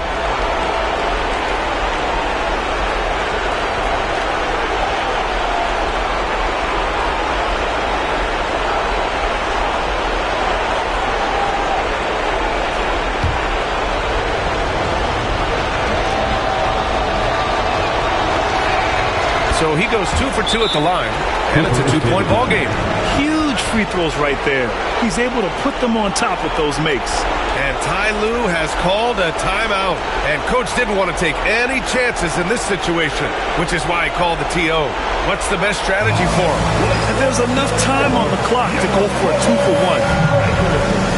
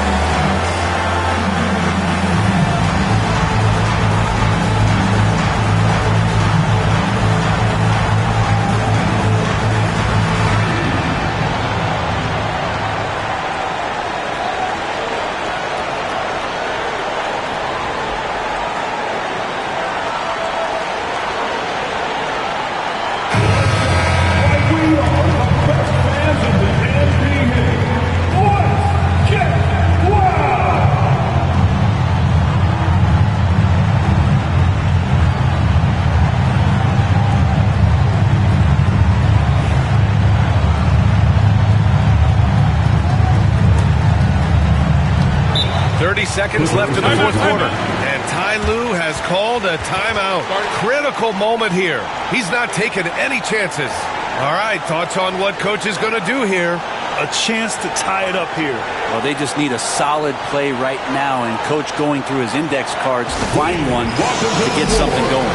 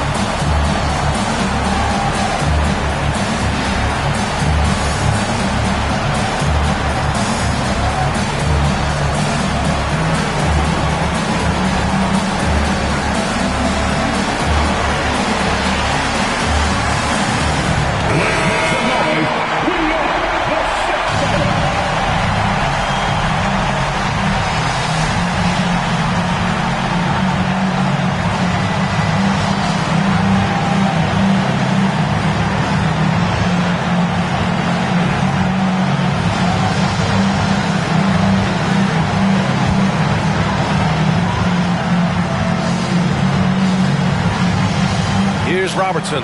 6-second difference between the shot clock and game clock. And you have to try to make something happen. I mean, they have to be aggressive at this point, even if it's risking a foul. At the line for two, Phil Chenier.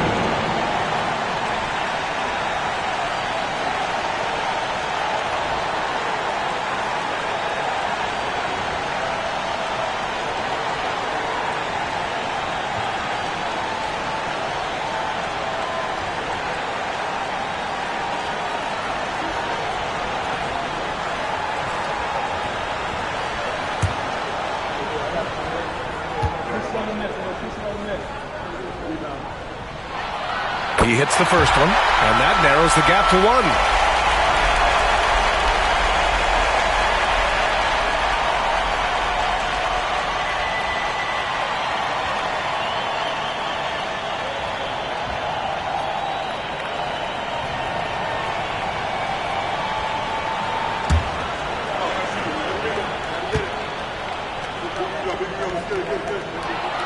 He's perfect from the line this time. Oh, tremendous composure at the line to tie things up and give them a shot at overtime. And Steve Kerr calls timeout. And a great call on his part.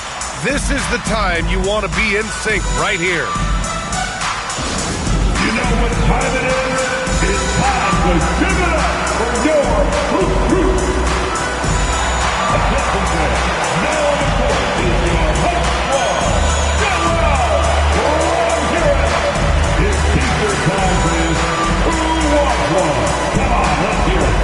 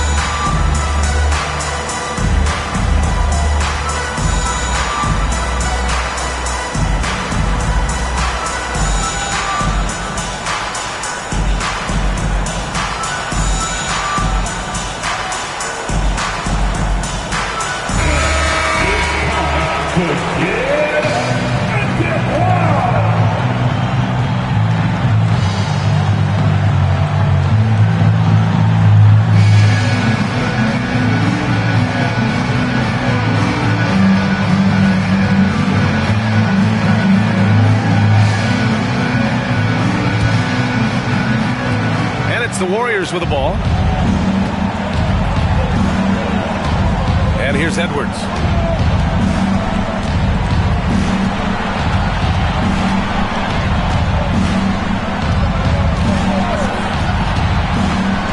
Six to shoot. This one for three. He's off from three.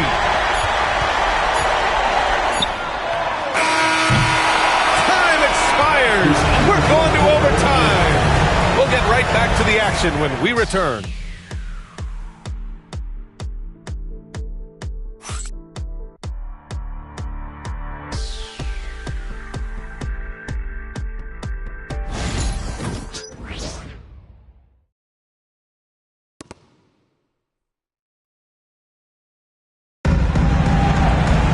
And now we get set for overtime in what has been a stirring contest.